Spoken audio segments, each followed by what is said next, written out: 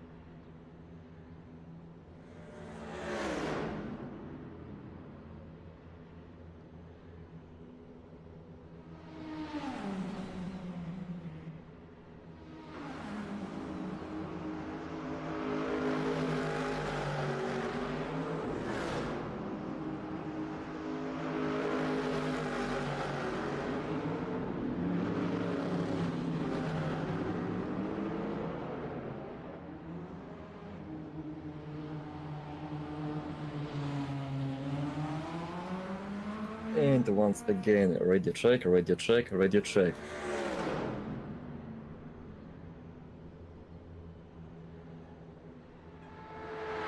As it was mentioned earlier, I will skip the session at exactly 12:58. So just be ready for that, 3 minutes until that moment.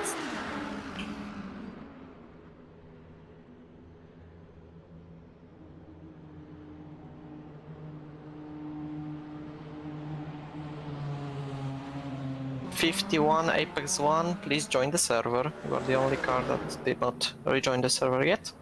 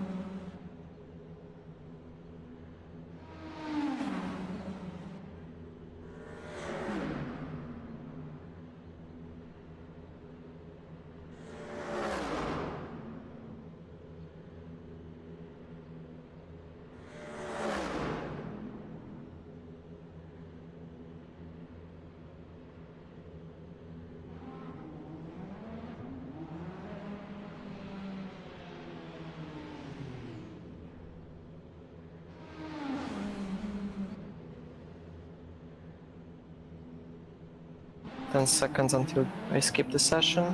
Get ready.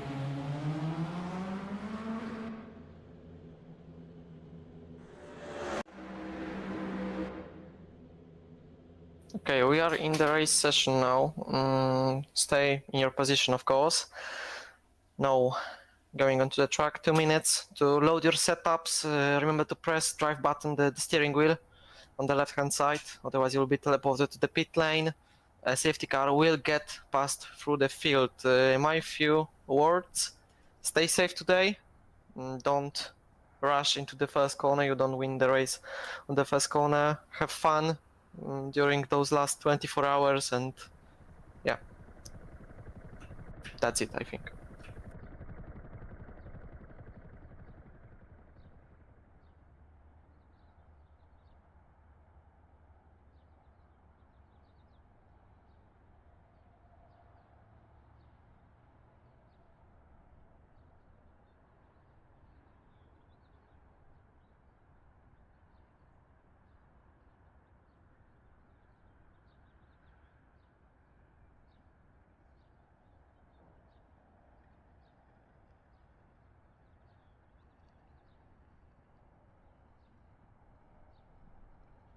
Of course, I forgot. Good luck to everyone. Hope I can see all of you finish the race. 30 seconds, 35 seconds.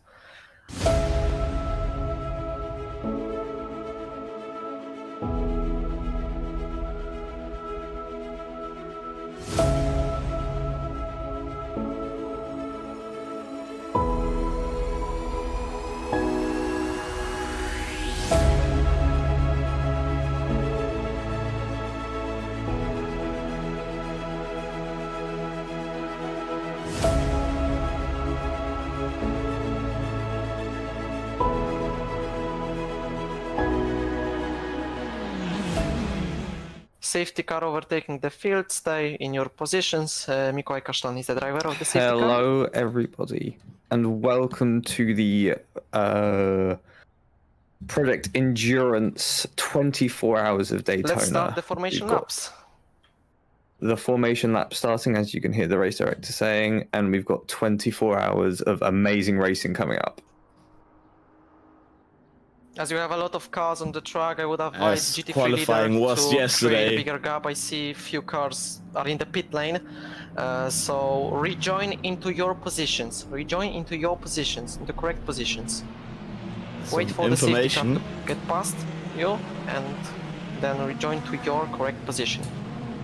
Is being said by the race director here for the 24 hours of Daytona here. Yesterday's qualifying session was already interesting, and today is the big one, the big finale here in Project Endurance. And this is going to be the big one also for us here in the commentary booth. We're going to have quite a few commentators here in this stint. 275 and 12. Starting with me and Ethan, Lukic and Toby, and Ethan Miles. Brazil official team in the penultimate place between AOT Yep, Elmar and then- number 21 and 375 Embedded Racing. Where am I looking? And it will be just for you, Ethan, for a couple of hours. Then after you will be Kamil Strucic and Wojciech Rafal. I hope I pronounced that correctly. And then an hour stint by Finnick. And then I'll be back from 6 to 20 with Lotus, and then back with Ethan with Finnick. And then tonight we'll have a little break from 2 p.m. to 6 a.m. for Central European time. Another break from 8 to 10 p.m. But obviously what we're going to focus on is the race that's happening out on track here. The formation lap is starting. Everyone is following, and Ethan, want to run down the correct positions. Starting list?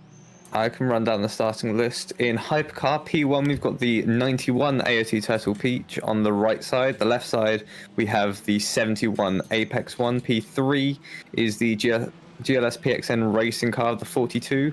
The 161 Project A car in P4. The 899 Kishita Mathia Capone in P5. Petronus Cynthium Simnation in P6.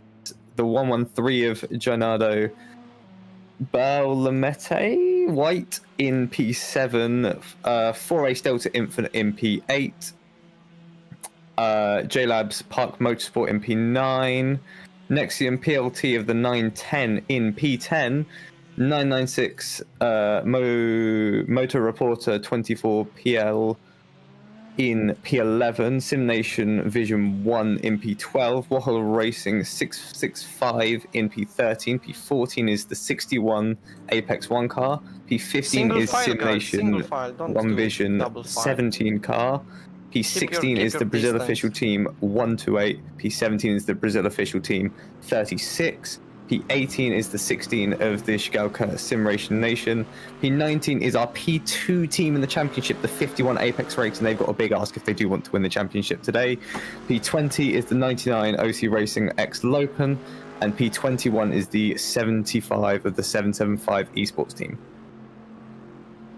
Incredible. So we're gonna have quite a bit of action once the drivers get out and running. Daytona, why not the easiest track to master? Obviously, a bit of tricky corners here and there.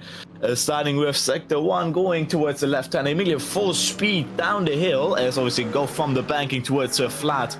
Then with the first horseshoe international horseshoe turn 3, that's where we see mostly a few overtakes happening already. Then turn 4 is flat. Turn 5, the second horseshoe is very similar to the first one. Or GT3. That's a good That gap. goes quite fast right-hander, opens up a bit late, and then towards turn 6 and 7. Sharp turn 7 happen, and then opens up towards the back stretch, which then after comes the bus stop chicane. And obviously at the beginning there's going to be chaos, as already is going through that alone is quite a bit of a hassle. Imagine you're following about 20 or more cars through there. You really need to get that corner straight and nailed throughout the race, and 24 hours you'll probably feel, all our drivers, that you just, the mentality, the mental strength just drops throughout the race. And the longest race here in Project Endurance, and I believe one of the longest races altogether, 24 hours, you're gonna feel just quite a bit of hours in, just how difficult and how different you'll take it just to be safe. So I'll believe the lap times will drop, and also the action might drop across the race. Yeah, I'll quickly run us through our GT3 class as well, if I have the time. But you are taking part in that GT3 class, actually, so that's where you'll be dipping off to, maybe being able to go have some good insights on how the race is going. But in P1 in GT3 is the 222 F and L RT team. P2 is Cubic Systems, the 31. P3 is the 4-race Delta Infinite 820 car.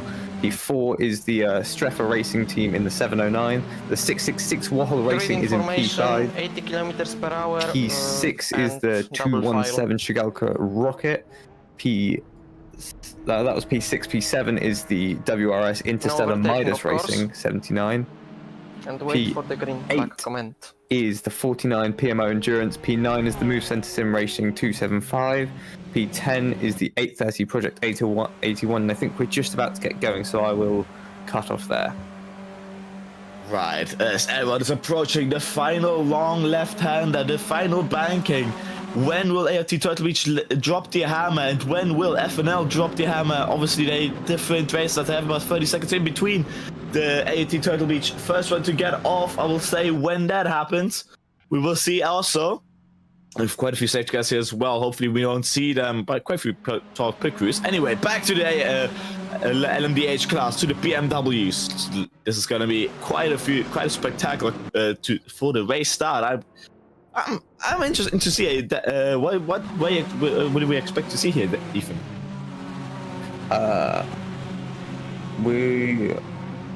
Sorry, I missed that. I was trying to do some maths on the championships for GT3 quick. Alright, so my question was what will we expect to action here, but let's that question wait, as AT Turtle Beach will drop the hammer any second now. He's approaching the final banking to the start-finish straight, and then the race will start. He's about to cross it. He's waiting to catch everyone off guard. Green flag hypercar, green flag hypercar. And it's green flag for hypercars, and here we go, and already free wide we see in the back. That's, I believe, Project A already trying it on Apex 1, and also free widers behind. That's Gnados trying, Bowlements at contact, crash immediately, 3 cars, 4 cars off towards turn 2. And now off, I see already that dropping is the Brazil official team. And just get a great start. Gnada as well.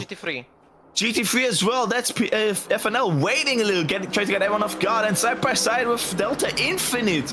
These two have been battling throughout all the race. And now Delta Infinite gets a great start. And Cubic System has passed. Cubic System is the car that gets the position out of that race. 3 wide, 4. I believe these are the Warhol Racing. No, I believe the Sharka Racing car. The Interstellar Medallions versus side by side with the Move Center Sim Nation Racing car, and up ahead the Warhol Racing got a bit loose throughout that exit of the first horseshoe, and the contact with 2 hypercars, 3 hypercars. Warhol Racing is involved. Apex 1 and Petroleum Symphony as well.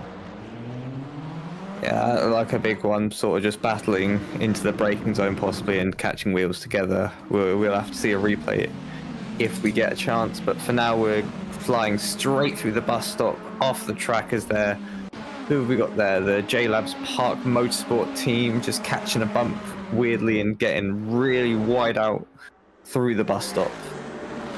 The bus stop chicane being the most difficult to get nailed, as the LMDH already showed us of the Park Motorsport car, just trying to get a bit too extreme, too hot, and they're 4 wide nearly making the LMDH towards turn 1 they go.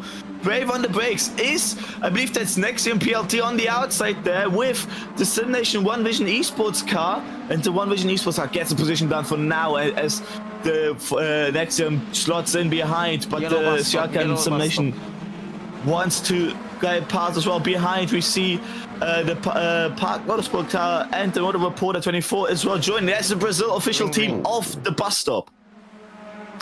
Yeah, the difficulty with this racing is lots of teams would have been practicing to just lap and lap and lap, so keeping on one line. But obviously when you're going to attack someone, you're coming off the line to the inside or the outside, maybe finding a bit of track you haven't touched before in practice, or you'll have to find out how it is during the race. But we see 2 GT3s still side by side after about a lap of racing now.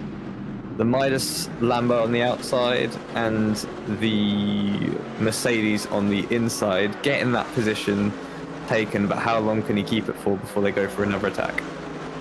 Well, this is going to be the first couple laps in the 24-hour race. Obviously, you want to get us in positions, but 24 hours is one of the longest races. Do we want to risk at the beginning? We don't know. But on the back, there's a GT3 of a Mercedes, I believe, going wide. Ooh. That's the Piano and Dance Team Blue car, having to run off the second layout of the track to get back on racing. That's behind. That's Kirita Racing, just right behind. I believe this is the Kirita Racing car. Now up ahead, the Motor Reporter 24 looking for a move against the Sim Nation Racing car on the outside. Look who gets more grip advantage. It's the Sharka Sim Nation Racing team, and behind the Park Motorsport LMDH as well, gaining a bit of time on the inside, making himself visible out of the Park Motorsport car, but not quite managing. Yeah, there's some great racing there around the outside. A little bit of rubber wheels, but there's nothing harmful as long as they can keep it on the track. And the Midas Lambo has been able to get past the Mercedes GT3 that we saw, and now down the banking and front stretch we can see about 4 or 5 cars all in the slipstream, 3 wide as we go down into turn 1. Can we all keep it clean together? Very well done from everyone. And the 4-Ace Delta Infinite, the car coming out on top there. Yeah, that was incredible. Interstellar, Midas on the inside as well, getting 2 positions now on the back of the 4-Ace Delta Infinite Mercedes. These 3 different cars here. In GT3 we have Mercedes, Lamborghini and Lexus driving around side by side towards turn 4. This is flat out, we can make it through here, but now comes the breaking point where you have to turn in, and they give the position up and go up. The position is the Mercedes of the SOL Mercedes Racing team. I believe the team red is letting pass. Now up ahead for the podium position, JLSPXN versus Gnado Bauelemente. I have to say, they had a great start, jumping 3 positions just into turn 2, but also behind the Motor Reporter and Park Motorsport car side by side. The Park Motorsport car getting finally position after a lap of fighting. Is the Motor Reporter car gonna let it flat pass? No, it looked like they were trying to force the Park Motorsport into going very defensive, though, maybe considering the outside line as we watch the Warhol racing car through the bus stop using all of the limits of the track. The 4-race Delta Infinite getting very sketchy over the curbs there, and we have the Midas Racing having to escape to the inside of the chicane, taking the triple chicane through the tire barriers and making sure not to gain any positions while doing that. Side by side for 2 cars here, the Schalke Motorsport and Warhol Racing and the Interstellar car. I believe, no, that's a team SLT Delta car as well. I believe on the inside, the Delta Infinite, getting that position done by just behind the Skoda Corsa, I believe, was it just as well. Be careful, please. Something was incoming, I didn't quite catch. I believe there Yellow turn one. Oh, Skoda Corsa's into the wall. Yeah, that is... I'm not quite sure where. Is that the That's outside of turn 1? As we have a Yellow, big be crash careful, as someone's be put careful, onto the inside into the Careful of the concrete rejoin. barrier there on the inside. Boys. 2 of the Mercedes. Not quite sure. That looks like the Brazil team, and that could have been both Brazil cars, maybe. Looked No. to me that it 2. was the Brazilian Kirito Racing getting a bit loosey-goosey and hitting the inside wall out of turn 2 that where the pit lane goes in the inside. But side by side for Nexium and Schalke Simulation Racing, Schalke Simulation gets a position down for now as we're going to see a switchback from this Nexium car. Obviously now the Lamborghini just getting quite in the way, but he can't do anything, getting pushed by 4-race Delta Infinite. Park Motorsports just behind, and Motor Reporter 2. This is incredible. With the instance of the GT3, so LMDH class is getting closer together again. Yes, that Lambo helping squeeze it up. I think with the multi-class nature of this racing, as well as the damage they've picked up from flying into the wall, they're just trying to limp back either to pit lane or just limp their way until their first pit stop. And you have the 4-race Delta Infinite trying to hunt down, looking to the outside for some overspeed maybe on the Nexium PLT. Now getting very close, nearly side by side towards T1. Yellow turn one. Yellow turn 1, so there's probably someone off either the inside or the outside there, Oh, that's the right on inside. the apex. Just having to get it spun round. Green. There we are.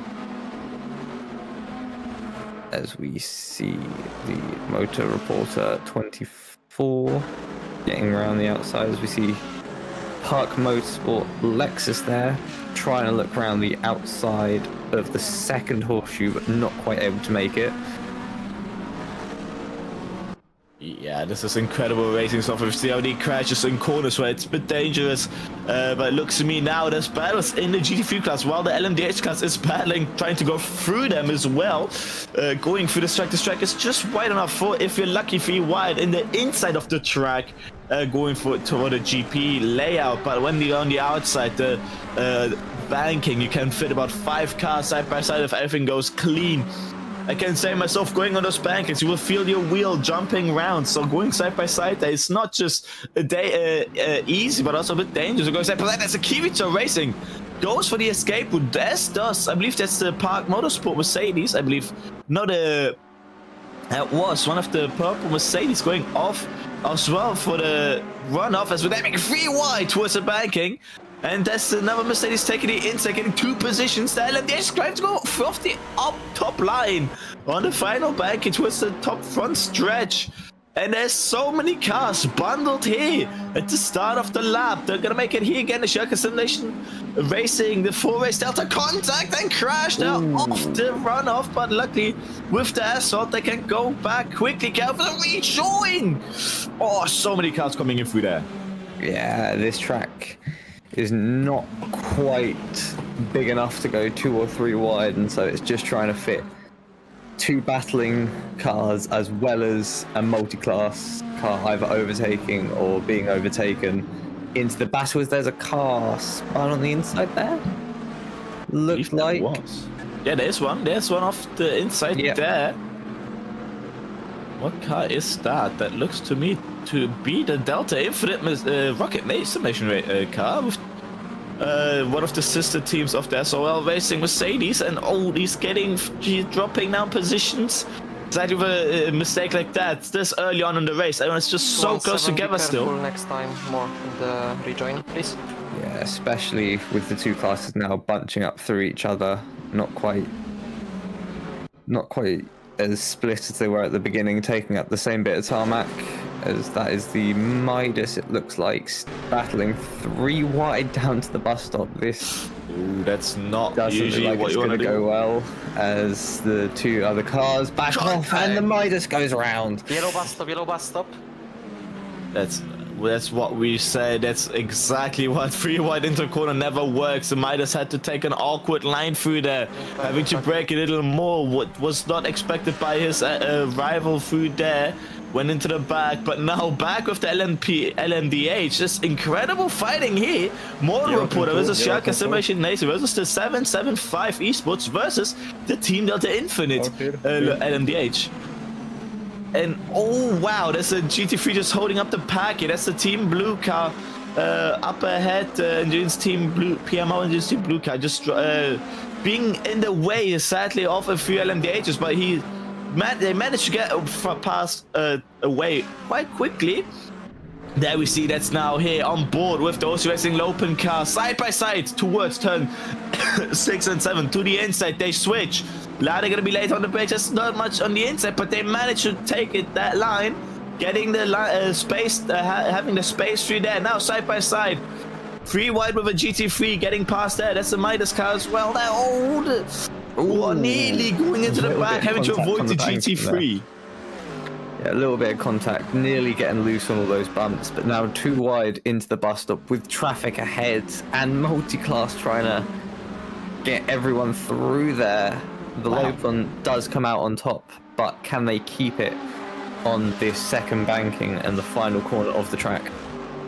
Side by side, I saw that through the bus stop chicane. That's a first, and they've managed to get through there clean. But OC Racing have to look behind as the Motor Reporter car does not want to let out. As what's happened here? 3 wide with the LMDH Simulation Race, One Vision versus the 775 Esports versus the 4 Race Delta Infinite. There's a GT3 letting them pass on the outside there.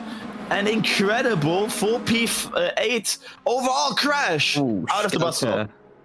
Yeah, Shigalka Rocket was that? Or Project 81, it looks like, on the outside, getting probably tangled up with either another GT3 trying to battle through this bus stop, or both of them going deep and having to fight it through the skate road. Yeah, that's not quite a... obviously, if you have traffic then coming through there, you basically have to wait until everyone is passed, and with this many cars being bunched up together, it isn't the easiest. As you see, the Simulation One Vision Esports is a Brazil official team. It's going towards the first banking of turn 8 and turn 9. These are 2 corners here, and going flat through here. The downforce on these cars incredible. They can go very fast through here. Also, battery usage on those LMDH as well.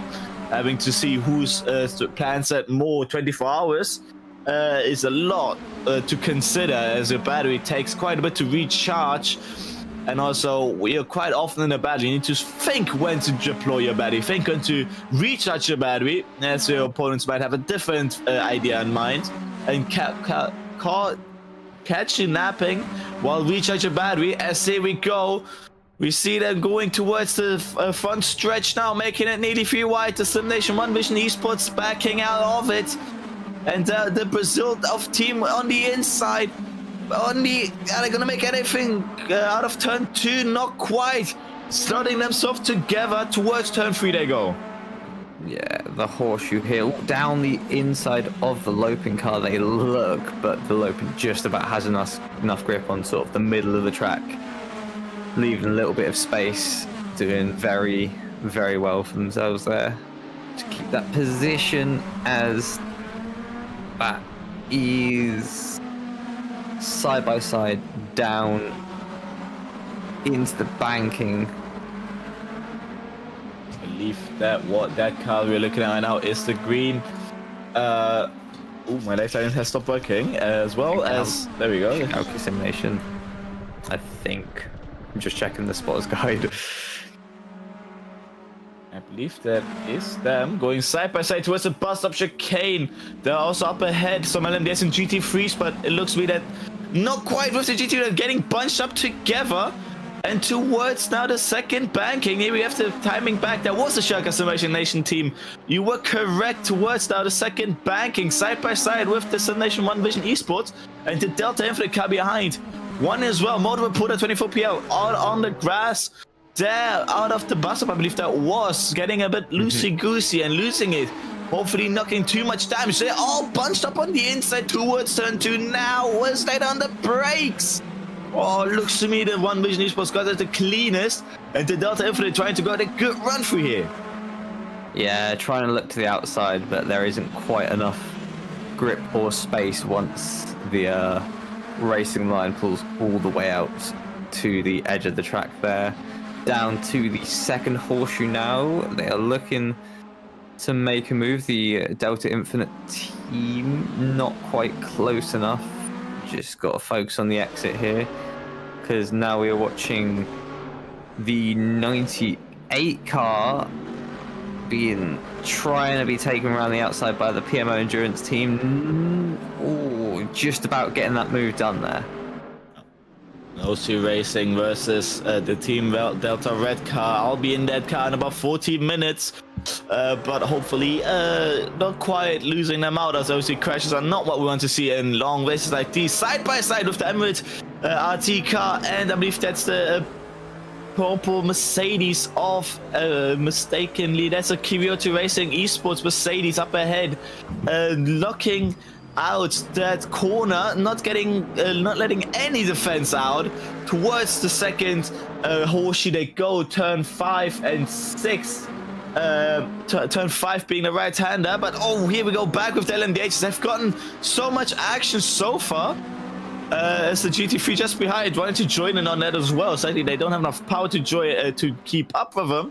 Towards turn 4, flat through here. Obviously, that's just one correct, and that's the OC Racing car off. Off turn 1, looks to me that's braking mistake, or was that contact? We might not know, but that's sad to see a car off the track. Yeah, it looked like they just possibly got in funny on the rear end and tried to overcorrect the car. But now we're looking at the 775 Esports team hounding the Nexium PLT, just trying to find any little gap, any little mistake to try and get that P6. Yeah, P6. Obviously, these cars, now we might see some cars already thinking on, should I go aggressive, should I risk overtakes, as damage is on, and damage is extreme on these cars. Obviously flying with these speeds through corners, but is the 775 Esports gonna back out? No, he's not. He's on the inside. Incredible, incredibly done, late on the brakes, but not losing any amounts of traction through that corner, and gets a Nexium napping throughout the braking point and gets a position done up into P6. But behind the Delta Infinite, also not done yet on the Sharka Simulation Racing car. Yeah, the difficulty with making a move in the bus stop is now you have the entire banking front stretch to try and get a slipstream and a move done to get that position back. As we see the Kashita Mafia trying to make a move on the Nexium PLT. I believe I just saw a car round out of turn 7. That's the first of a mistake. There's the Interstellar Midas versus AOT Turtle Beach. The GT3, I believe, it's the first time we see a AOT Turtle Beach GT3 racing. Obviously, this being the final race, we have some more teams, some more drivers for a final goodbye. If you notice on some lyrics, it say grazie PE, meaning thank you PE. We want to make the spectacular. I mean, racing is racing backwards throughout those corners. Nicely done to get off the track. Now just trying to be all good on the rejoin, no cars around, so quite an easy one there as the LMDH catches to the back of them. Now we are watching the battle for P10 here with Shigalka Simulation Nation trying to get the slipstream on the Delta Infinite car and just trying to find any little gap they can into the bus stop. Nicely done, following through there, not too much dirtier, but getting a bit on the bump for the Project 81! Whoa, avoiding the GT3, going to the back of the rivals there. Off the Delta Infinite car, they might feel that on the rear wing. Obviously, Ethan, would you want damage on the rear wing throughout the race like this? Definitely not, with how you would have balanced the setup perfectly for tyre, where any bit of damage will put a bit more force on one set of tyres than the other, and then you might burn up a race set, which you need to hit a lap or two early for. Obviously, also with damage, you might have less downforce and going first the bus stop. You might also not want to have a little bit of damage on the rear, as that gets quite sketchy through there, and you might drift or even lose the car. Now we are on board for P25, Delta Infinite versus Interstellar Midas again, going towards the bus stop chicane.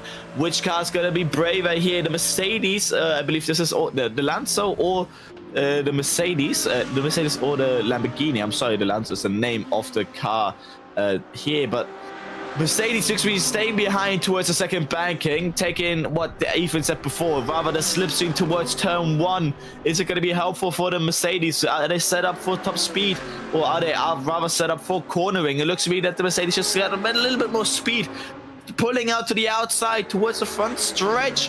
Are they going to get past before the corner starts? Now the Lamborghini, just with that straight line speed, manages to stay with the nose in, side by side towards turn 2 on the brakes. Now both of them. The Lamborghini gets it done nicely. Now we have AOT Turtle Beach, I believe, joining in as well. Here we are with the LMDH, right? To get us past as soon as possible. They've been dominant throughout quite a few races, and they want this one to be a dominant one as well. Now with the Interstellar Midas car staying just out of the Mercedes. Yeah, just about being able to keep a nose in there, put them off and under the braking into turn 1. Now to the second horseshoe. Keeping it very good. That Mercedes will be trying to focus on getting a better exit on every corner to aid in their hunt for the slipstream. Every single corner, maybe slightly slower on the entry just to get that exit going wide compared to the Lambo there and getting onto the banking. Now our cars, look at the minimap there, are all across Sector 1 and Sector 2. Sector 3 is seeming to be still empty. I think there's a yellow flag somewhere, now screen. The LMDH shot before the bus stop starts, covered the Midas Racing. Taking a bit of an awkward line. The Mercedes might have a shot here now. Goes a bit wide through the second part of the exit. That's a GT3 off. That is, I believe, the Brazil Racing official team. Yes, it was off the 411 car. Getting a bit loose out of the exit. There's a bump on the curb, which if you hit wrong, you just jump and lose all sense of traction. Kirito Midas Racing goes to the inside. The Mercedes to the outside. Drag race towards the contact. Drag race towards turn 2. These two are absolutely pushing the boundaries, but the Mercedes finally passed. But Lamborghini late on the brakes, having his nose on the inside still. But now the Mercedes was fully passed. Delta Infinite now having to defend towards turn 3. The International Rodriguez Horseshoe, very different to pronounce. Taking a bit of a different line. It's a Lamborghini to look for an exit here. Careful with that outside bump to not jump. Looks to me they got it correctly, both of them towards turn 4. Straight line, flat through here. Careful on the inside. There's an LMDH trying to go for the outside. But he stays behind for now. Nicely done by him. Towards the inside, Midas Racing. The LMDH does not want to lose any time and goes past them both. And Midas Racing is back past. Yeah, that was a very good move there. Just about being able to let the LMDH pass. The Mercedes might have been considering following through there, but he doesn't quite have the same raw acceleration and power as the electrically aided LMDH does. The LMDH as well with the battery users. Oh, that's it! Park Motorsport car off turn 7. Incredibly done. Back on the track very fast. Back to racing. As there we go, back on racing, side by side with the Patrol Symphony and the Park Motorsport. Park Motorsport is now suffering as well with a bit of damage. Ethan, how many cars do you think are suffering right now with a bit of damage? Probably about half the grid from how the carnage was at the beginning of the race, and all these sort of getting caught in incidents, even just a little bit of damage. I'd say you've probably got about... Oh, there's a car off there on the exit of the bus stop. That's not quite what you want. That's a part motorsports guys on the car that we saw before. With that damage, and wow, we having to rejoin back onto the grass. Careful, there's a bit of runoff on the inside, which you can join back.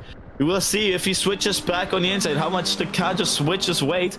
Looks to me they're not. Is this allowed in the rulebook? I don't know, but obviously for safety reasons wise, they're not switching back up.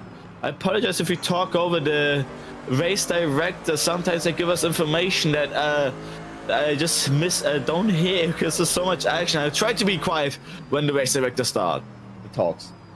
Yeah, as we are watching someone trying to race the Park Motorsport car. I'm not quite sure who we're on board with.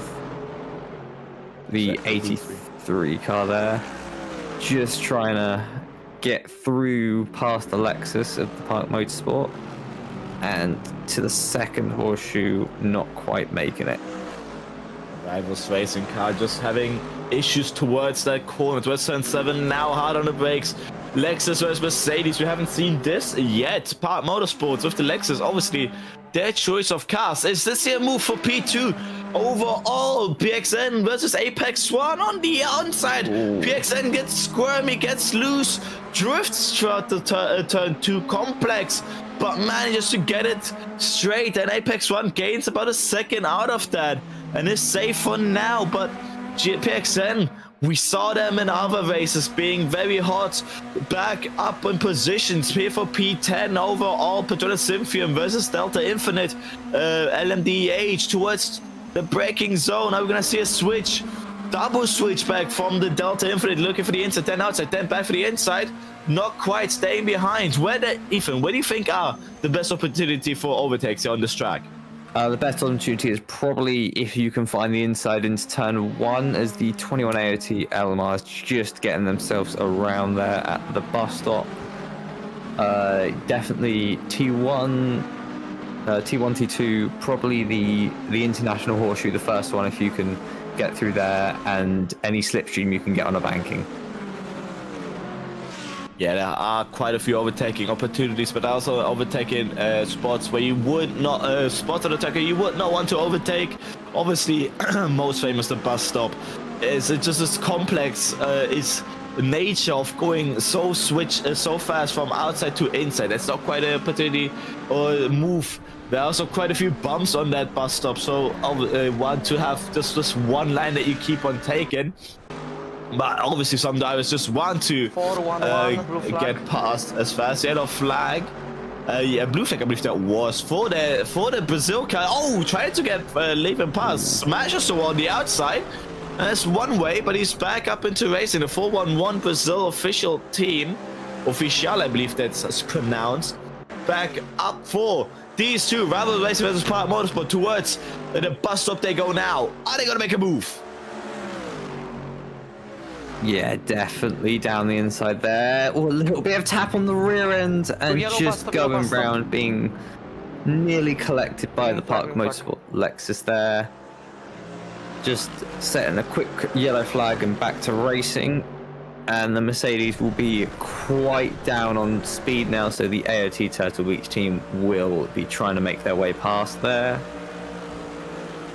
Park Motorsport, we feel AOT Turtle Beach now on board side by side with what car might that be? The AOT Turtle Beach is having incredible moves already past Rivals.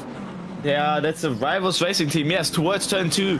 Rivals behind was collected before during the bus stop. Loses a few more positions here.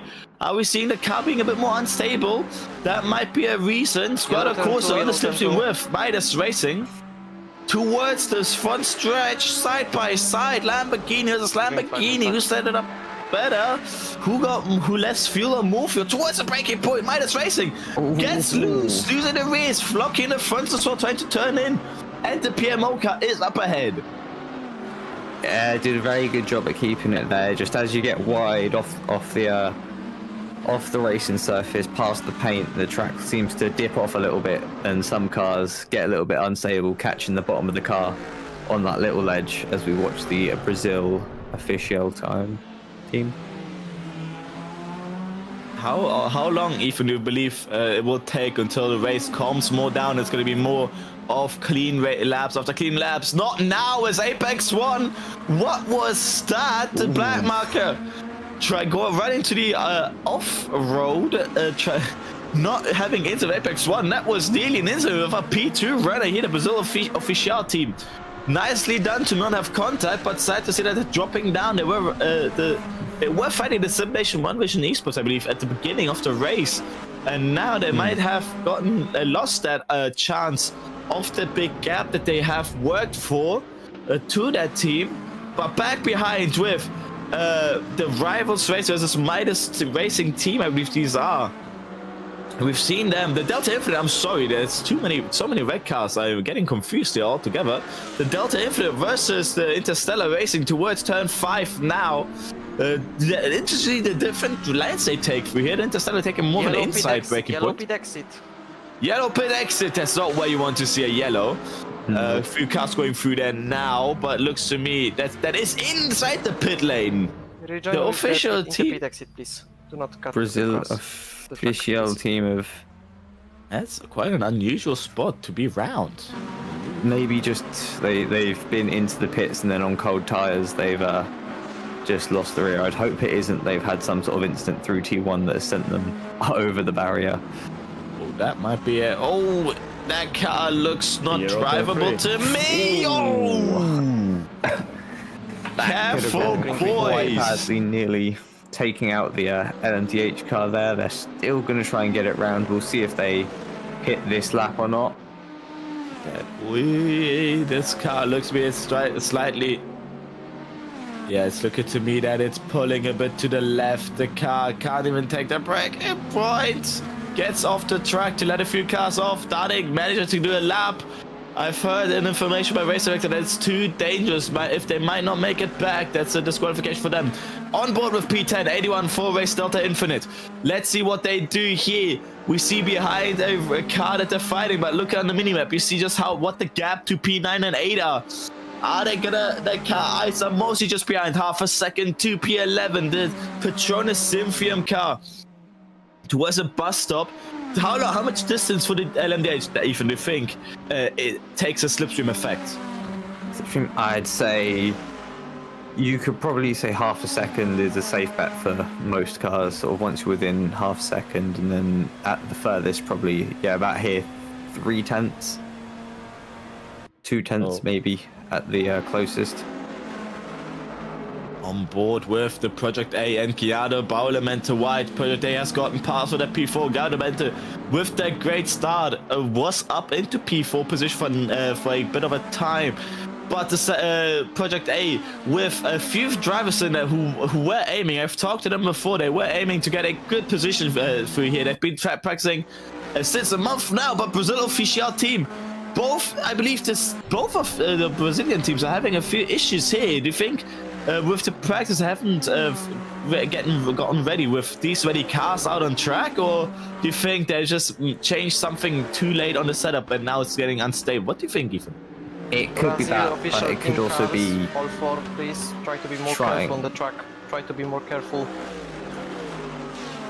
Yeah, it could be them trying something with the setup to help in the race, or it could just be the unpredictability, because I'm looking and where they are a Brazil-based team, and this is usually mostly a European server base, that they're having quite a lot of ping issues, so maybe they're trying to race a little bit too close for the amount of unpredictability they have. Side by side with the Pierre Mountains Team Blue and Kirita Racing. Open for mandatory long stops for 5 minutes already.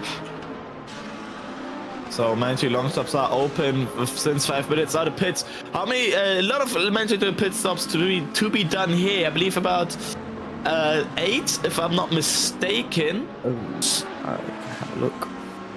As with a 24-hour race, some teams have 4 to 5 drivers in for a 24-hour race. I know my team, I do have about 7 hours of racing in their car.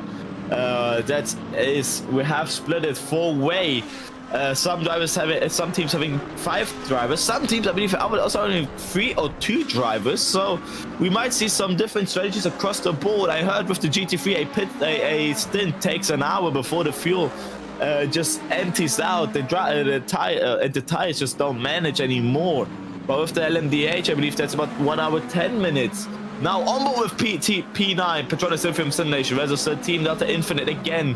175 versus 81, and towards turn 7 up ahead is P16, the Brazil official team, letting pass these two, and as rivals GT3 as well, letting them pass. And now the second banking. Just saw a flash of yellow flags on that steering wheel of the LMDH. It shows that maybe a mistake has happened somewhere. P26 now on board. W Interstellar Midas Racing Team versus Team Delta Infinite. Two Team Delta Infinite cars having an absolute fiery battle on track. Both of them, but side by side. That's incredible racing. Clean from them both. Yeah, it's amazing racing. I think this battle's been happening for about 40 minutes since the start of the race. They've just always been there or thereabouts with each other on track. The Midas especially always finding themselves battling at least 1 or 2 cars every meter of the track. Yes. Oh, the Midas being incredibly opportunistic with that overtake, and the Team Delta Infinite has given them the space to do that. Great racecraft from the both of them, great awareness as well from the Team Delta Infinite. If he closes the door, that would be it for the both of them for this battle. But incredibly, with that awareness, they're both still racing out here. But I believe in that Team Delta Infinite car, a few swear words have been thrown around. Yellow bus stop, that yellow bus stop. Yellow bus stop, that's our leader has gone through there, clean through there. Midas Racing not giving up at all, getting pushed off the track limits, but staying behind for now. There's a Team Delta Infinite getting very loose on the entry there, managing to get the car still facing the right way. And Team Interstellar Midas Racing just could not Technical came. flag for 411. Please box this lap for repairs. Box this lap. That's the 411 Brazil car we saw before, having that broken steering column back into the pit lane. Yeah, second stop. Yeah, you can see trying to run it straight, and the steering is slightly off to the right. Nothing aggressive as I've seen in the past, but still not safe to be driving with. Now we're back up with Project 81. I think that's one of the first appearances here altogether, as are many teams. The Brazil official team, both of them are also first appearances. Oh, the Team Delta Infinite and Midas Racing still absolutely duking it out on track. Do these drivers know it's a 24-hour race, or do they think the race ends in about 20 minutes? What do you think, Ethan? Well, I mean, from how close they're getting and how aggressively they're driving, they could easily think it's the last lap of the race every single time they cross the line. So it's always good to see this hard, close racing, but it's just hoping it doesn't bubble over. I mean, as people say, live like it's your last day on Earth, and they are fighting it like it's the last day on Earth. As that's a Project A car. What has happened? They've dropped down to P13. I believe they were in P4. That's probably a pit stop has happened for them, or a mistake. But with this much of a gap, I believe a pit stop has happened to them. They've taken one for the team already. If I look on yes, they have gone into the pit lane 1 lap ago. So those tires are fresh, full fuel, and now they're back hot into racing. They're looking for an undercut strategy for you. One of the first cars to pit so far. This might be interesting, as from now on we might see all different type of strategies all across the board, as Team Delta Infinite and Midas Racing fighting it out towards the front stretch of the track. Oh, this is very close from them both into the braking zone. Mercedes has a Lamborghini brakes. Which ones are better? Who's braver on them? And it looks to be the Lamborghini is absolutely feeling confident in their car. Yeah, we've seen a couple of times now that Midas team are very confident on the brakes in turn 1, being able to keep it on the inside. Now, can they put it around the outside, being squeezed out well past the bump, but still keeping it clean, keeping it on the track, keeping it side by side? Yeah, towards now the position 32, 149 versus the 794, and the 12 kilometer race in these 3 for position here for P30 overall.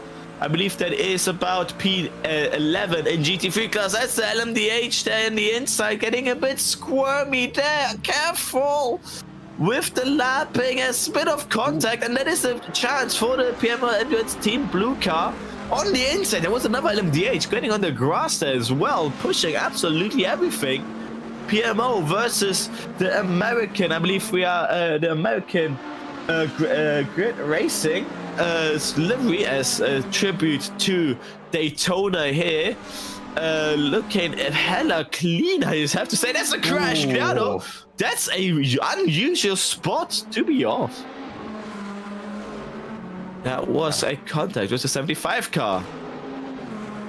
So the 75 car might have a little bit of front end damage now. They might struggle with getting that car rotated through the corners. We'll have to see if they pit soon. Could be to fix that damage, or we're getting to the point where teams might be looking for that driver swap. Driver swaps are gonna be probably every hour to two. That's, oh, what was that, a break? Was it the lights turning on for P10 Rojo Racing versus GLS PXN Racing? I believe also taking one of the first pit stops of the race, also being done at P11. Project A, great news for them. It's only 33 seconds gap to, I believe, P3 battle overall. So if this keeps up, Project A might have a shot for later on. But back with P30 position, the P30 has run away. Now it's more Kirito Racing has run away. So now it's just PMO Endurance Team Blue versus Grid Racing here for P31. Is not Grid Racing. I believe the Delta Infinite car has run away here.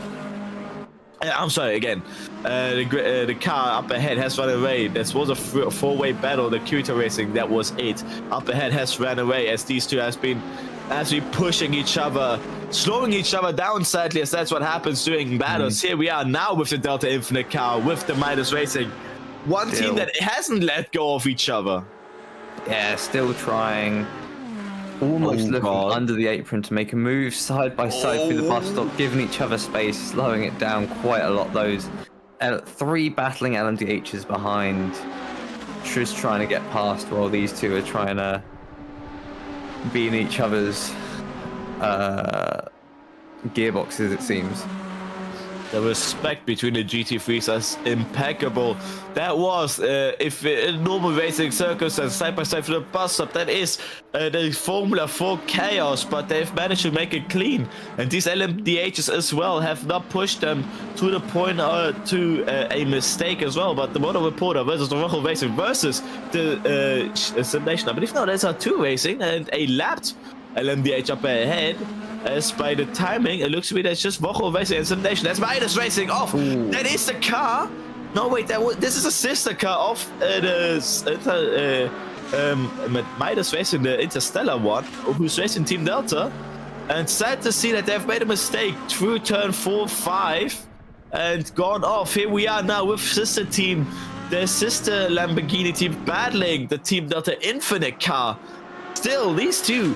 How long do you think these will battle? Do you think even after the pit stops they will go? And no! As I spoken too early, that is the battle over for them both.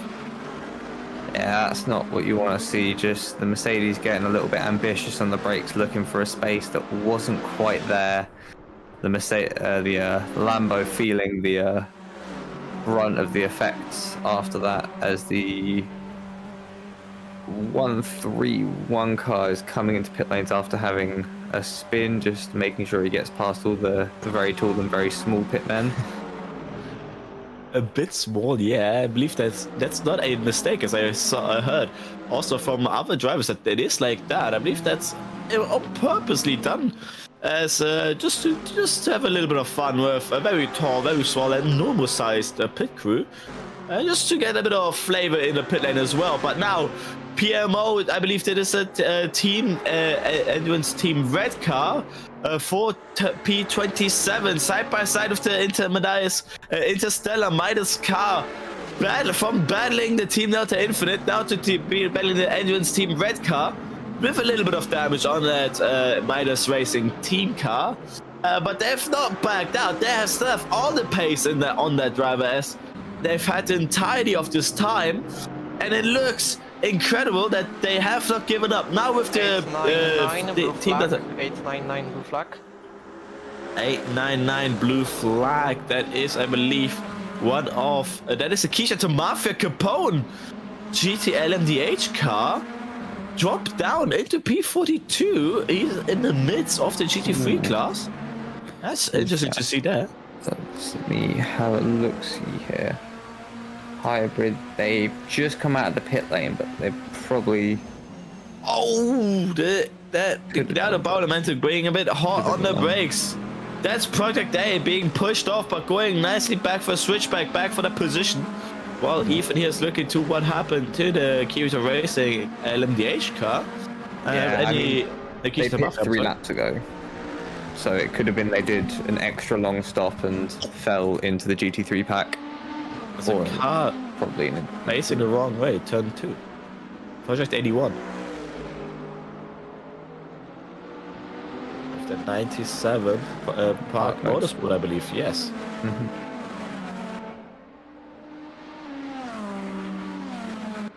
The 1891. Do we have the 1891? Yeah. It's the Apex 51 I keep on looking for. Now with onboard championship. Onboard with the OC Racing Lifeless car, gaining a bit of time to the P29 Kirito Racing esports car towards the braking zone. And that car, I believe, is Jan, if I'm not mistaken. He is racing for that team right now.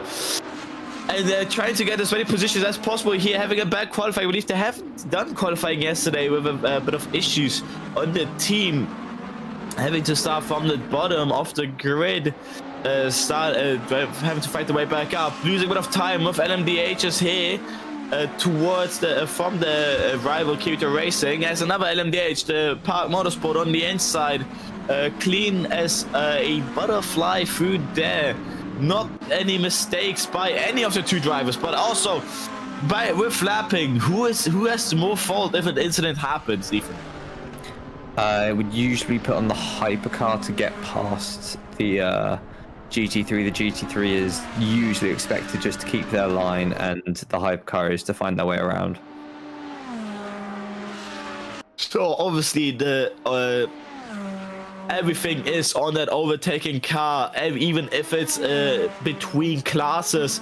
If you're the overtaking car, you need to be careful to get past. If a GT3 switches line from outside to inside for a corner, don't expect the LMDA, don't expect the GT3 to just let you pass nice and dandy, as obviously sometimes focusing on their own stuff. Obviously with blue flags being shown, it is a sign that someone fast wants to go past, but when a LMDH is behind.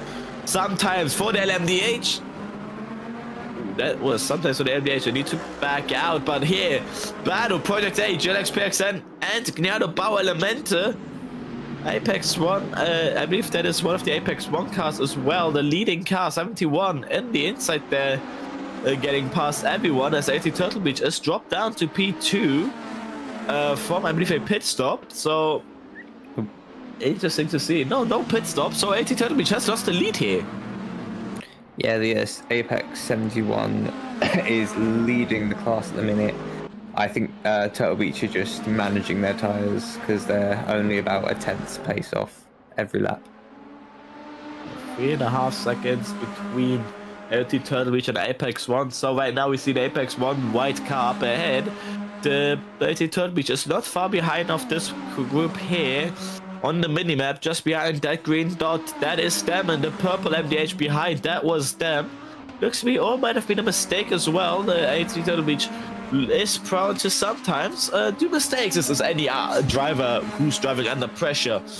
And everyone's pushing to the limit still. 23 hours left in the session. That's still basically an entire day, as just because it's quite a few numbers on the screen and the adrenaline tells you to be as fast as possible. You have to think that 23 hours tomorrow at this time, 1 hour now, is the end of the race.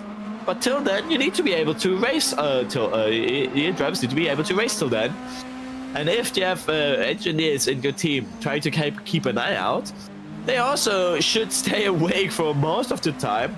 Obviously, during midnight, us commentators will have a break. There will be, I believe, or a stream or no stream from 2 a.m. to 6 a.m. to have, obviously, our night sleep as well. But obviously, only for us commentators. The drivers are still going to be out there racing. As someone out there, European time, is going to have to drive throughout the entirety of midnight through Saturday to Sunday. Tell about that to the viewers. Hopefully you guys are having also a great Saturday and hope to see you till tomorrow Sunday. So we're just watching the Project A car trying to push their way up back to their usual position. They are third of the cars that have pit at the minute, but that Apex 1 and AOT Turtle Beach have quite the lead, 83 so blue flag. Sorry, might sorry, not 21, fall behind 21 them. blue flag. My mistake. In about 8 minutes, Ethan will be alone for 2 hours. I will be leaving him, sadly. Hopefully, Ethan can take it from here. So there's still so much action coming across the board. Full P12 now here, side by side. Giado bottom with this Project A. Project A is always involved in the battle so far here. Giado on the outside, Project A on the inside. Might we see a switchback from Giado? Taking that outside line to get a better exit. Not quite. Project A getting that grip down as soon as possible and flying away with the battery. We don't know who's using more battery charge out of them two, as AOT Turtle Beach now in the pit lane. AOT Turtle Beach, one of the fastest teams here in pit lane, so I'll just... Oh, and Apex 71, both teams, 4 or 5 of the front teams all pitting now, so I'll just keep my eye on where they come out in comparison to everyone else, and this will be mostly our order after first pit stops. So right now, provisional leader, the 775 Esports team in the 75 car, while the next MPLT about 12 seconds behind as well. With battery, oh, we see the Giado bottom end with Project A going still side by side towards the bus stop chicane. Will anyone back out? Project A looks to be just slightly behind, but not backing out, and Giado has a really wide line. And Project A had the perfect line through there, and it just flew away. Just the difference of lines through there, and then it's about a 1.2 seconds difference just by one corner. Yeah, that is what you will see, is that maybe prioritizing a different part of the corner can win or lose you a lot of time, as the OC Racing Lopen car there is giving the Park Motorsport a lovely slipstream down to the bus stop, and they're able to get past without too much hassle. Ooh, the OC Racing take a bit of grass there. That's track limits as far as I believe. So there are still a few warnings to get before a penalty gets handed out. We might hear later on by race direction if a penalty does come out. But now on board with Apex 1 to AOT Turtle Beach. AOT Turtle Beach has taken back the provisional lead so far, but Apex 1 is not happy about it, going side by side towards the backing, towards the front stretch, using a bit more battery and getting back past, but AOT Turtle Beach now still side to use as well. Now in the slipstream towards the braking point. Who's going to be brave on the brakes? Will we see an overtake here, or will we see AOT Turtle Beach maybe thinking a move later on? They are thinking on maybe overtaking later, or staying in that slipstream to maybe lifting coast and save from fuel. We might not know what the strategy in those cars are. As on the outside there, that's OC Racing and I believe the SOL Team Delta Infinite car getting passed by these G11DHs through here, and Apex and LT Turtle Beach stays behind. Yeah, we're just riding on board with the AOT Turtle Beach, hunting for the lead of the race while not trying to ruin their tyres. The Apex 71 has actually set the fastest first sector of the race on this lap, so definitely trying to keep that lead as Lopen and Park Motorsport are side by side into the bus stop. Park Motorsport getting past, but this slipstream is gonna try and help the Lopen, as Park Motorsport are having a few issues there, getting round off of the bank in there. Look to me. Yes, that looked to be a teleportation with internet issues, a bit of netcode sending this Park Motorsport car round. Well, I believe OC Racing didn't even notice that incident. As Nexium, leaders who were here are now in the pit lane. And here we see our now leaders getting past Apex 1 and 18 Turtle Beach. 18 Turtle Beach being stuck behind the Team Endurance red car, the PMO Endurance Team red car, and Apex 1 now has a little bit of breathing up ahead to maybe increase the gap to AOT Turtle Beach. Yeah, Apex 1 opening their gap there by half a second, as the WRS Interstellar Midas car is getting onto the wrong side of the Apex at turn 1 there. Yeah, now towards turn 5. Careful, that was the Kisheta Mafia LMDH nearly going into the back of the GT3 Lamborghini, nearly ending in a heartache, but nice avoidance by them both and back racing. But that is also a position gained by the Kisheta Mafia just a few corners afterwards. We see the Nexium car now out of the pit lane. Here we are, Kisheta Mafia versus, I believe, just behind, if this is for position 27th, so that is down the order. No, that is blue flags. It just picks in. Was caught a bit off guard through the turn 7, but Kisheta Mafia does not want to let go to this LMDH. Yeah, just passing a couple of lapped cars there, nearer the back of the GT3 squad, but we could see a good battle for 40th position overall here. Just around the outside, the Quadra, there we are. Midas racing. Sideways! SPXN is also off. Yeah, PXN sitting on the outside, just putting off the Midas a little bit and then catching a bump funny, then just stepping out a little bit underneath the driver, still keeping it going straight, which is the best part of the skill we love to see. The 175 was overtaken. Here we see that is on board with the 775 Esports for P4. The 175 Patronus Symphium was just caught napping a few laps corners before, but the Patronus Symphium awake now again to maybe fight back to 775 Esports.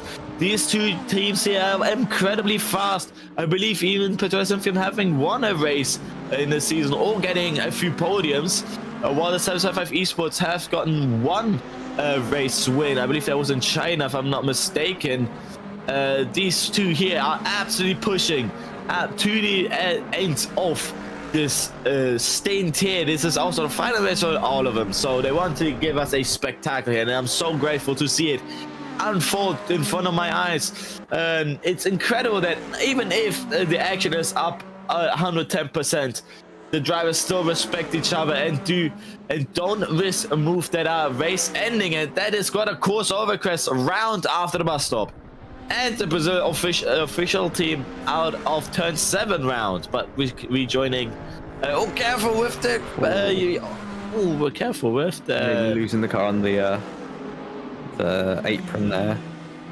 As we have the Brazil official team just out of pit lane behind the Kisheta Mafia. I believe a driver change already happening in there. That's why they're down a few positions. Driver change taking around 3 minutes, I believe 3 minutes. So we have Project 81 as well in the pit lane. And incredibly think so. I believe my set is going to be over in about a few minutes. While that is happening, we will still get you live broadcast from all this action here before I go. I'll be back in about a few hours. I think in about 4 hours I'll be back with, if I get it correctly, with Lotus is my next stint. That's about from 18 to 20 p.m. Central European time. Between then, there's us, our commentators, as Ethan will then later on say. But now, Project A, 6 times behind Gnado Bauer Elemented. In between is OC Racing. And right now, I believe also the 775 Esports is losing out a bit of time to the Patronus Symphium car. Yeah, there we are. Your car you're about to get into. Just seeing that getting lapped by the class ahead. So just getting ready to come to pits to pick you up probably, just taking it easy as we're now watching the Project A car, P6 on track at the minute, I believe. Everyone at the front's pit, so they're P6. Yes, or P8 on track. I'll be leaving in about 15 seconds. Once that time I reach 22 minutes 59 seconds, that's when our team goes in there, and I'll be gone, and Ethan will be here for 3 hours. Hopefully you can take this with no issues. Till then, I'll say goodbye to you all, and have a fun rest of commentating. I'll be back in 4 hours. See you in 4 hours, Luca. Now we are watching the leading team of the GT3 pack, the FNL RT. They've had quite a quiet race so far. They've sort of kept to themselves, lost the lead a little bit, and then took the lead back, and they've just sort of been able to pull away, keep to themselves, and pull a nice 7-second lead to the Wahoo Racing behind them in P2. Refa Racing there in P3 with only a 2-second gap to the LMDH ahead of them. As we now watch the AOT Turtle Beach, as that's a car off at turn 1 in a big way. That looks like possibly the rivals car. Our Project 81, there we are. The Project 81 car there, just losing the rear end a little bit on the brakes coming down the banking, as Turtle Beach are hounding the 71 Apex 1 car, nearly getting into the back of the Interstellar car there, and it's just trying to get their lead back so they can hold it, or maybe they're just trying to keep close to the back to save some fuel in the slipstream on the banking. P3, the PXN racing car, is 10-12 seconds behind its leading pack. Possibly something's happened to them. They are falling back quite fast, as that is the OC Racing X Lifeless car that Luca is about to get into. Once they come out of pit lane, it will be my co-commentator Luca Centorbi driving that car for however long. But we see AOT Turtle Beach just trying to keep with Apex 1 so they don't fall back and lose their chance at the lead. Just into turn 1. Saving brakes, saving tyres, saving fuel, because we want to just extend every stint as far as we can. GLS PXN seem to have had a fine lap. I'm not sure where they lost time. Yeah, they're back at the 9.9, so maybe it was just funky timing.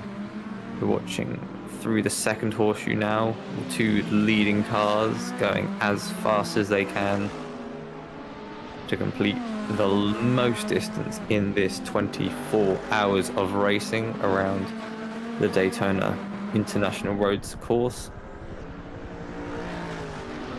Onto the bank now, there's a GT3 there to help pull Apex 1 along even just a little bit. As we now go down to the banking, not the banking, the bus stop.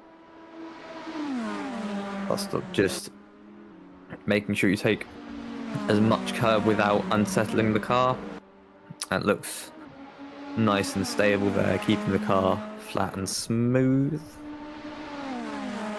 Now, the Shigaoka getting quite close to the back of that Nexium PLT, but AOT Turtle Beach are looking around the outside. Apex 1 not putting up too much of a battle there, maybe saving their battery for later in the race, just to be able to take the lead nearer the end of the race, let them lead, burn their fuel in the clean air, while they can stay in the slipstream and save, even if it's 0.1 of a litre every lap, or 0.01 of a litre every lap. Every little counts, as there's a little bit of traffic into the second horseshoe there. but they let each of these two leading cars through quite easily, not posing too much of a threat. And onto the banking once again for the 43rd time this race. 22 hours and 55 minutes to go. We have completed about an hour of racing now, and just seeing GT3 taking a lot of that curving. And that's the Park Motorsport GT3 907 in pit lane. And where is the hypercar is sitting in P15 in class at the minute. Schalke Racing just under a second behind the Nexium PLT, just trying to hope for a little lockup or a little bit of a mistake to close that gap, and then close it again and again and again until they are all the way past. Onto the banking, hoping to pick up a slipstream from any car around. Riding the bottom to take the shortest distance on the banking, catching a bump from me, maybe coming up a little early. 117 blue flag.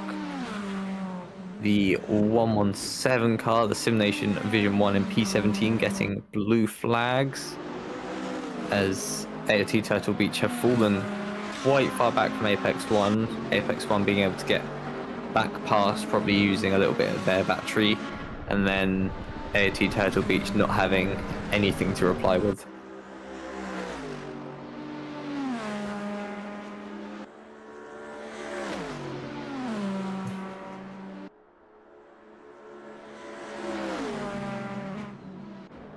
Apex 1 quite easily getting past the back marker there, and then slipping and sliding their way through that bus stop without always, that's 4 cars, 2 of them onto the grass, 2 of them taking a wide line, all of them trying to use the same bit of tarmac.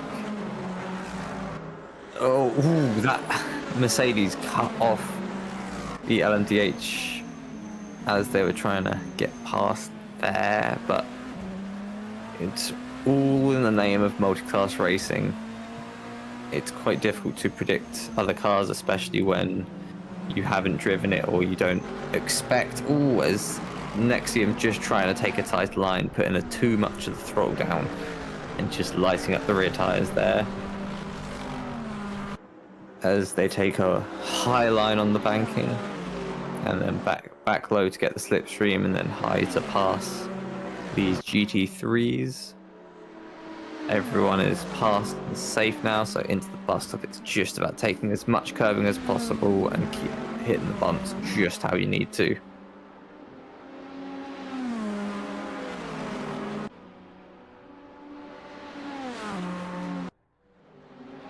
As we see in P5, the Petronas Cynthium Simnation team just trying to get their way a little bit closer to the podium by getting past this 775 esports team, as they get right off the curb there and nearly lose it into the wall, but just about able to keep the car under control there.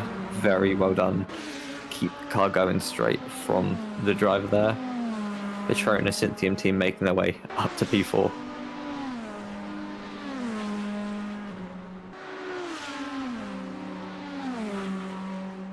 As we have both leaders, top 3 cars in the GT3 class, all making their pit stops now. So the GT3 is able to go a little bit longer than those hypercars on their tyres and their fuel. And just see how the rest of it pans out. As Warhol Racing gaining quite a bit, Cubic System taking the lead, and they have made their pit stops, so they are the on-track leaders of this class. F&L just falling back a little bit, down to P3. Ooh, OC Racing making quick jerk to the high line to make sure they can get past that GT3. They are passing the Carito car, I believe. Ooh, hitting the curb and the bump, funny, and keeping the car going forwards, not quite keeping it on its forward tyres. Yellow bus stop They exit. definitely did. Now it's Yellow just turn waiting 5. for a gap to spin the car flag around bus there, stop. doing well. Green flag turn 5. Just staying out of the way of any car coming up behind now while they get themselves back up to racing speed.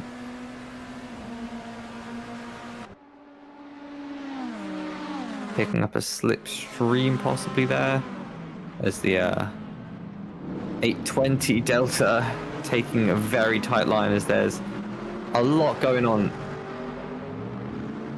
A lot going on there. The 907 getting themselves around possibly, or just squeezing everyone tighter and tighter into the apex, and then the Delta 4 race not having anywhere to go. As the Brazil official team try and find their way onto the banking, the Emirati 375 found their way to the barriers on the outside of turn 1 as the 411 Brazil car just spinning themselves round again on the exit of the bus stop, and now just trying to make their way back up to racing speed. The GT3 AOT Turtle Beach finding their way up into 28th overall and 8th in class, I believe, as you have the Grid Racing American livery, the stars and the stripes, just to try and make themselves go faster, the stripes to lead the air and streamline the car a bit more, and the stars for a bit of sparkle. As we have Kashita Mafi and P19 on the outside of the bus stop, possibly contact with that Park Motorsport car, it looked like. Both cars recovering and making their way to racing speed.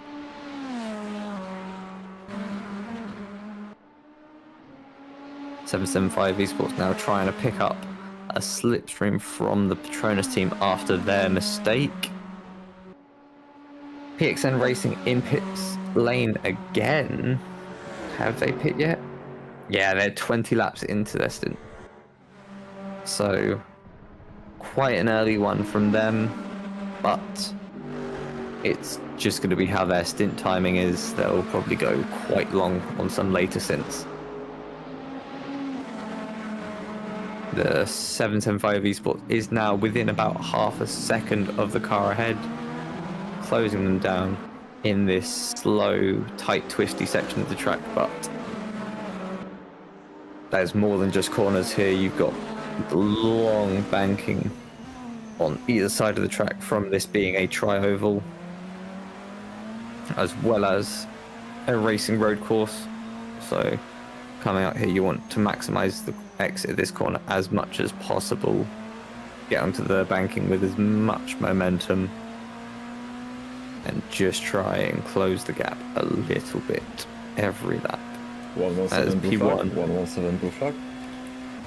107 getting a blue flag there, as our leader has just come over the line as AOT Turtle Beach come in for their second pit stop.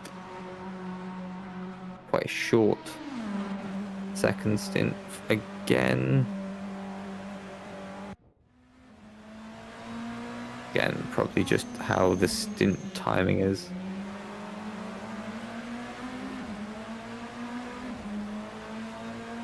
As we're now on board with the 4-race Delta Infinite, trying to make their way up into P9 past the Nexium PLT car. To the bus stop we go. Braking, cutting the chicane, and then just getting a little bit bumpy on the exit there, and the gap opening up just a little bit.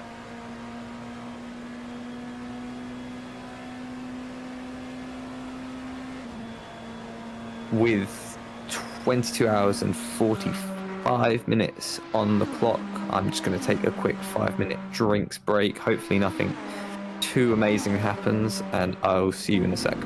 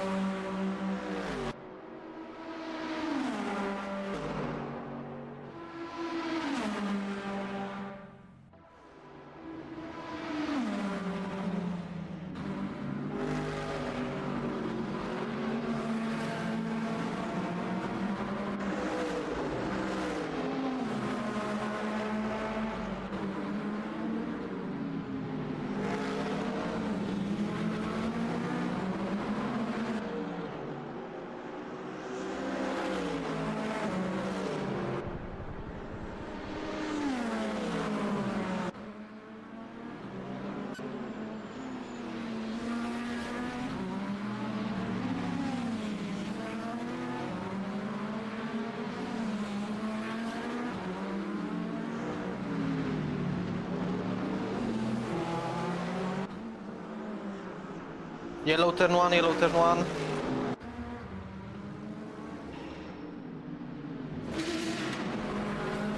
Green flag, green flag.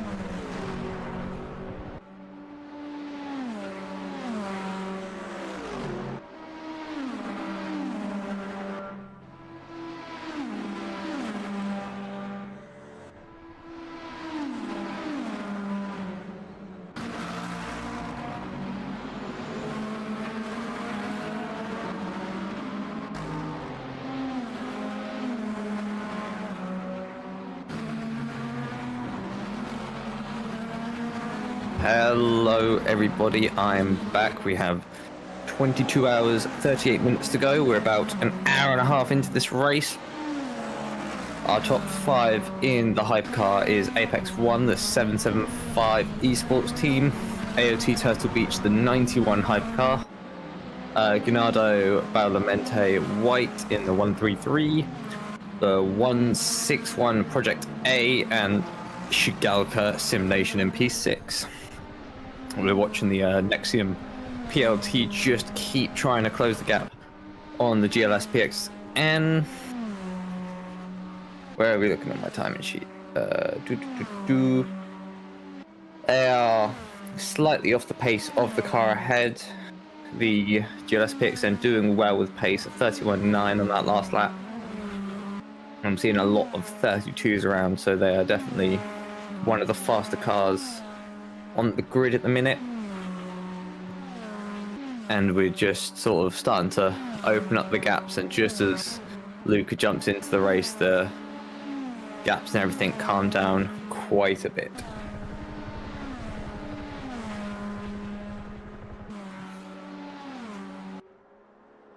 Ooh, is that the Kyoto 55 GT3 sitting right on the exit of the bus stop there? Yellow bus stop, yellow bus stop. Any car that may make a mistake there definitely have Full course their yellow time. in 5, 4, 3, 2, 1. Full course yellow, full course yellow. As we now slow down the race to a full course yellow to allow them time to get themselves back onto track and any other incidents that may be This will be a around quick the one. circuit to get cleared. As we're now slowed, everyone's tyres will be cooling down, so this could cause quite a mare for some teams that need to be full speed racing to keep the temperature Ending, in do those not tyres. exceed 80 kilometers per hour. Do not exceed 80 kilometers per hour. Green in 3, 2, 1, and we are racing again, racing again.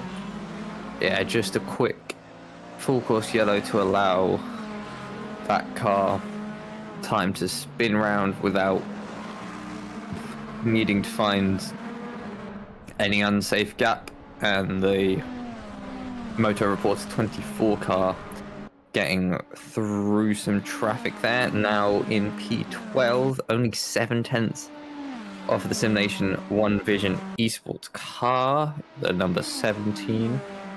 Looking at P11. Looking for those extra points on track is the Project A car, trying to gain as many positions in the standings as they can possibly get. I believe, as I can't see the 51 of the Apex one, that AOT Turtle Beach near enough confirmed in the championship, as that's a car getting on the outside of turn 1 as well as a car coming out of pit lane, so a lot of cars in one place at one time. Sector 1's getting a little bit crowded, but we drive 22 hours 30 minutes. Squadra Corsa there, getting on the racing line there, and little bit in the way of the Nexium PLT. Patronus, Cynthium Sim Nation, just looking for any gap they can find.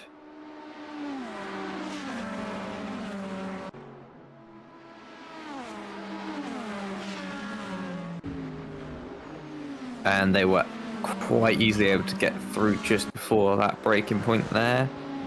Not too much hassle, but now the Delta Infinite have the slipstream all the way up until T1, so this could be a bit of a bad, but Patronus having the gap and seemingly neither car hunting for the battery to get past there.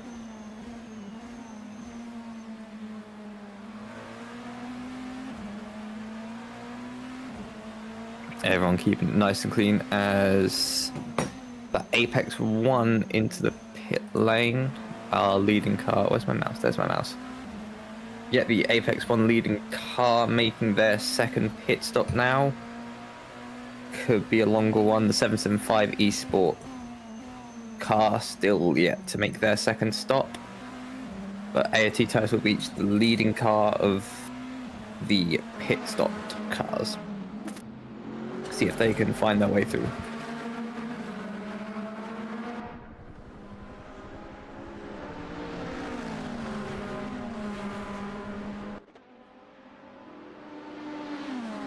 As Patronus Cynthium team back and forth in through positions, just to make their way. Oh, a little bit of lag there. Not quite. Oh, not quite heading to the barriers as it looked like they could have been.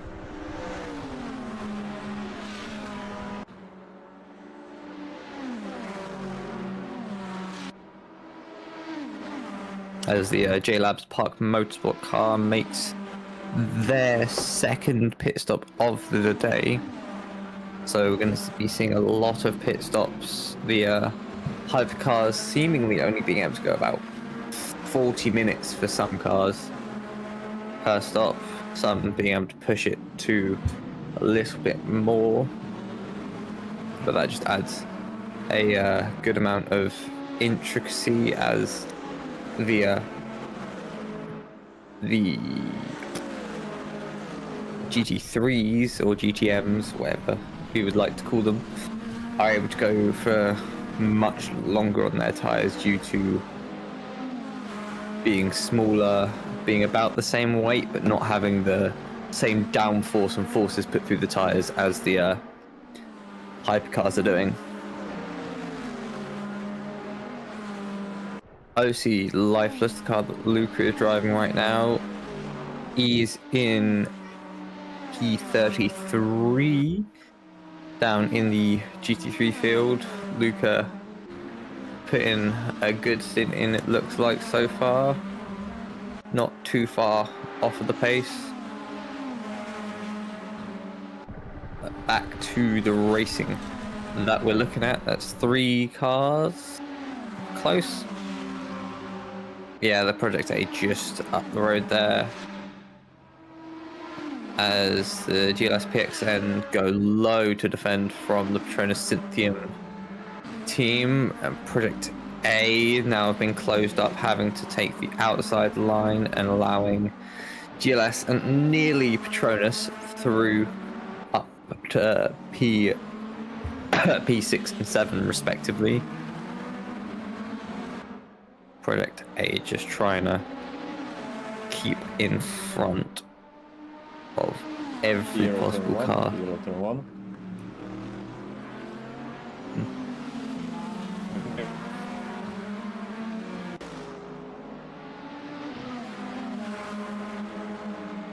The internet issues, all the cars seemingly staying on track fine, so everything's hunky-dory. Nobody's had any damage due to it. As we now Ooh.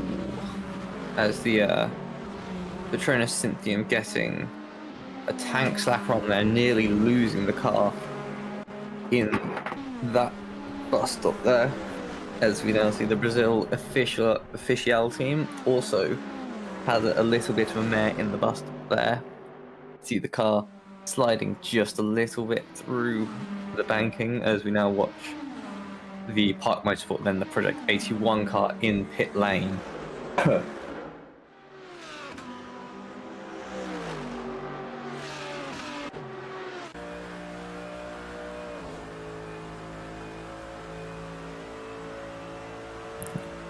Riding on board the front bumper with AOT Turtle Beach in the GT3 Mercedes there. A team that, if I look in the standings, have had GT3 standings, have had not too bad of a season. They've had a strong season. They've been quite consistently P5 and then P10 in their first race. Project A in pit lane. Ooh. 161 doing their long stop, so dropping quite far down the field and not making a driver change unless they have left the serve without my noticing. As we look at... Ah, that was driver change, yeah. As Gennaro Ballamente coming to the line in P4, just getting one of their many laps that they will be doing this race completed. And looking at the hypercar standings, Ballamente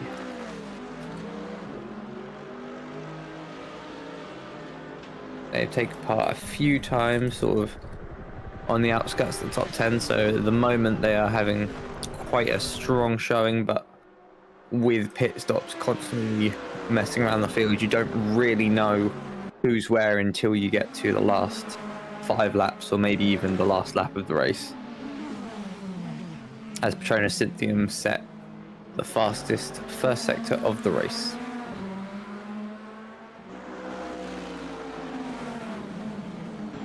Nexium PLT being hounded by the Motor Reporter 24 PL team, taking a wider line to get through past the GT3 with the slipstream pulling up next to them. Can't even see them in the mirror because they're already ahead of us into the bus stop.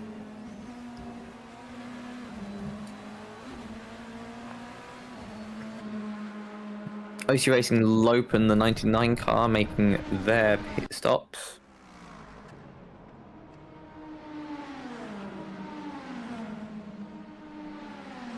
And Project A also there, making their driver swap, just waiting for their timer to run down.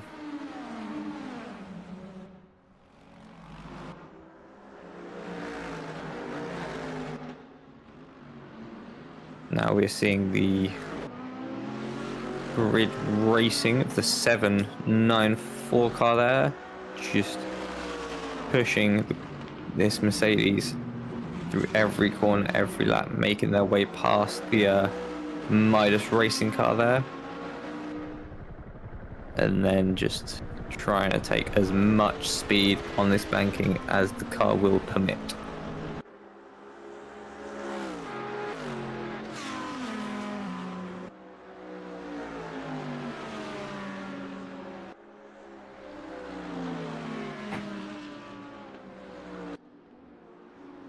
Ooh, that Midas taking a lot more speed than you think can be taken through into the bus stop, not making any contact, luckily. And SOL GLS PXN making their way up to T1 there, as we can see the commentator, the safety car taking a selfie there.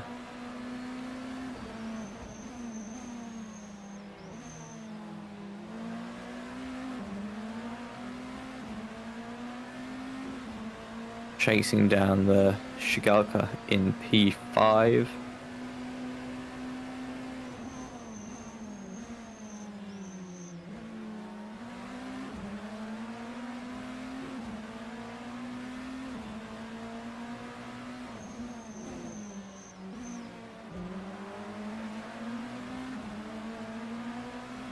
Tightening their lineup, trying to take as little distance onto the banking as possible, seeing if they can gain anything. As there we are, my co-commentator just getting a little bit of screen time as Shigalka defend aggressively against the PXN team, losing a little bit of their gap ahead as Shigalka weaving across the track, taking a bit more distance each time they turn. Now with the slipstream to the outside, can we get past or use the GT3s to our advantage under the apron to get past the AOT Turtle Beach with the Shigalka? And 3 GT3s, 2 LMPHs, and nearly round goes the Shigalka, keeping the car going straight and squeezing out that GT3 to go down to P6. As Squad Course are now looking for a gap for them to join the track at T1, just getting a little bit sideways and looping the car around.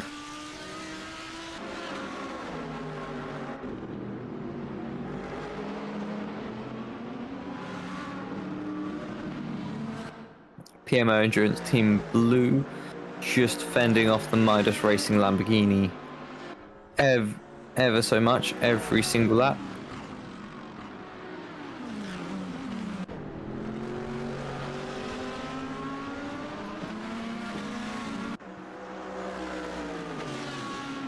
Now towards the first lot of banking we go.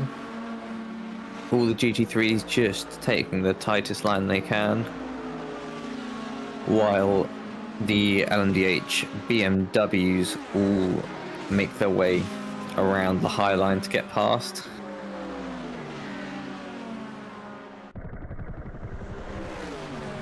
The AOT Turtle Beach 3 wide on the banking there as they're trying to make their way past PMO Endurance team, still side by side towards the bus stop.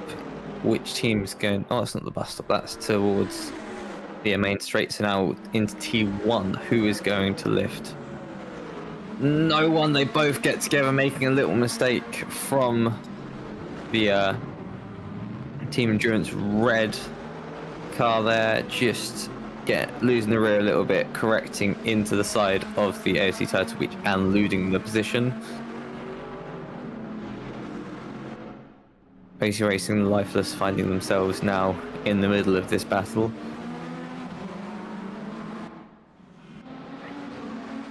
While Shigalka are trying to make their way up to P4.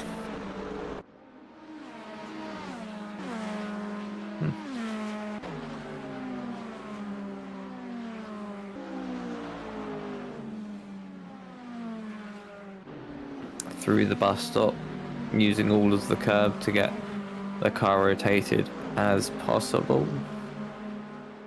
The number 16 car there.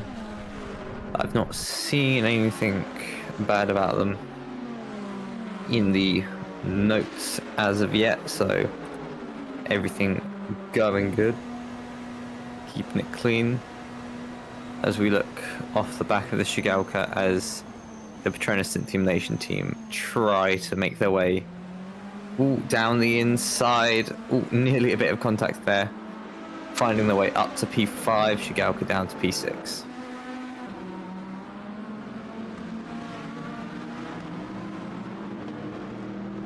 Ref racing there in P24 overall, P4 in class. Just trying to get their laps completed, try and either hold their gap to either car ahead and behind, or try and probably to close the gap ahead however much they can, with a 7 second gap ahead and a few seconds behind. They've got a nice little bubble they found themselves in.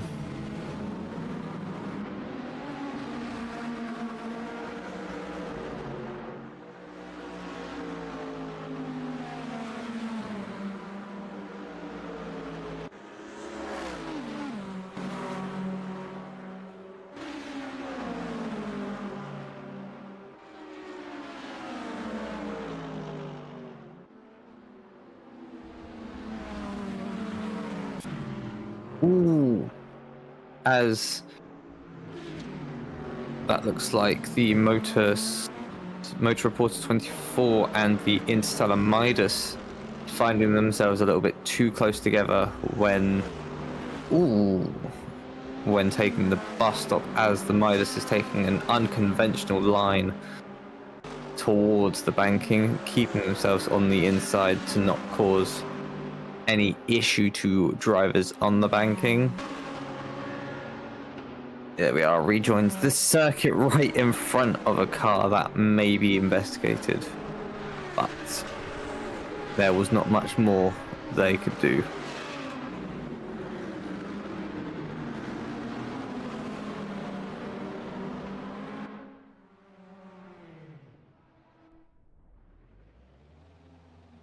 You see the P10, now 11 car of Sim Nation Vision 1 in pit lane, as we see the 41.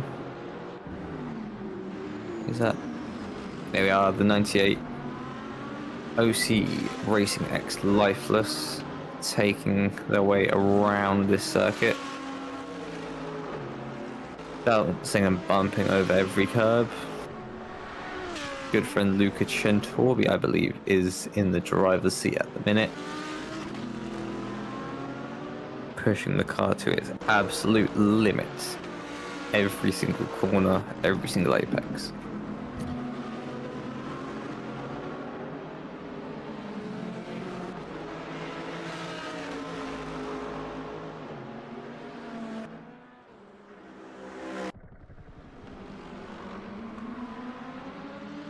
Ooh, we have the PXN racing car around at turn 1 there, making possibly a mistake, possibly contact with the Schalke, as the race 4 Delta Infinite car is now hot on their heels, trying to gain every position and every point they can in this final Project Endurance event.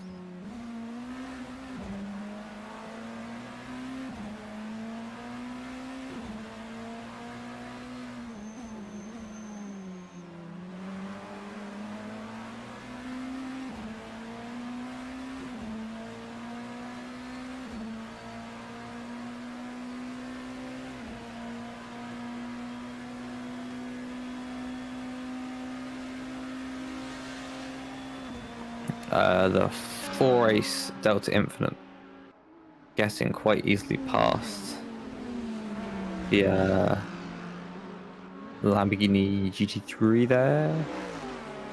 Now onto the final bit of tarmac before the timing beam to set the lap, as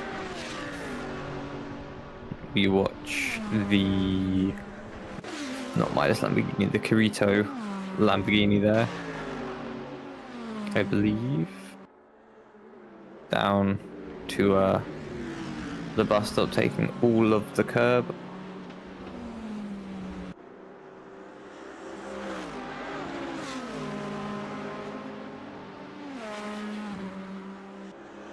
Through the banking to finish a lap of this circuit.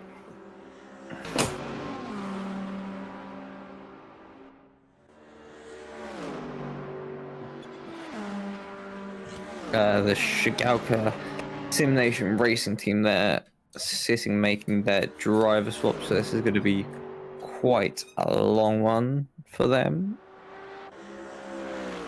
As we jump to the PMO Endurance Team Blue car here, fighting for 35th overall and 15th in class. So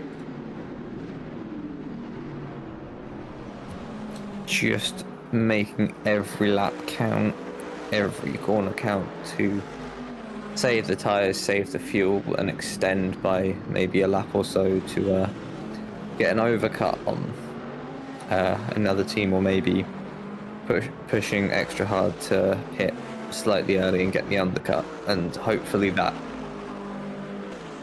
undercut stretches to position at the end of the race, because you've got plenty more than just the one pit stop or the two pit stops in this race.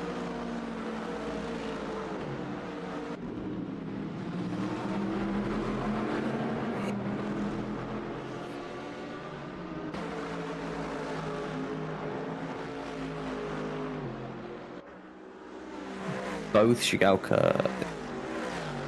There's only one Shigalka, what am I saying? The Sim Nation cars, there's two of those in pit lane, the Patronus Lithium as well as the One Vision Esport. The 17 car there in pit lane.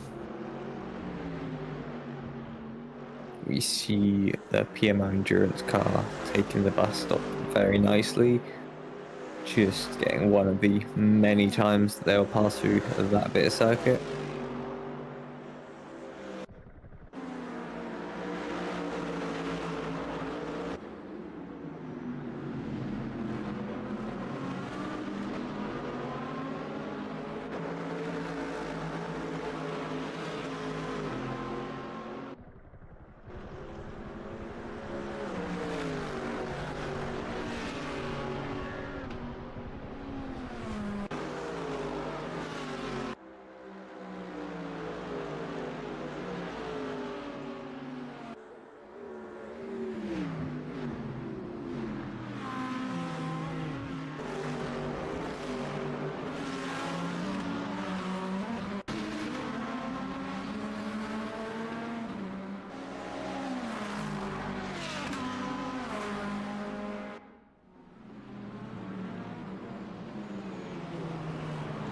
As we are now watching the Brazil official team sitting near the back of the pack, just getting every lap finished clean and precisely.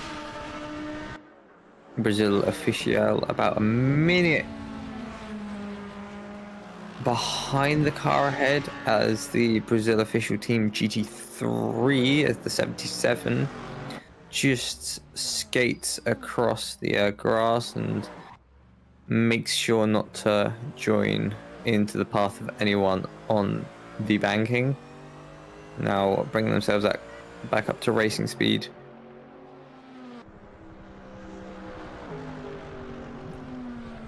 On the apron, just to not impede too many drivers, as the OC Racing Lopen LMDH car there finds their way tricky around.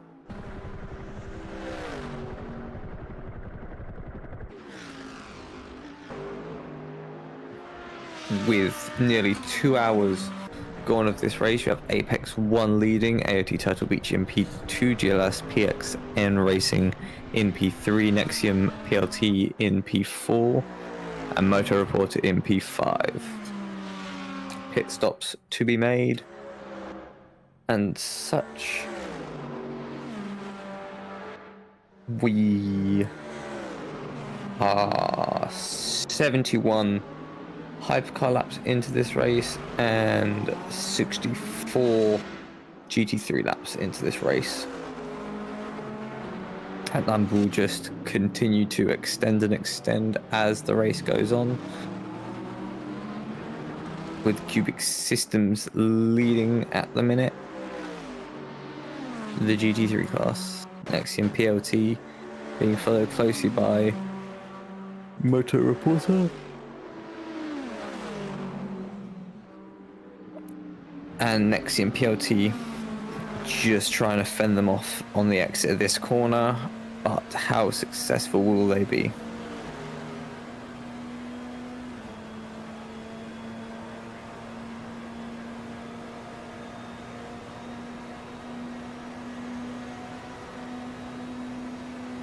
Ooh, as Motor Reporter make their way into pit lane.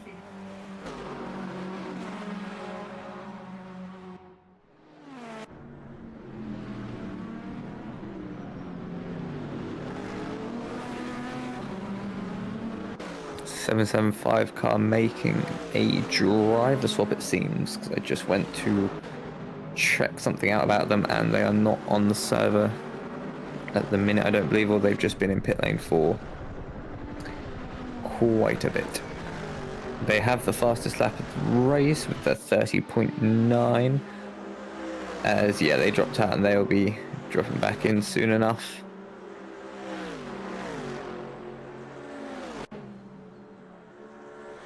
Yep.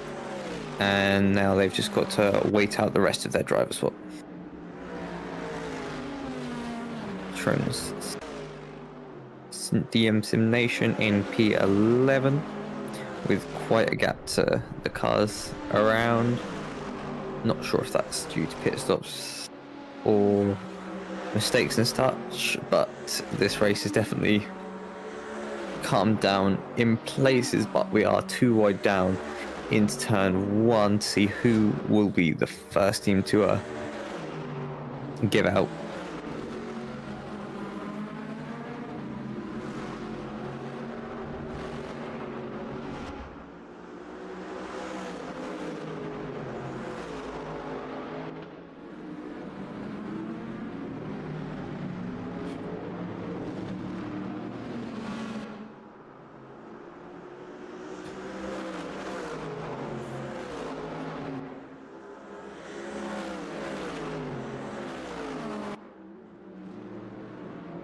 Flying round to the second horseshoe here, just trying to keep the car going straight forwards as fast as possible to close that gap to the GT3 ahead. And that's quite wide as they're trying to let the traffic through. Will the, I believe that's the rivals car behind, be able to gain from that quite wide exit, as this is the not the battle for P3, this is the Waffle Racing Lamborghini making the way through T1 as 0-1, 0-1. the Brazil 77 car makes another loop-to-loop, this time around turn 1.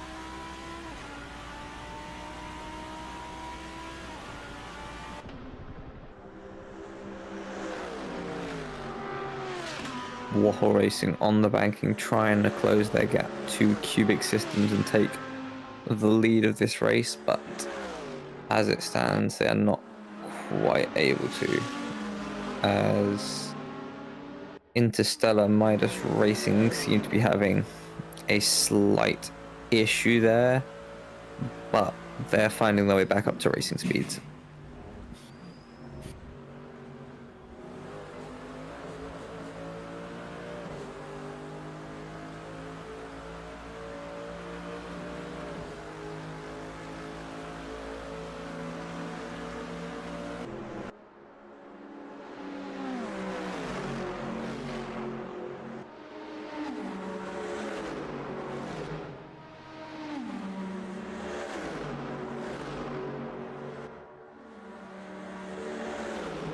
Yellow bus stop at the exit, yellow at the exit of the bus stop. Ooh. As we have a Kashita Mafia car struggling to get up to speed after presumably quite a big mistake on the exit or through the bus stop. Now making their way up to racing speed.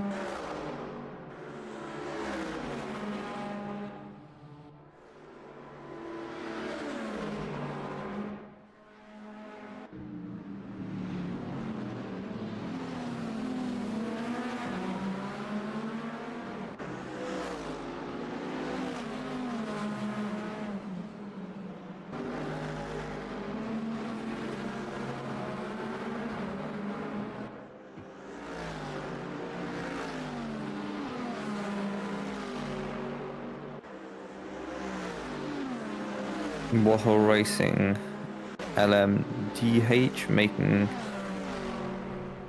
their way to the bus stop.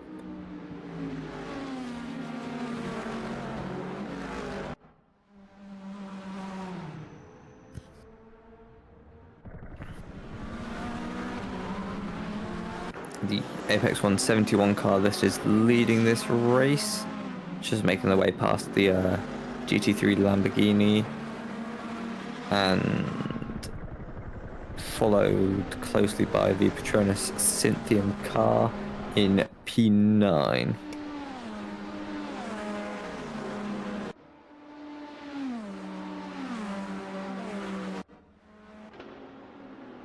GS PXN and P2 are only at turn 3 at the minute, while the leaders are coming through the bus stop, so that's quite a big 46-second gap at the minute, while AOT Turtle Beach now fly out of pit lane trying to get as much time as they lost in that pit stop gained back as they can.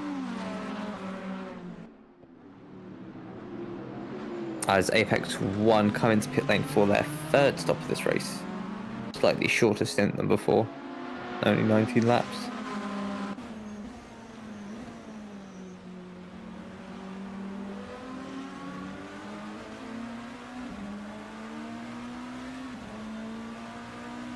The two Brazil official cars just trying to make their way to the end of the race following each other.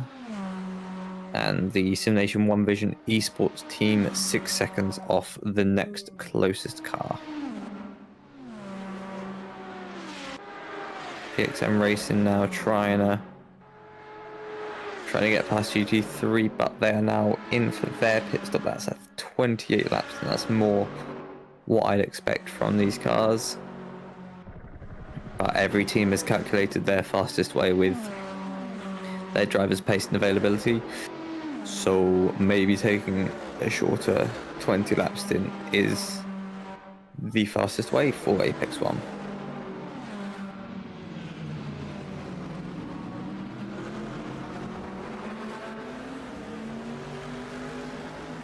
Ooh, that's a really slow GT3. I'm not sure if that's a lapped one or not. There's about 3 or 4 cars there. The P20 Brazil official car going quite slowly in front of the AOT Turtle Beach car, who is leading the pack at the minute, but struggling to find their way through this traffic, all the while losing time on these first one or two laps of this stint.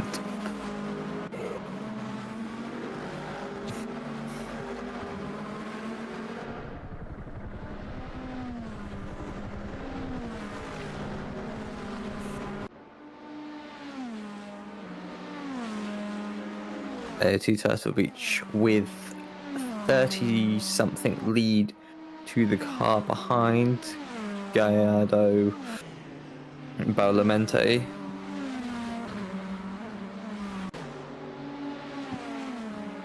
Apex 1 making their driver swap, and in comes Cubic Systems, the leader of the GT3 pack, for one of their pit stops. That'd be the second pit stop they've made with 33 lap stint. So definitely points where GT3s and LMTHs sync on pit stops, hopefully not causing any close interactions as an LMDH is trying to make its way past this Midas Streffer battle, it seems.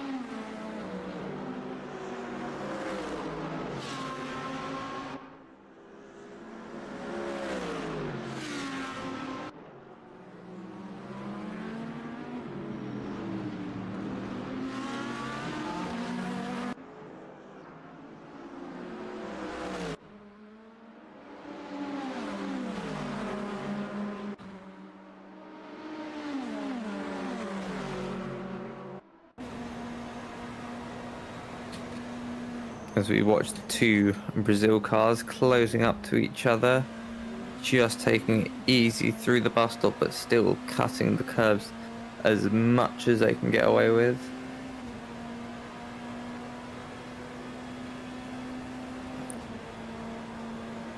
To just trying to aid each other as much as they can on track. P18 being quite a way ahead. 2 minutes it says on the timing there. So just over a lap. Where's my live timing? There we are.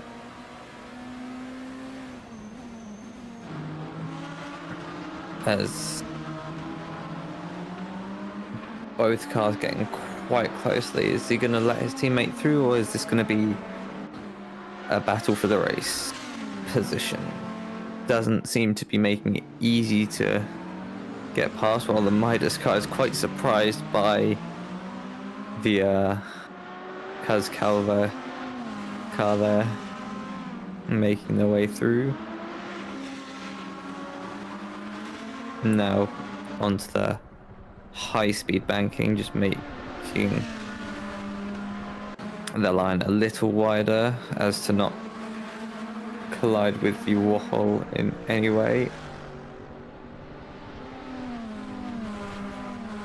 JLab's Park Motorsport only half a second behind Shigalka Simulation Racing Team, the number 16 car, just honing in, scoping down and closing that gap. As there's a GT3 there you have to be careful of. As they try and get to the inside, but the car takes a similar line and has to brake to not lose the car a little bit. As Simnation Vision 1 making their way alongside the Apex 1 car there, just trying to get past with a minute to the car ahead. They want to get past and get faster than the car that is now behind as quick as possible.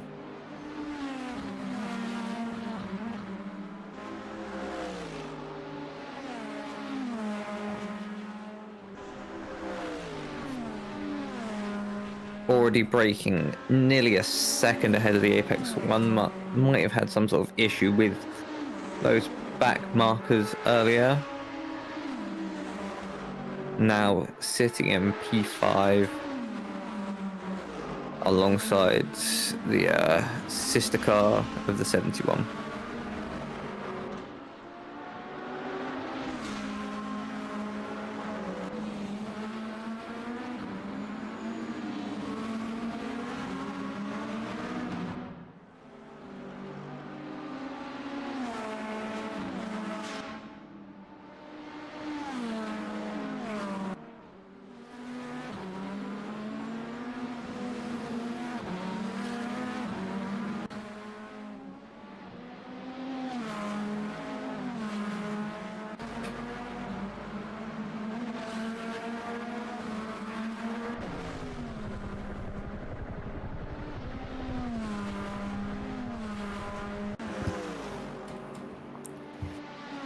race has calmed down quite a bit.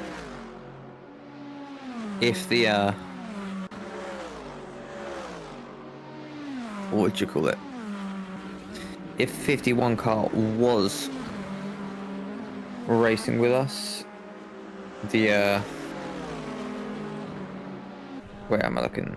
The 91 would have needed at least a P5 finish if Apex 151 car were to win, but the AOT Turtle Beach comfortably leading the race, and I have not seen the 51 this race.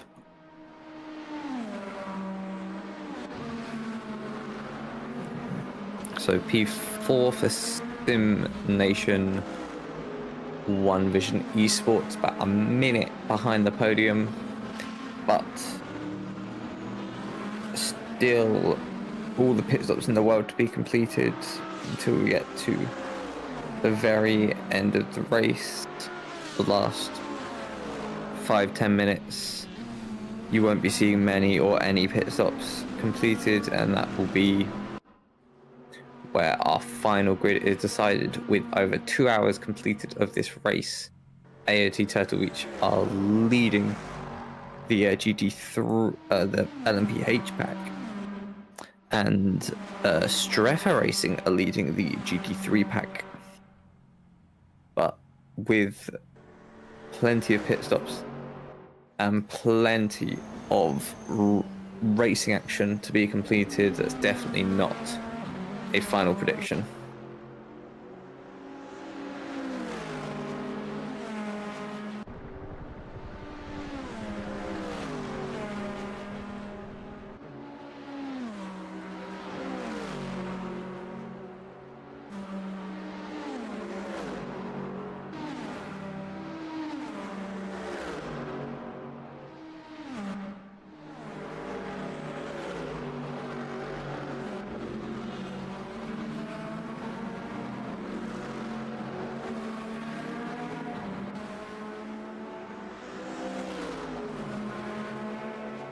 As we were watching the 375 MSC racing car, just letting the LMDH lapping through, just with a big gap to the cars ahead and behind. As with most cars now, it's just finding their groove and assessing every lap as fast as they can without using too much tire, using too much fuel, using too much energy, because with still 21 hours and 51 minutes to go, this is not going to be an easy race for anyone.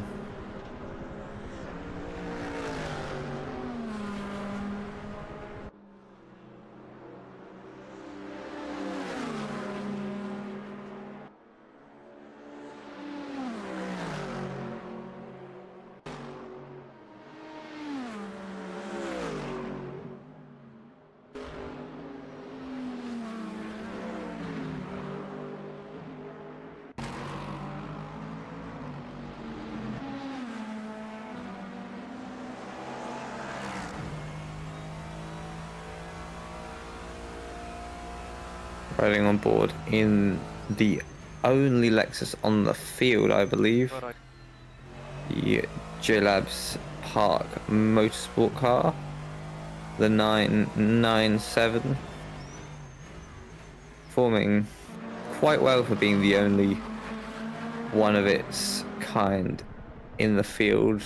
Most drivers seem to have decided to take the Mercedes GT3 for a spin this series, as well as taking a few teams taking the Lamborghini. Today the Lamborghini seems a lot stronger than it has in previous races. Ooh, I didn't think that was going to go well, reversing into the path of other drivers while stopped on the apex of turn 1. 5, 4, 3. How's the Lamborghini doing? They got away. No overtaking, 80 kilometers per hour. We have a full course yellow. 217, do not return to the track in this way again, please. I warned you earlier, and you did the same thing, please. 217 getting a final warning or possibly a penalty with how the race director sounded there. But that would probably be a final warning before another rejoin like that, causing them to pick up a penalty. Zero ending, follow the delta, do not exceed 80. Green in 3, 2, 1. Green flag, green flag, green flag.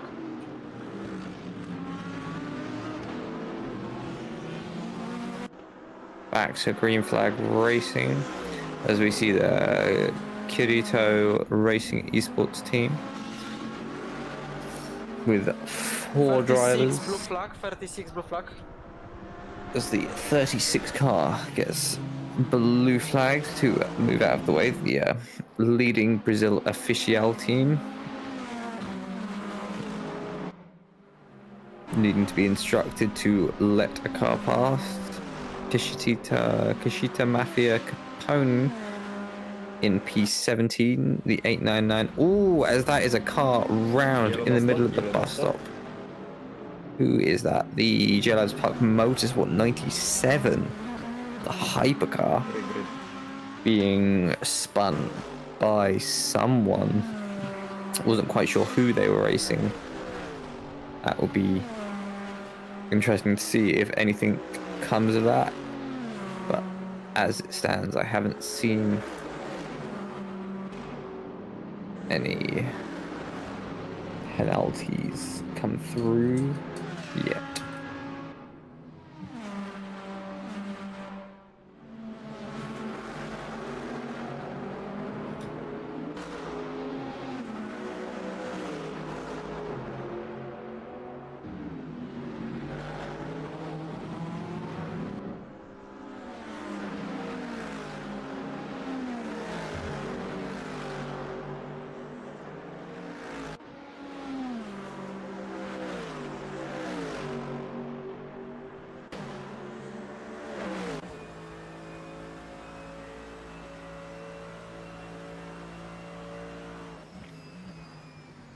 Looking off the back now of the Giraffe car as we head through the bus stop.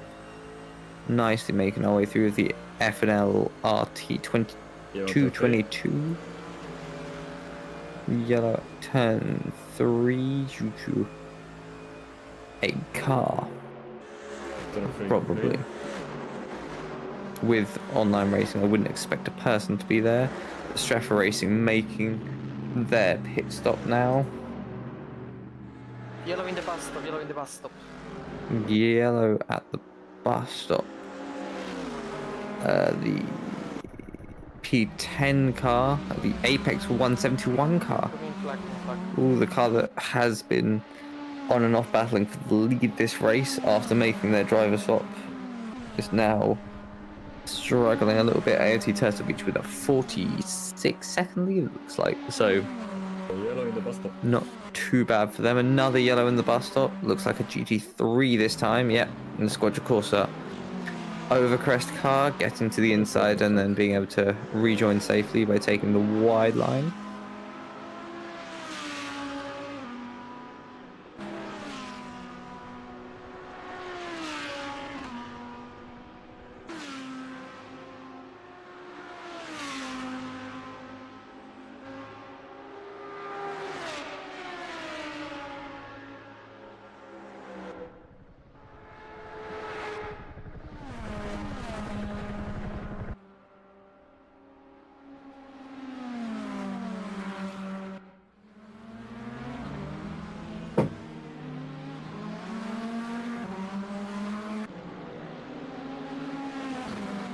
As we see the Brazil car just rejoining the circuit after a small mistake and being lapped there by the Nexium, I believe, with 2 minutes next driver, but only a second to their teammate behind.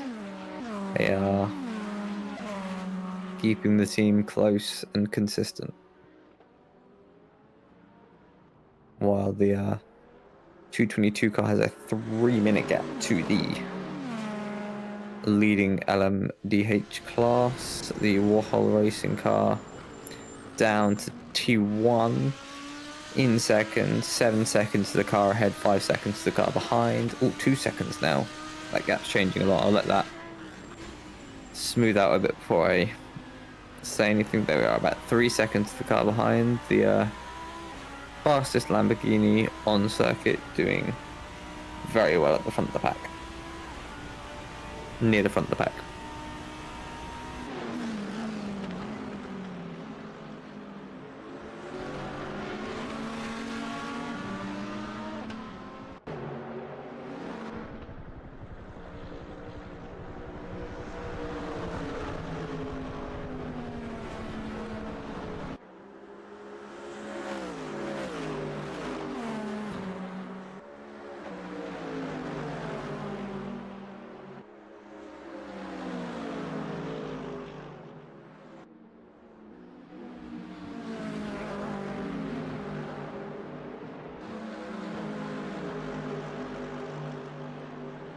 F and L pool 22 are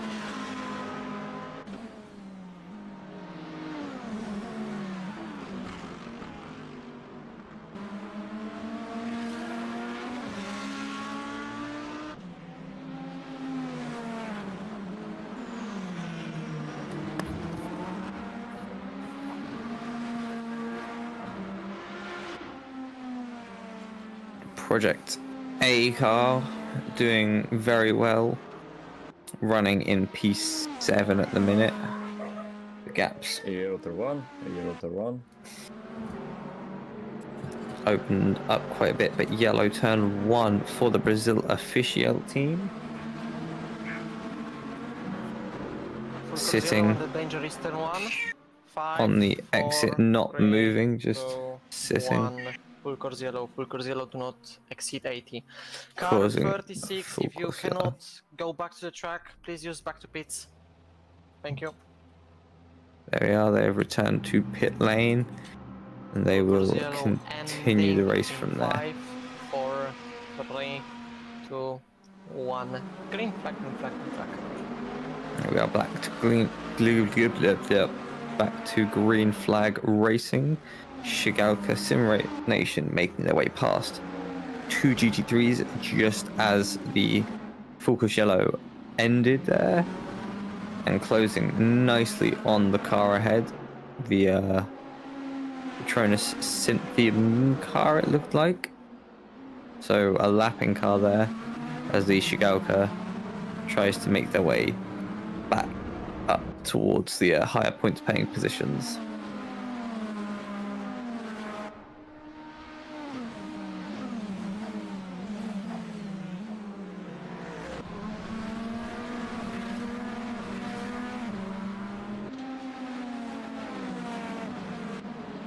Shigalka near 30 seconds off of the 99 OC Racing car ahead, but with only about 6 seconds to the car behind. AOT Turtle Beach having quite a quiet race now that the field have spread out. About 1 minute to the car behind, and then 10 seconds further back between Balamente and 4-race Delta Infinite.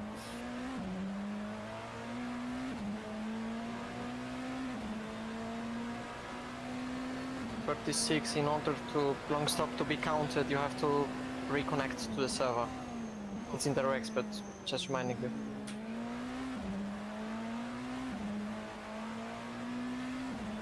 Reminding the 46 car they need to rejoin the session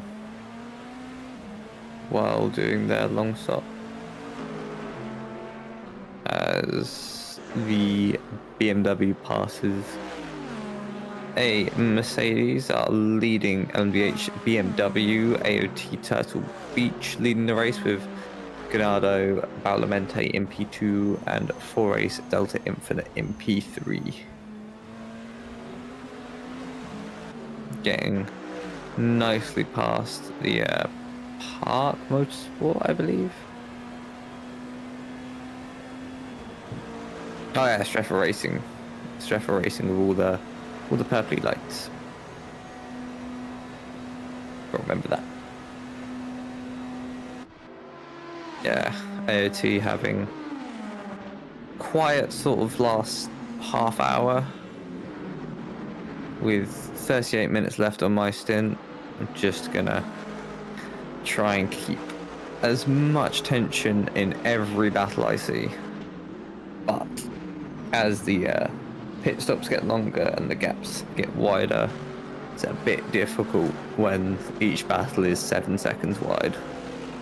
But Project A only 2.1 seconds from the car ahead, as the JLabs Park Motorsport 907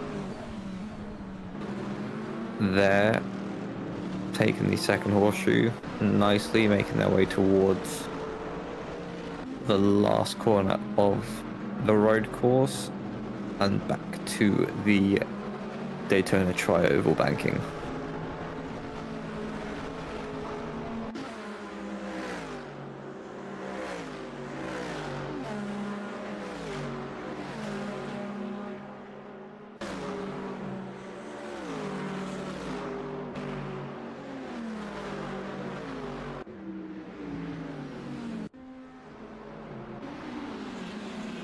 As Sim Nation One Vision Esports just trying to close the 3/4 tenths they have to the car ahead.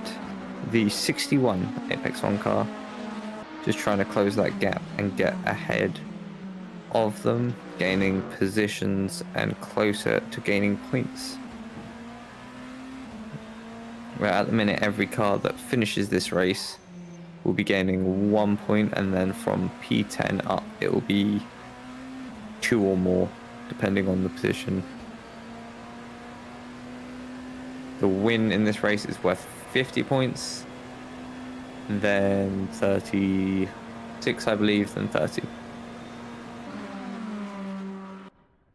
As the bottom corner of the car was scraping a little bit, you can see a spark on the left hand side of our screen as the Petronas car just stuck in a little sandwich with the lapped Shigalka behind, and the battle for P6 with the Project A car.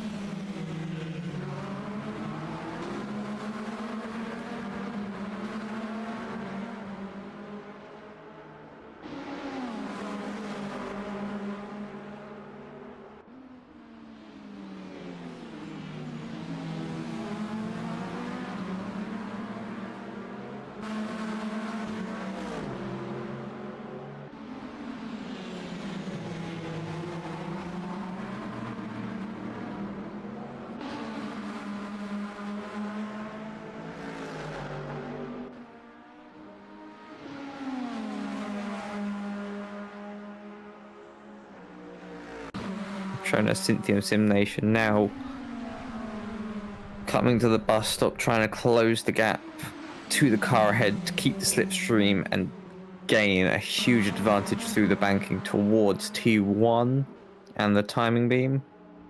Seeing is that a Mercedes GT3 finding an unconventional way of getting out the way of these 3 extremely fast LMDHs. Not quite able to gain, coming up to T1.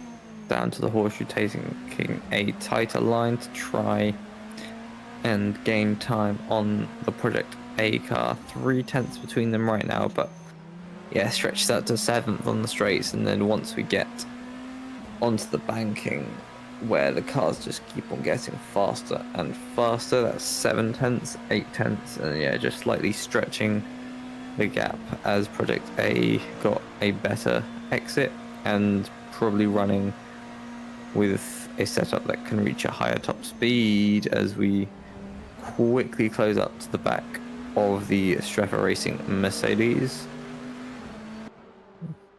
riding just on top of the front splitter of that Patronus car there as the Move Center Simnation car finding their way forwards, backwards, and side to side through the bus stop and getting themselves back up to racing speed as Project A enter pit lane.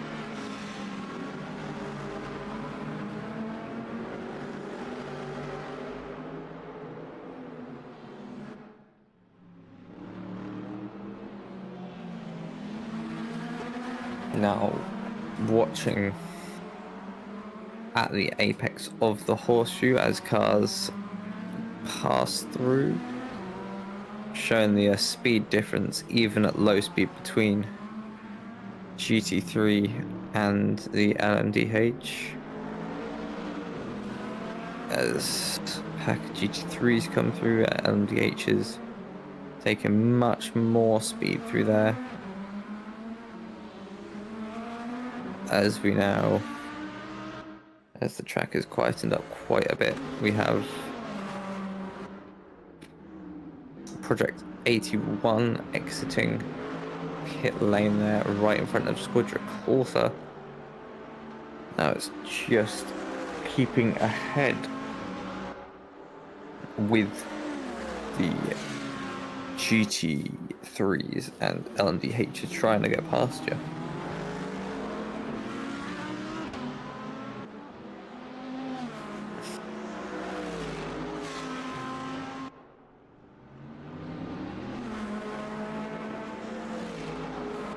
We have the Schalke Rocket Mercedes just getting a little bit off of the tarmac there, get onto a bit of grass which never has too much grip. And AOT Turtle Beach making another pit stop in this race.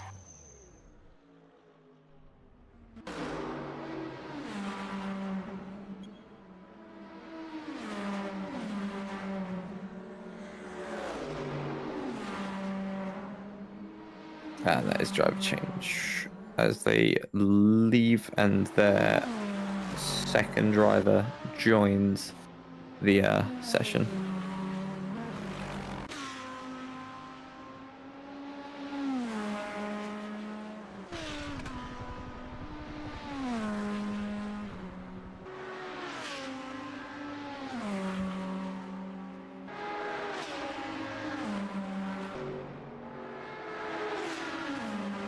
Now with the gaps opening up, I'm just going to have a look at the pace of all the teams. It's looking quite consistent, but everything has slowed down quite a bit to mid-32s, where at the beginning of the race I was seeing lots of mid-low 31s, where now everyone's just getting into the groove and trying to save tyres and extend stints. And we'll have 20 hours of that, and then the last 2 hours, hour and a half will be, if anyone's near me, I'm going to pass them. But we'll have to wait and see for that, with the 133 car being able to extend their stint quite far. They're 32 laps into that, so it's one of the longest since we've seen OC Racing and Open also taking quite a long stint, 33 laps on their tyres. Going down to not LM, the LM GT3, just a GT3 pack. Not uncommon to see quite a long stint. I can see a 35 and a 33, and you won't usually see them consider pit until about lap 30 in a stint. So stretching those tires very far there. And where's the team I'm looking for? OC Racing Lifeless. 11 laps on there since they've recently been to the pit lane and setting 46s, which respectable pace.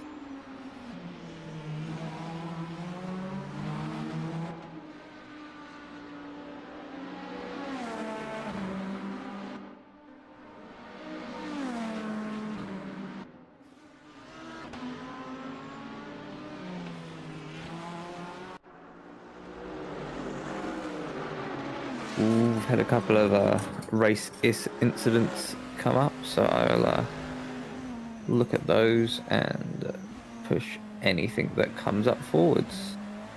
Patronus, Warhol Racing against Patronus and SimNation. The SimNation won Vision Esports as well as Patronus Cynthium. Dangerous late braking from both cars. Both cars, the 175 and the 117, have received a 15-second penalty plus 30, no, not 33, just 3 points for this race. If a team receive 12 points, they will get a drive-through or a stop-go. If they receive 24 points, they'll receive a stop-go. And if they receive 36, they'll be disqualified from the event. As Warhol Racing take an unconventional line through T1 with Project A just behind, getting quite held up by that.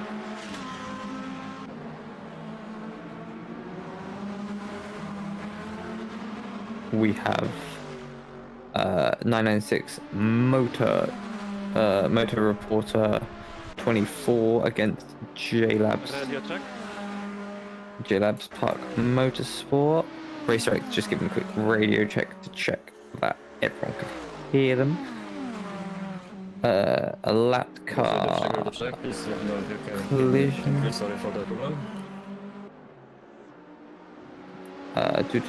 97 consistently teleporting backwards and forwards. They have a link for evidence. Just trying to get past. And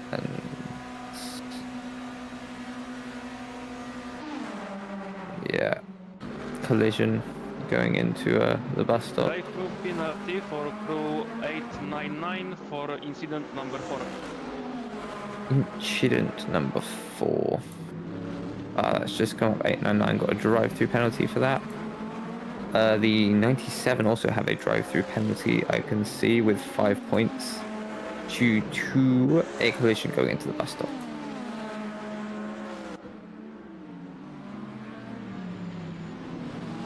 While the races calm down,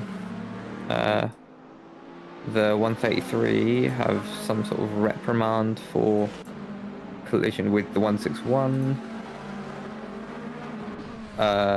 Race note 4, the race director just brought up with us, that will be a drive-through for the 899 and 5 penalty points he didn't bring up. So they're already nearly halfway to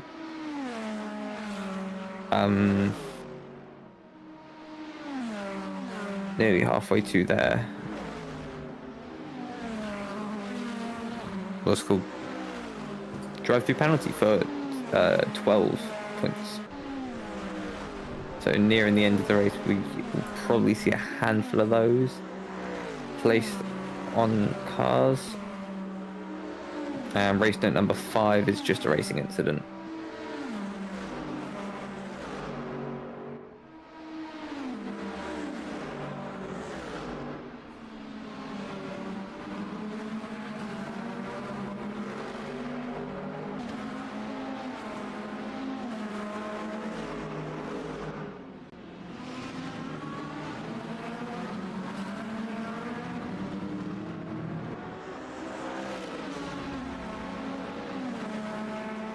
that is all the notes I have at the minute. The 899. Ooh, that's a GT3 around at turn 1 while there's about 7 cars battling there. But the 899 already appealing the decision.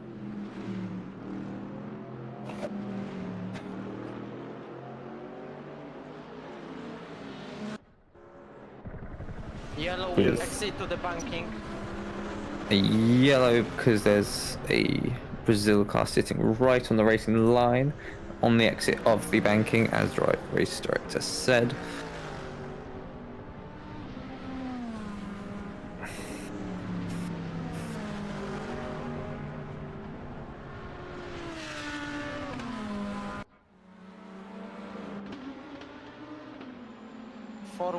Technical flag. Ooh, we've had- We are in sector 2 at the moment at the banking.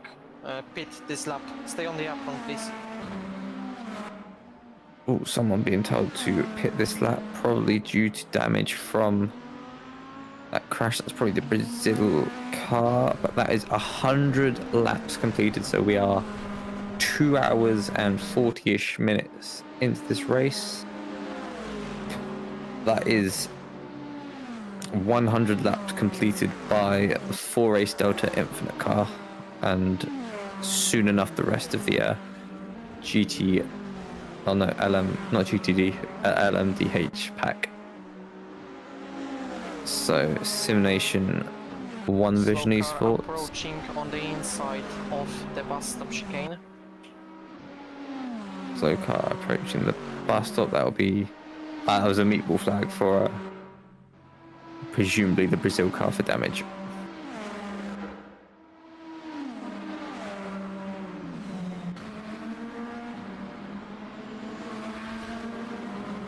Taking quite a wide line, it looks like, just watching the tracking map to make sure no funky business goes on.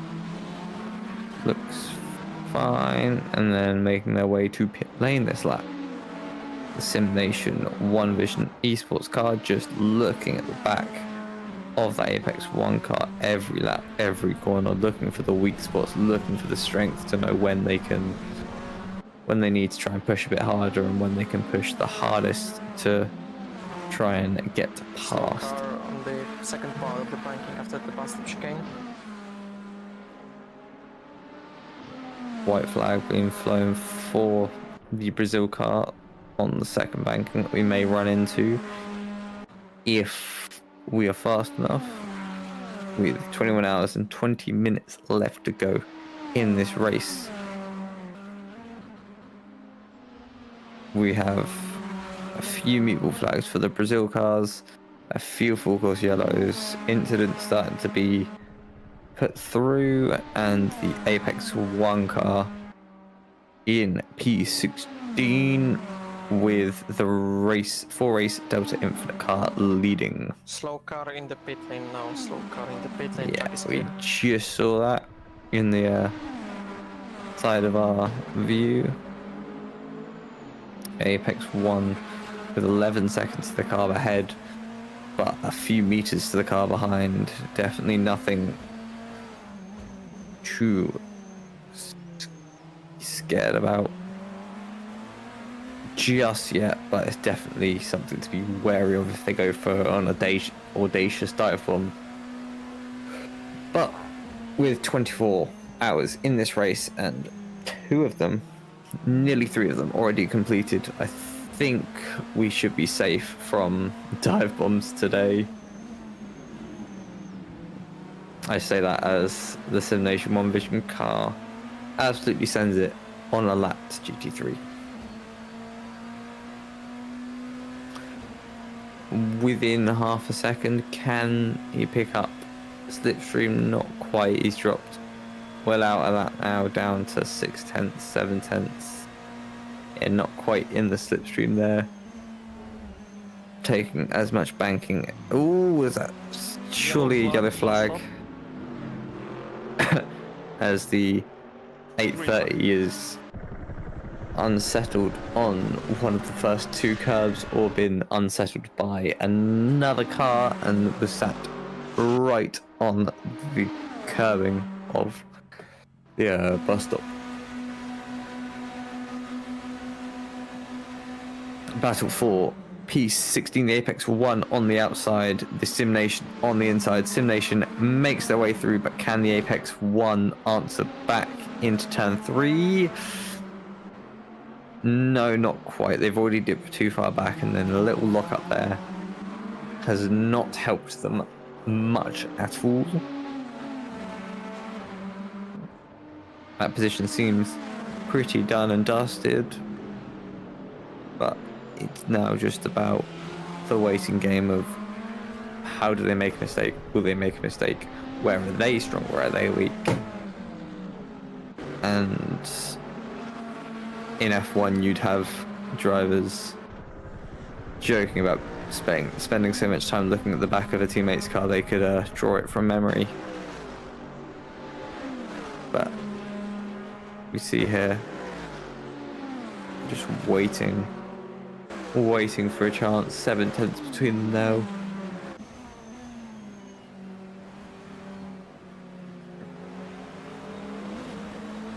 As we make our way past that GT3 traffic.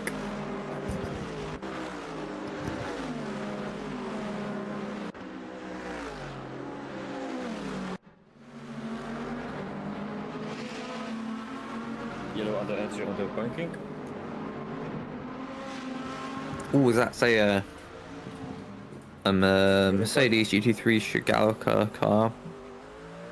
Getting a little bit trigger happy on the throttle and lighting up the rear tires, I presume, to get to that situation. Warhol Racing, the 666 car, leading GT3 and leading one of the hypercars as well.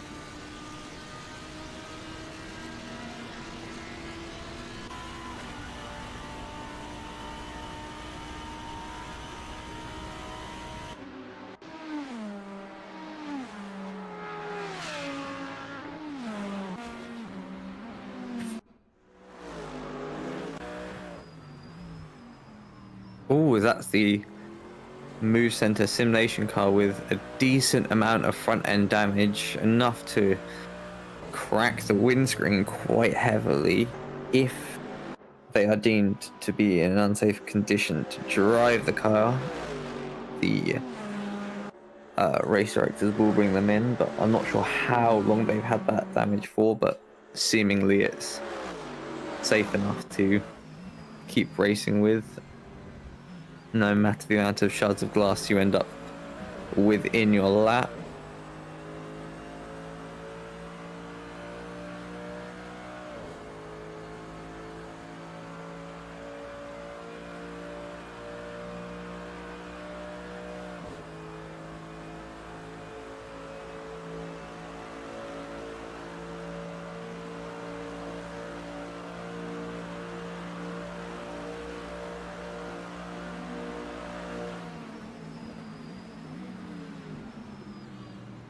Now the Streffer Racing hunting their way to the front to get to P4 in the GT3 standings, pushing an LMDH out of their way. The Kashita Mafia 899 just trying to get through each of their laps. Streffer Racing only 1.5 behind the car ahead, the Move Center Simulation Racing car, as the OC Racing X Lifeless car has spun it on the exit of the bus stop there. Possibly Luca driving, possibly someone else. We can always ask him about how his stint went later.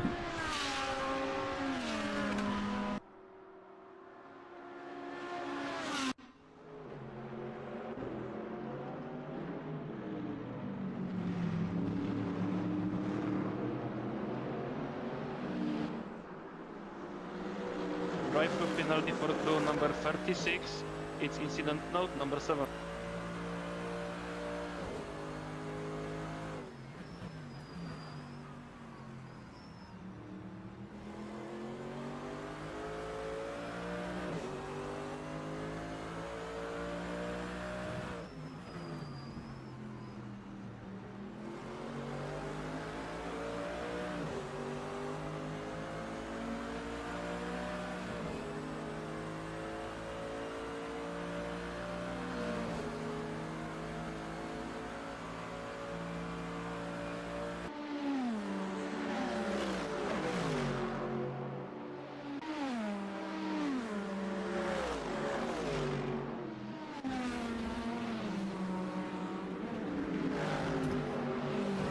as that was a drive-through for the penalty for crew number 75.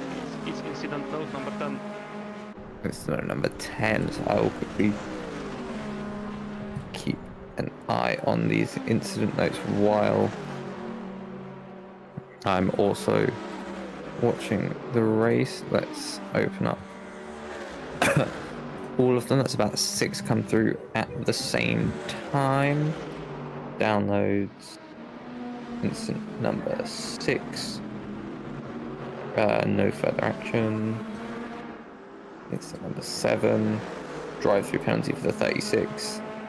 So, joined the track while the cars were approaching. 5 penalty points. I believe they could be on their way to a drive-through already. 4 penalty points. So that's 15 seconds added to the 1-7 team plus 4 penalty points. They already picked up either 3 or 5 in a previous incident. I'll have a look. Yeah, incident note number 1. They've already picked up 4 points. So open 1 again.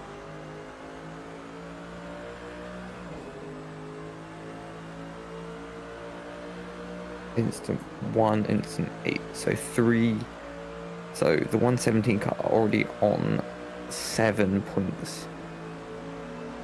Ooh, that was an interesting one. Looked like they were lifting to let the car, the LMH pass, but that's definitely going to be investigated.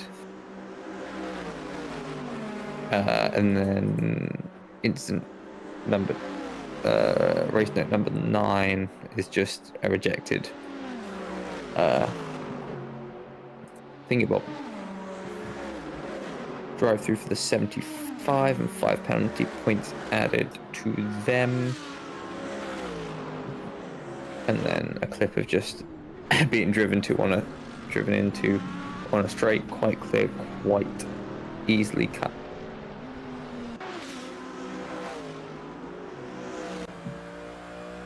Ooh, 12. Anything there? Possibly. Racing incident. Nope. 10 minutes left in my stint. The 775 are leading, with AOT Turtle Beach in second and Sim Nation One Vision Esports MP3. The 117 car have picked up a good handful of penalties though, so that definitely won't be there. Finishing position as the race stands.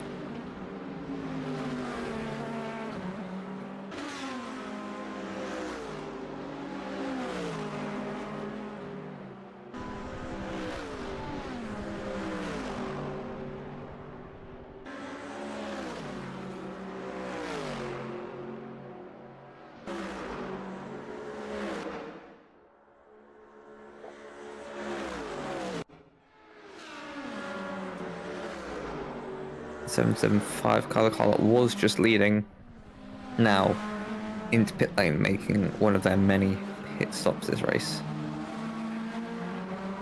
The 71 Apex 1 making his way up to 5th place, with GLS PXN racing just behind the 42 car, making their way quite easily around the outside, using that electrical power they have to aid them in top speed. Also making it past one of the Brazil official team cars.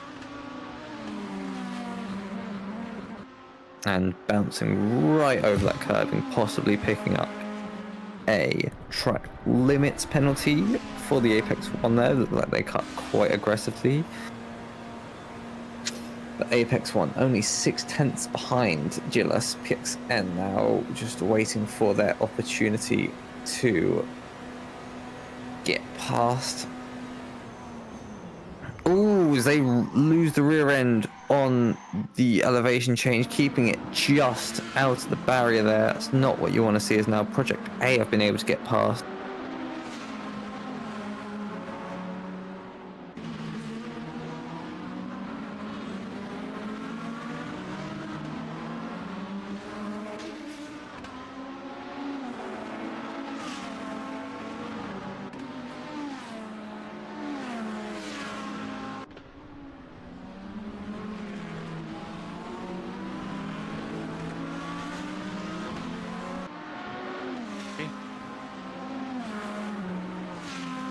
entry clear.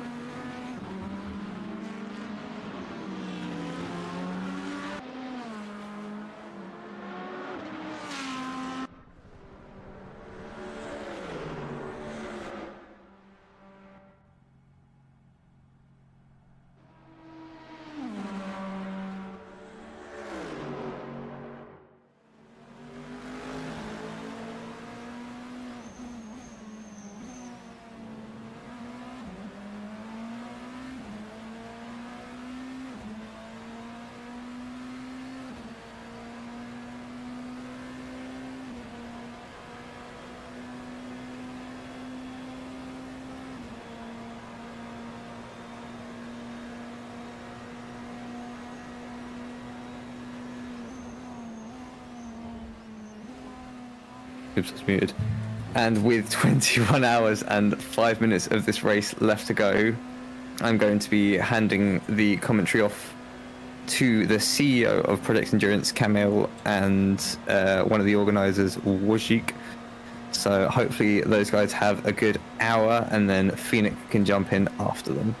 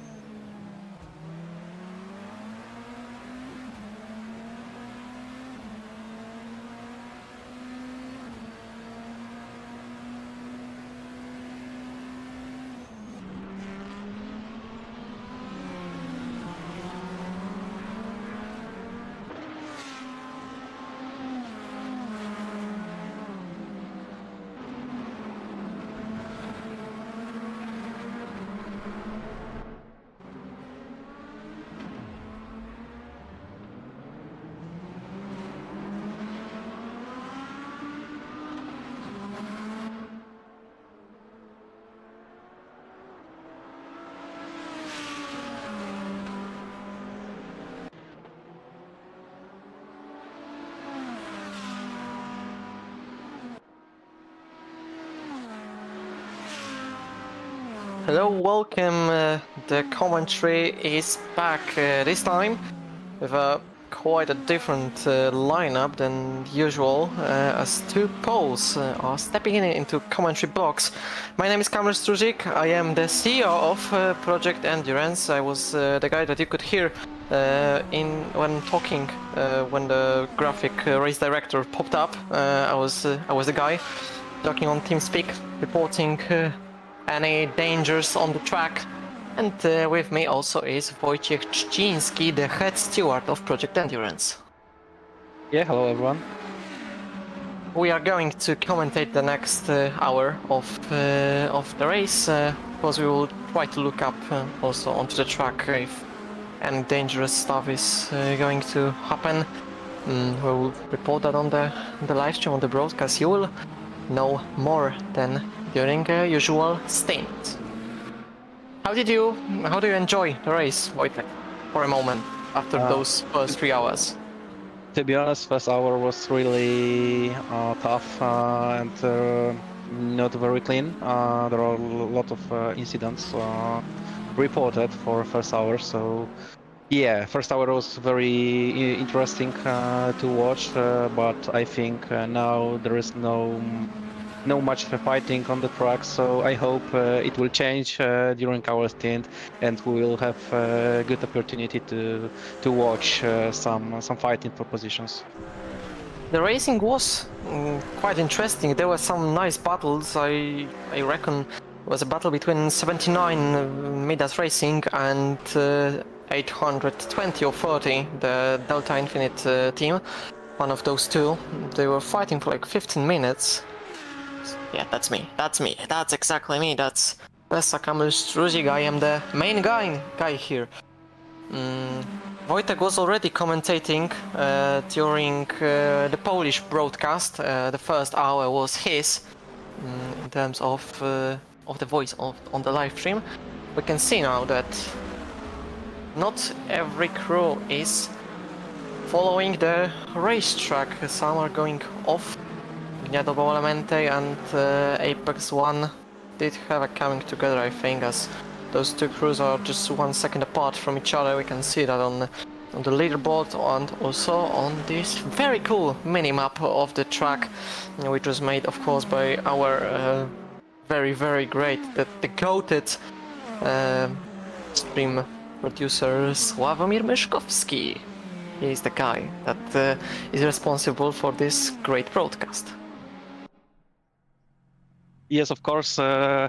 Sławomir is also showed on the screen, so yeah, it's his car. Also we can see that behind Sławomir is park car, but with bad number. They had number 50. They have exactly number 997. So there is some mistake with their number plate. I think it's because of the lightning of the number plate. They can be light. Oh my god, I'm not native English speaker, so that's the big issue. But it's because of the lightning template, and 997 should be below that 50 number. Of course, the guys in the paddock channels of our Discord server, which you can find in the link below the live stream, were encouraging Sławomir to show those pit guys, those mechanics. Some of them are huge, some of them are normal size, and some of them are very short. And that's 36 Brazil official team. This crew had a lot of problems today, and after their long stops, they are in between GT3 cars of the field of GT3s. It's mainly because of the long stops, I think. But Brazil official team slash Cascavel not having their best race, not having their best debut race in Project Endurance. Lots of problems, lots of collisions. So it's not looking good for the first 3 hours of racing. Oh, and that's another... Oh, no! Very bad rejoining to the track. It will be a huge penalty if it will be reported to the stewards. That's not the way you should... That's not the way you should rejoin the track. That's not the way. Yeah. Meanwhile, OC Racing Laupen had a little moment in bus stop chicane, but of course we mainly focus on that pit lane exit slash turn 1 incident. 411 already had a problem like this earlier on in the race when they spun and were in the pit exit. Were stuck in the pit exit, but they managed to come back quick, unfortunately. Not in the safest way. During our commentator stint, we will have the first interview, I think the first interview with I think we didn't have one today yet. So you can confirm if I'm right.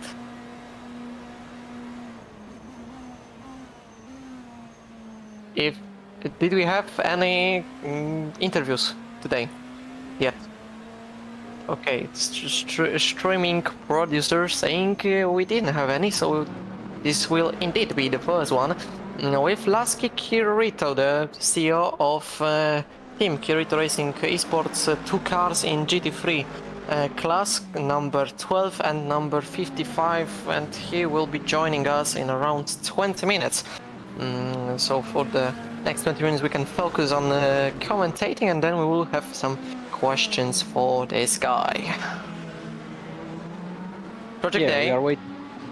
we are waiting just for confirmation about the interview, but at this moment we have Project A. They are trying to chase 42 GLS PXN Racing. It's only 3 seconds between these crews, yeah, we have also yellow flag in turn 1. It's again 411. Very bad race for them. Second lap with the same problem in turn 1. It's really how to say it, to be honest, it's really depressing for them, I think. It can be really depressing. This is agreement number 1, the threat of the last is back. Yeah, and we have also drive-through penalty. Reinstated. Yes, award, of course. The appeal was rejected, so yeah, they have to solve a drive-through penalty during next 10 laps. Number 411 Brazilian official. Box this lap, be careful in sector 2. Yeah, we have lots of information from race director. They are now in turn 5. Suspension damage for car 411. I already had a situation when I had to call them with that technical flag. Unfortunately, the thing is happening once again. For them, they have to get back to the pit lane. That's not the safest thing. The banking, be careful there.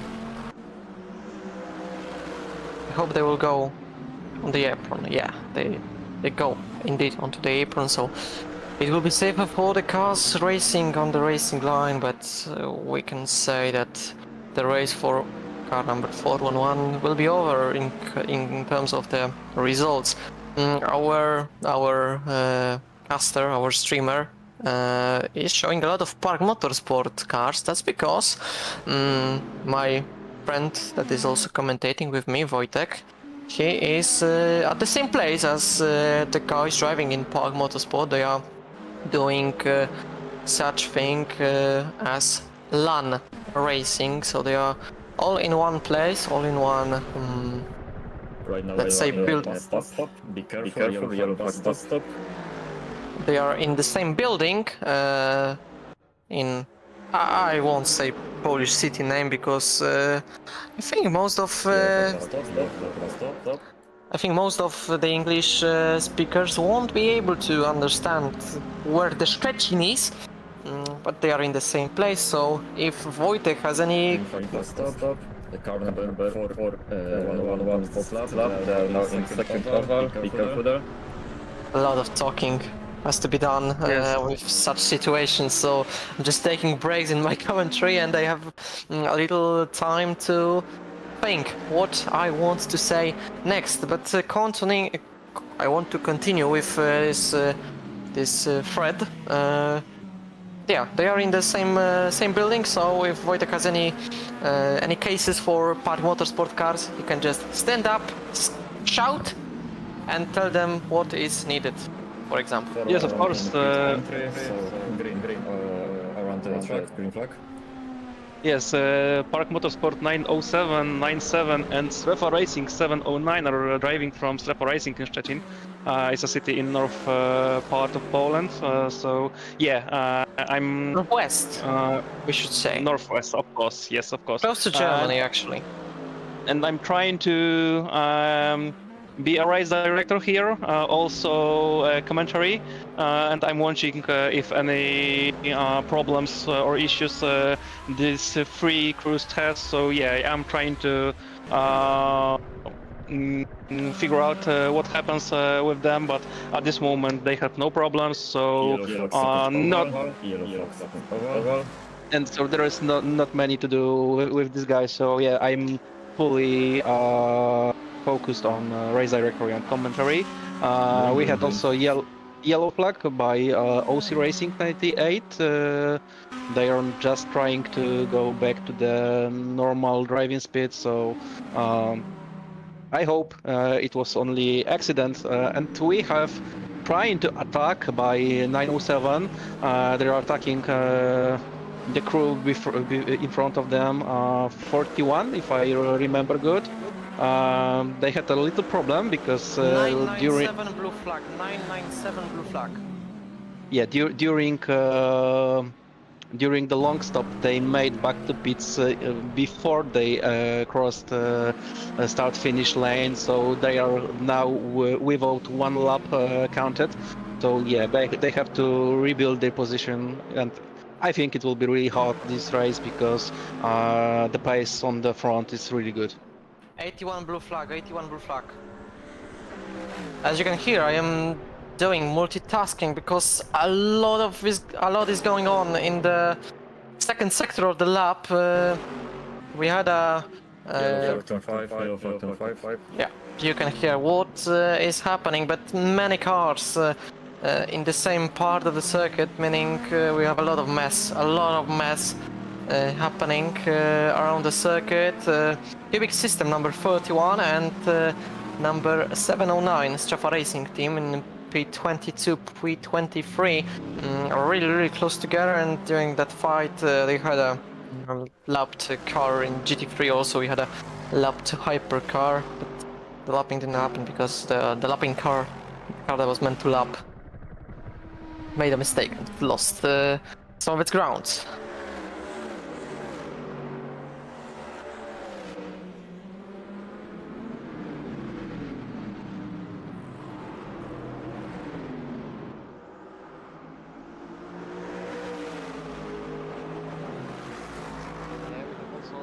Fighting for a position between Straffa Racing and Cubic system.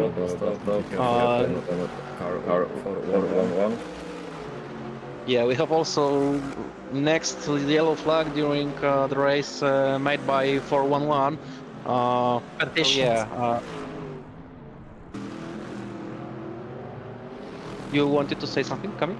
I just wanted to say traditions about that. Ah, okay. That's the only thing. Sorry. Green stop, Yeah. stop. Yeah, and we have green flag, so we are going back to the racing in bus stop. So yeah, Straffa Racing is trying to chase 41 Cubic system. It's fight for position number 3.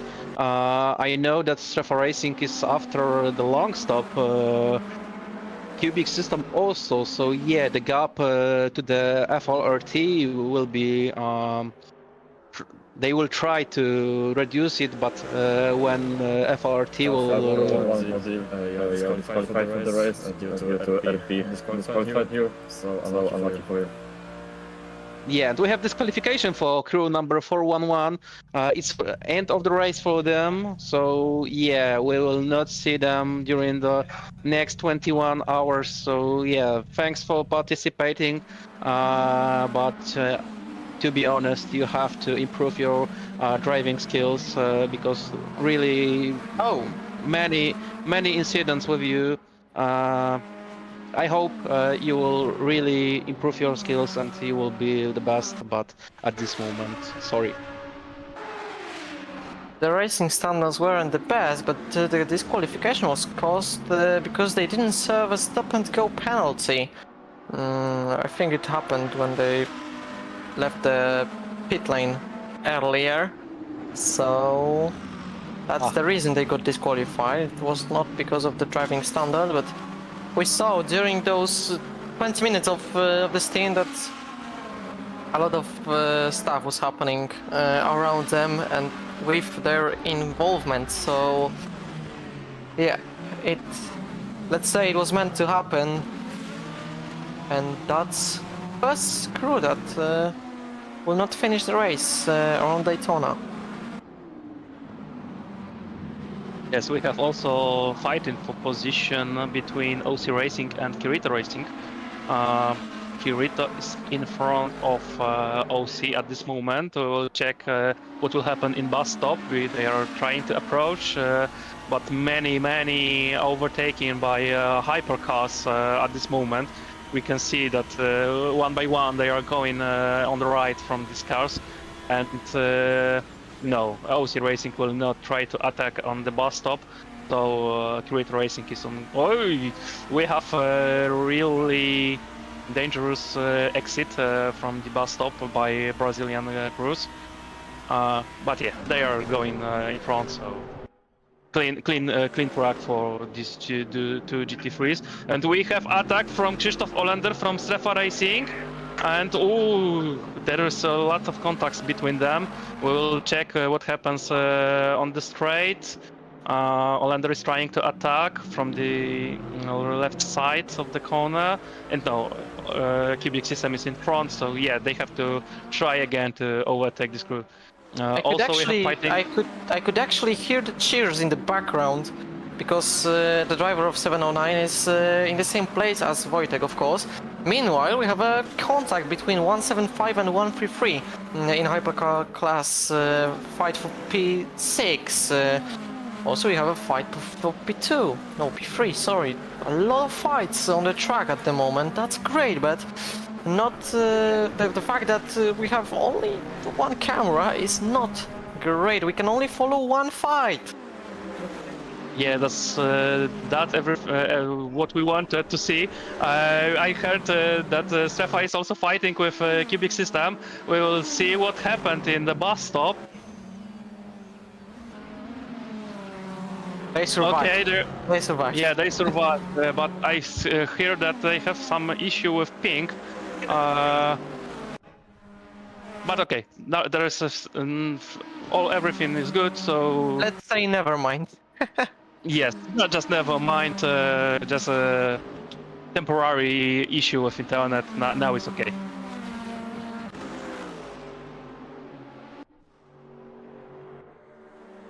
We are But just. They are going on the upper fighting. side of the banking, and they are going around the outside into turn one, and looks like they get into third place. That's a great move by 709. We could see the lineup on the graphic on the bottom of our screen. Also, we can see Cubic System and FNL Racing Team. They are under blue flag condition. So I will have to scream on them that the faster car is approaching. Wait, Camille. I think they are faster than FLRT. I'm not sure. We have to wait for the situation.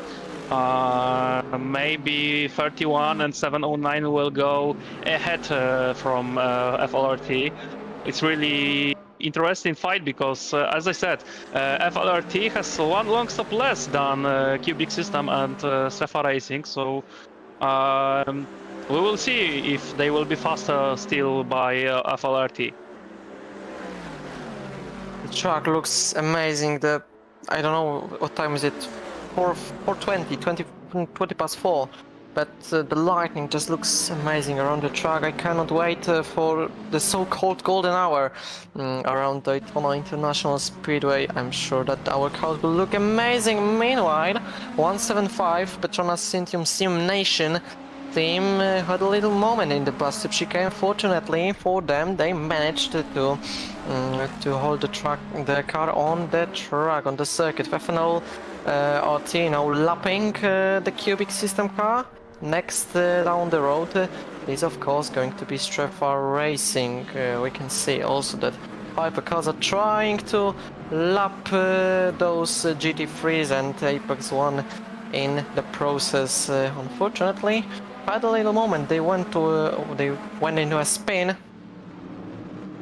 Now they are of course lapped by those two cars that were fighting earlier on. They are still fighting, of course, just in the other part of the circuit. Yes, I just gave information for Stefan Racing about the blue flag on car 222, and I just let them pass. So yeah, we have still fighting between Cubic System and Stefan Racing team. Oh my god, the dive bomb by Voil Racing! Wow, that was a big one. But Lot of cars fortunately, here. all of them survived, and Cubic System gets by. Oh my goodness me! That's a contact. That's a contact. And unfortunately, for Cubic System, they managed to hold the car in one piece to not crash into the barriers. That's a big moment for this fight for third place in GT3 class. You also get overtaken by 36, but 36 is a hypercar, so not a big deal for them. That was a huge moment. Also, some cars, there's a car on the yellow. Oh no! Oh no! Oh no! Full course yellow. Full course And yellow. we got That's a full big course one. That's a yellow. big one. Second part of the bank. Oh, FLRT is rolling. 3, 2, 1. Focus zero, time. That was a big one. That was a big one. We saw it unfold. Unfortunately, we have some of the victims of that incident. That was a big one. That was a huge one. You have to admit. This will be a longer full course yellow, I think. This will be a longer full course yellow because. Oh, okay, it's ending it's actually. not longer. But to be honest, it will be 5, 4, 3, 2, 1. Green flag. Back it to will be a racing. huge penalty. It will be reported to the stewards.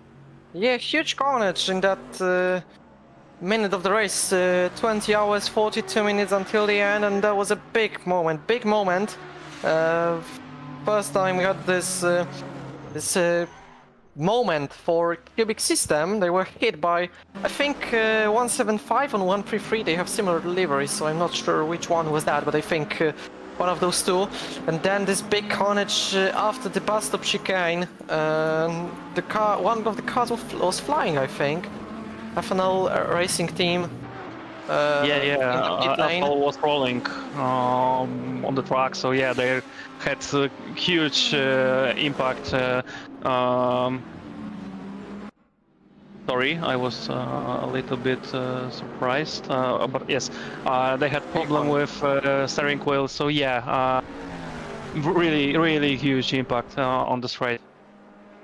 I don't think we saw such a big accident in a long time. Strefa Racing lost a lot of time in that situation. We can look into live timing, and it's Cubic System in P23 and Strefa Racing in P27. They lost 4 places and around half minute to the Cubic System crew, which they were fighting. Well, wait a moment, because we have blue flag. Strefa Racing was in pit lane. 217 blue flag. 217 blue flag. They had to repair the car and refuel. So yeah, they have after the pit stop. So we will see. Okay, we have also in bus stop Squadra course over crest. They was also involved to the one of incidents in last 3 minutes. So maybe some.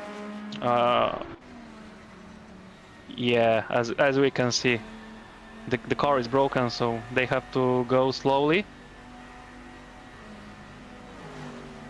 Wait a second, because I think the other director didn't see that, so I will mention it. Technical flag for car 20, Squadra Corsa over crest. Pit this lap, please. They are obviously going to pit, but just reminding them to do so would be not nice for them to continue with this condition of the car. Oh my god. I told you that it was a blue flag, guys. For the third time, you're ignoring my calls. Come on. I don't. Maybe you remember, but 217 got, let's say, a disciplinary talk from me after one of their track rejoins. That was the crew that, let's say, I shouted on. Unfortunately, another incident involving them. We will have an interview at the moment, in a few moments, I should say. Lasky Kirito is ready on Paddock 1 channel, so I will move him into there. We will be able to see Lasky. He will have his webcam on, so I think we'll have a little break to set the things up, and then we will be back.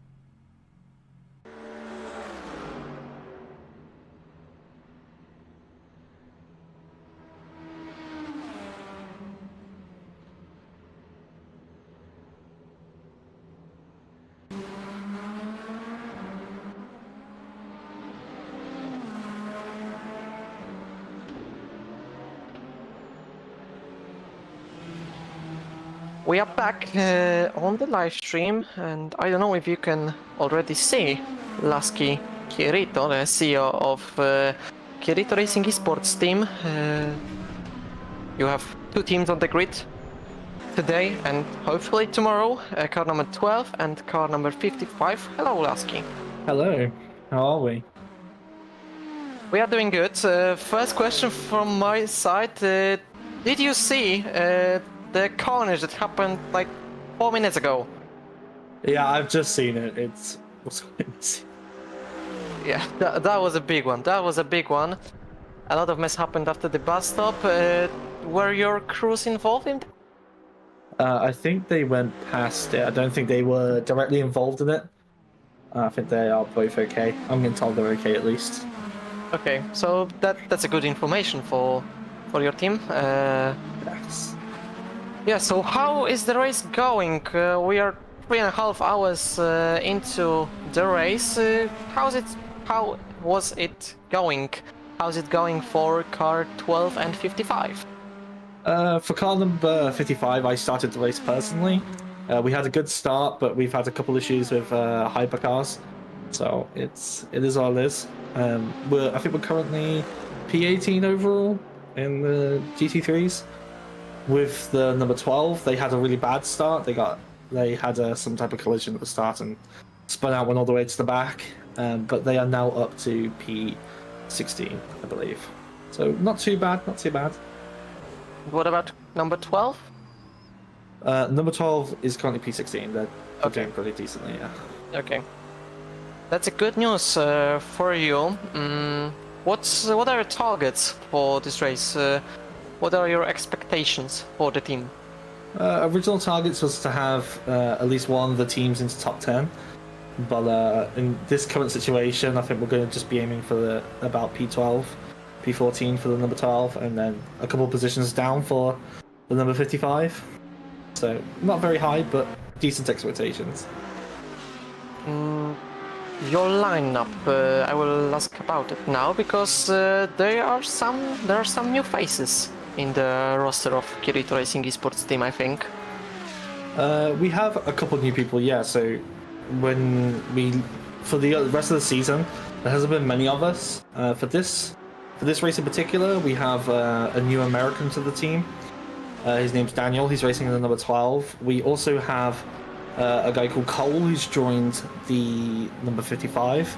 A guy called Eric as well, and a guy called Oscar from SRT. So we have a few new drivers, and it's enabled us to have two cars at the grid instead of just the one. 55, I can see now, right now doing a long stop. They left the server, so there's a driver swap. Yeah, I believe Oscar's getting in the car now. Okay, good luck to Oscar then. Yeah, your speed mechanic is a big one, I think. If I My can what? see. The mechanic in the pit lane. Oh, There are half of them big are ones. large. Yeah, there are big ones, there are normal ones, and there are small ones. You have Size the big doesn't one. matter. Size doesn't matter. It's the performance. That's a sentence for today. You mentioned in the form for interviews that you wanted to speak about future prospects after PE. You're running the league, CRL.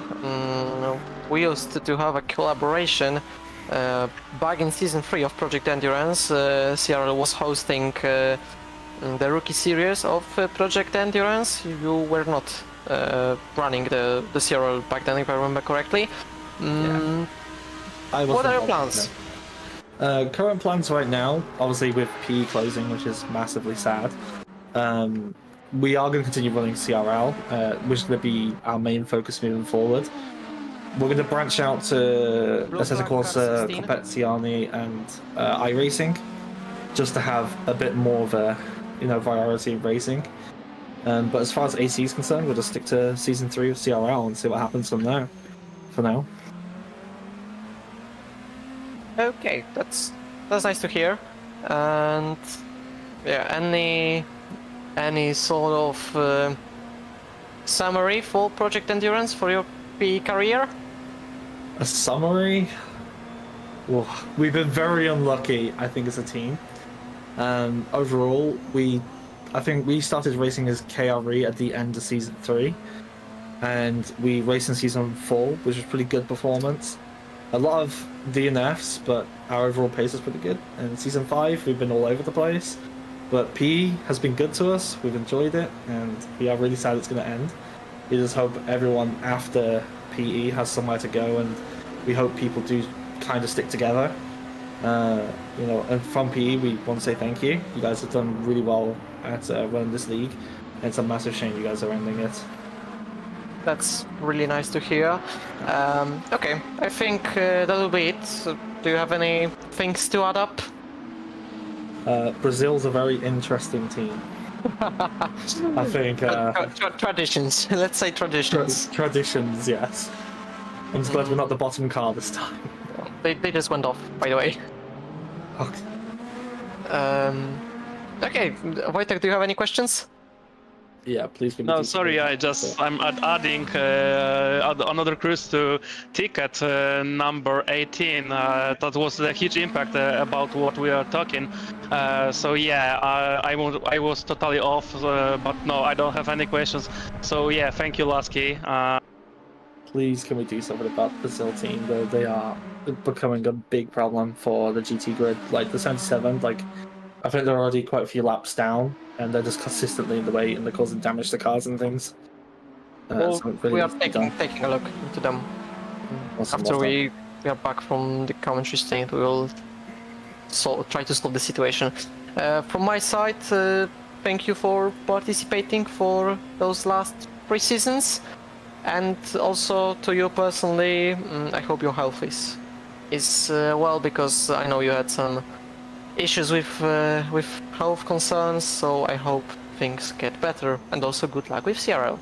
Cheers, man. It's still ongoing, but things are better. And please join CRL's PE team. That'll be hilarious. Not gonna lie, I will personally root for your car. We will see if Really good. that will be possible. Maybe in the Yes, future. Let's go. Thank you for your time, and cheers to your mates from the team. Bye, guys. Have fun. Yeah, goodbye.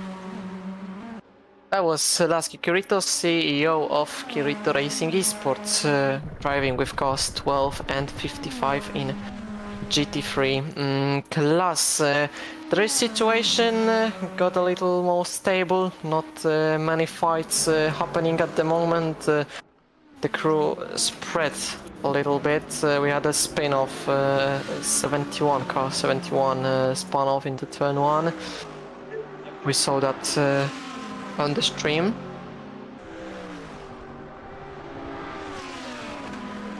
Kirito fighting. Kirito Racing Esports fighting with Midas Racing 12 versus 179.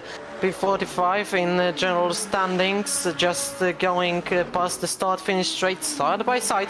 Kirit Racing is was on the outside, coming from the upper side of the banking, but Midas Racing holds off its place going into turn 1. That's a great defensive move by Polish guys. I think that's Tomasz from Lithuania. I'm not sure.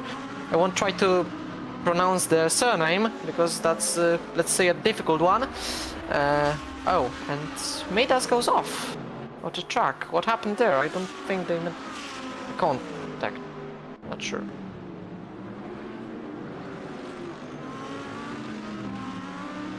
Yes, I had also. Okay, we have some 7-5 of the track. They're trying to rejoin. Oh, free.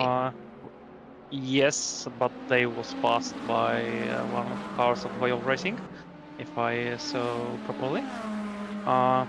Yeah, I was asked because we have many tickets at this moment. So, as I said, I was adding during the interview the crews for the incident from.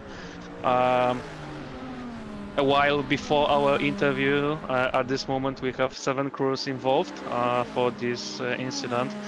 So yeah, I think there will be really big argumentation between all the crews which was involved. But yeah, the penalty will be really harsh at this moment. I think the stewards will have to see again this replay. But yeah, I think when we will finish the stint, we'll join on other stewards, and it will be really hard decision about this penalty. Yeah, that was a big one. So a lot of things to consider. What caused that massive shunt? Yeah, this will take a bit of time. Hopefully, we can make the decision quite smoothly. No fighting on the track, I think, at the moment. I'm just looking on the intervals because I'm also on the track in game. The second monitor, as I was doing race director job, so looking for small gaps to follow some fights. 81 into the pits. They were in P4. Right now, they are going down a few places as... Oh, whoa, we have a close call at the pit exit with Gniado Bolamente leaving the pit lane. Fortunately, no harm was done. They are 1.5 seconds behind 61 Apex 1. But also, 99 OC Racing X Open. Very close behind 71 Apex 1, fight for P8. We may see some moves going into the bus stop chicane. They are going on the upper side of the banking, OC Racing, and getting past ahead of the bus stop chicane, which promotes them to P8. You can see that on your screen, but that's what happened in real life. So OC Racing number 99 up to P8. And another OC Racing 98 into the grass at the exit of turn 3. They will fight with Kirito. Yeah, and what is it's interesting, crew number 34, Brazil official team, is behind FLRT, and the gap was bigger for a while. Now they are trying to overtake the leader of GT3, but now again they lost 1 second to them. So I just want to see what happens there. It's ridiculous if hypercar can't overtake the GT3 car. The gap is... Continue. Yeah, the gap is increasing still, so it's really strange situation for me. I thought you were ending your sentence. That's why I went in with my words.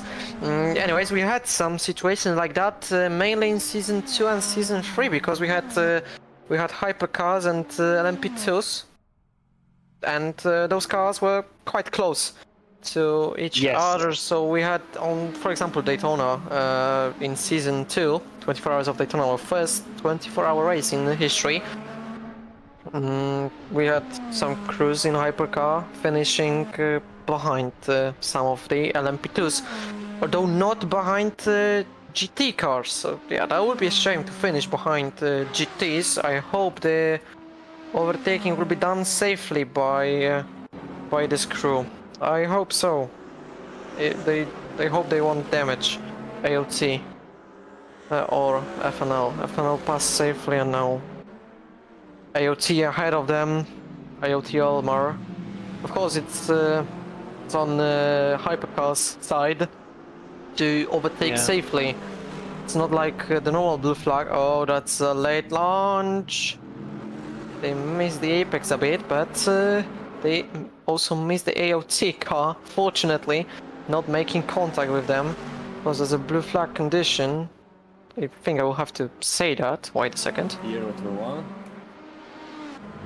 Blue flag car 21. Okay, they are getting out of the way. Green flag 1.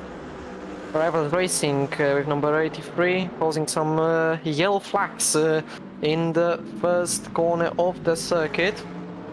As you could hear, Mikołaj Kasztelan was mentioning that danger was happening in the first corner of the track. Yes, and we have grid racing in pit lane. They are just entering. We'll see if it will be a long stop or just a normal pit stop.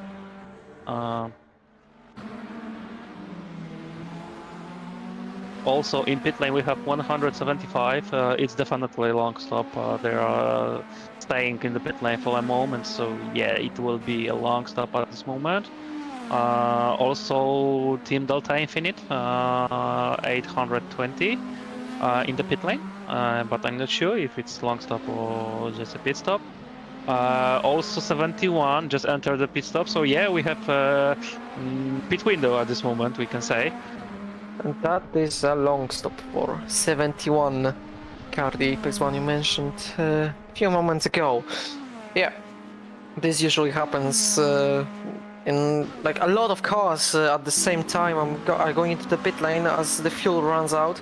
Most of the crews go with the full fuel tank. That was a tongue twister, let's say, especially for not native English speaker. Anyways, yeah, we tend to have pit stops happening in waves, with many crews going into the pit lane in the similar moments of the race. 179, which we can see on our screen, trying to catch OC Racing ex Lifeless. Some of the drivers of OC Racing, for example Lucas Centorbi, is also commentating during this race. He did the first hour of today's race, and he will be back in the commentary box later on. I'm not sure which hours. Yeah, 6 p.m. until 8 p.m. Central European summertime. Yeah, that's I think the name of the time. Yes. Anyways, he will be back in the commentary box later on. We can see that OC Racing has some problems with staying connected to the racetrack. Some oversteer was happening. Oh, that's overshot braking. Will they manage to just get them into the right way? Yes, they can do that, but they gain the place because of that collision. That's not fair. That's not nice, guys. Yes, we have also fighting for a position between Gniadobo Element and Petronas Centium Simnation. They are The old love quite story close. comes back. We're fighting earlier on, so the Yes, love and story is back. also there are two Simnation crews close to the Gniadobo Elemente. So Yeah, I cost think 17 too. Yeah. we will see a fighting for a position in a moment. I'm not sure when. Double trouble is what's maybe going through head of 133 driver at the moment in the car. As two Sim Nation teams are right behind him. If you don't know Sim Nation teams, maybe you heard about Sim Racing Dream crews. Those are the crews that they were called Sim Racing Dream or SD. They made a little rebranding, let's say, because of the internal situations. I'm not going to go into the details. With that. But we had those little changes. Meanwhile, we have lapping of car 91 in 7th place. Of course, they are trying to get through those lapped cars as quickly as possible. Midas Racing, yeah, they are not going to give the place back. We are one lap later, one lap ahead. Like 1 lap ahead, we had this collision between 98 and Midas Racing, and the place was not given back. 3 seconds is the gap at the moment, and 175 got really close to 133. The teams will surely fight in a few moments, but in the meantime, blue flags will be happening.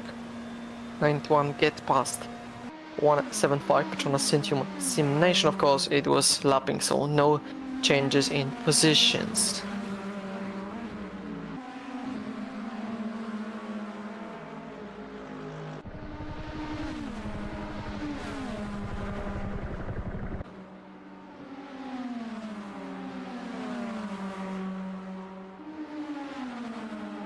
I will be silent because I have to explain one thing to us race director, so sorry for a moment of silence.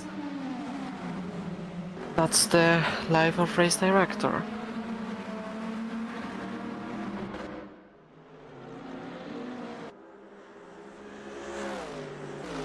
Okay, things explained, time to go. Back to commentating. We can see PMO Endurance Team Blue in P32. At the moment they have car 21 right behind them, and AOT Elmar is the crew that had a little issue yesterday in the qualifying, a little misunderstanding in terms of booking, and they couldn't connect to the server, so they started from the back. They are right now, as you can see, gaining some places, regaining their ground, and they will try to fight for P32 in the overall standings. This would be around P12 in GT3 class. Yes, I'm just watching the situation on the track, and yeah, 1-7 Simulation, One Vision Esports is trying to catch Gniada Bauelmanta. We had we had a change of position there because Yes. 175 made a mistake. Yes, yes, definitely. They're getting a lot of tow into turn 1, but are not able to get their position up. Yeah, a little bit better exit from 1-7, but it's not enough to catch Gniada Bauelmanta.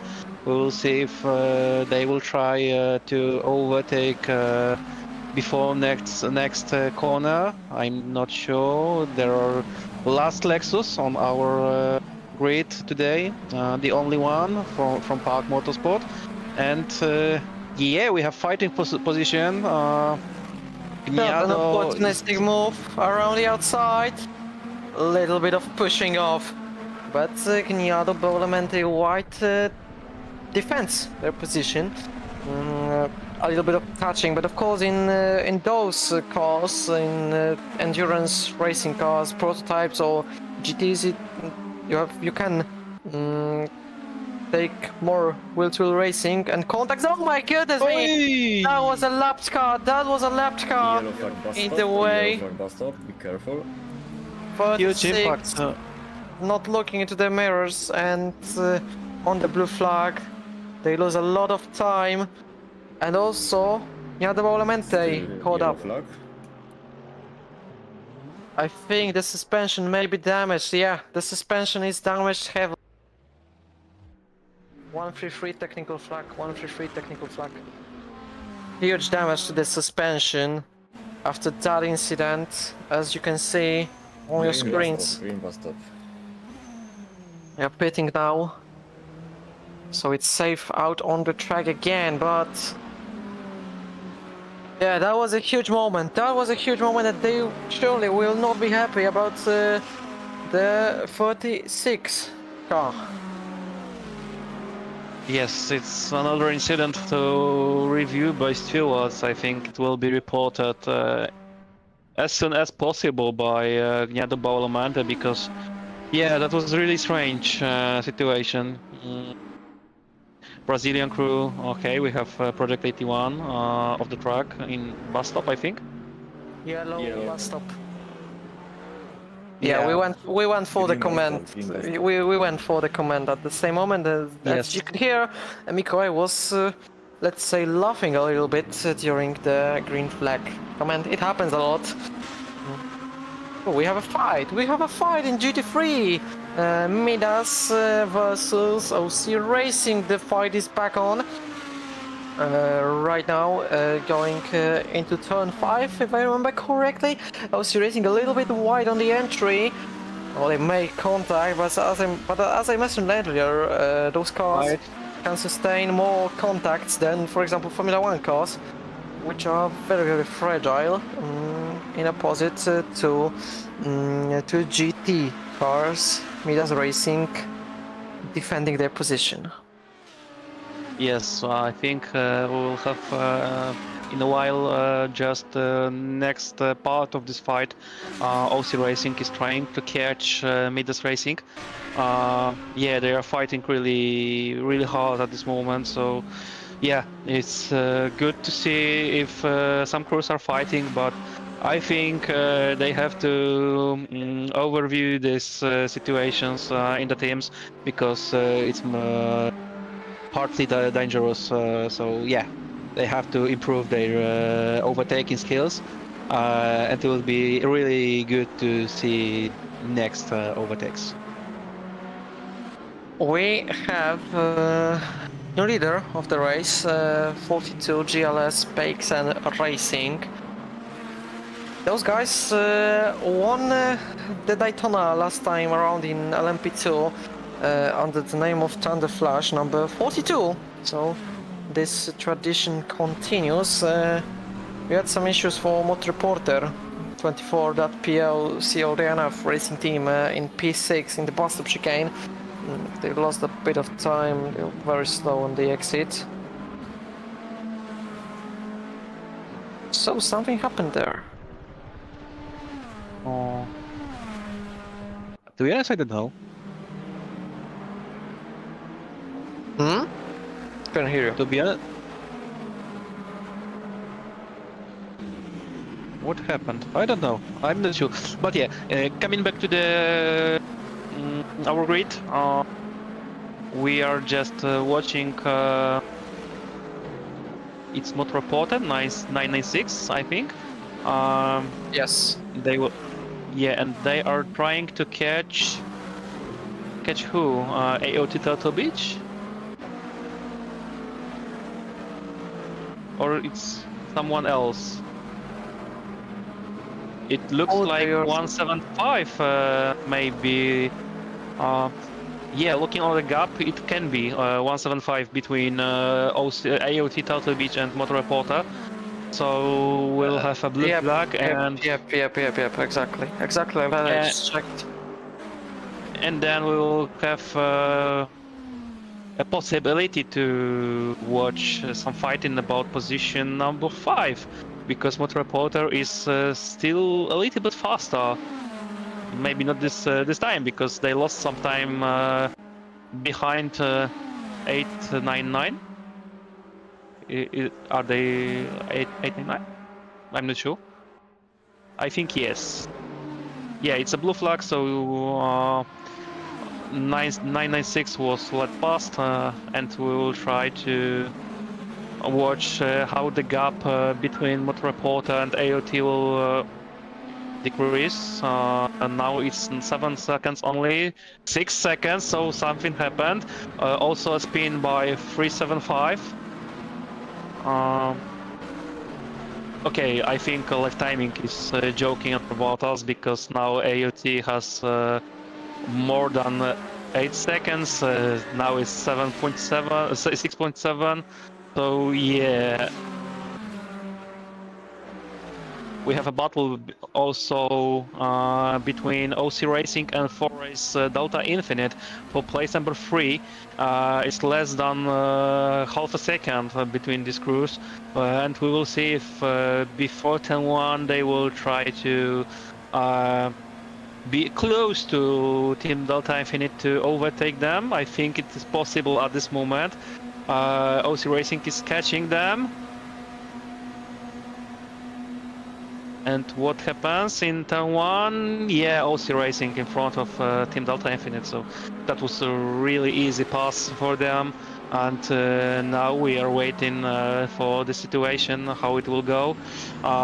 Maybe Delta Infinite will try to retake the position. Right in GT3 also. Sorry to cut you off, but fight for P34, OC Racing X Lifeless, and 217 Ścigałka Rocket Simulation. The crew I was screaming at a few times today already, fighting for their place in GT3. A lot of mess in those first corners of the track.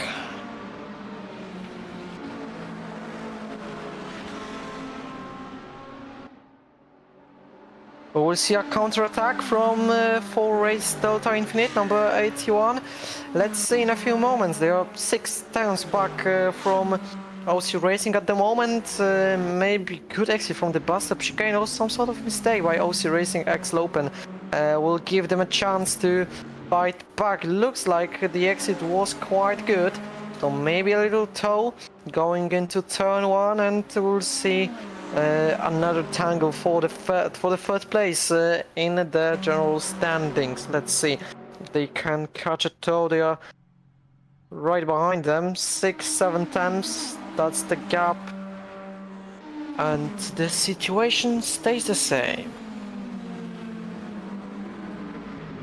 Yeah, and it's 5 p.m, so we should go back to our race director job. So do you have any information, Kamil, if someone will come to stand in? Yeah, there was a person meant to come into next hour, but I cannot contact them, so I will give more information when I know anything. There was the guy that said that hurricane was coming his way, so maybe his power went out. There's a heard of the synth. Yeah, we will try to sort this out, and we will let you know in a few moments in time.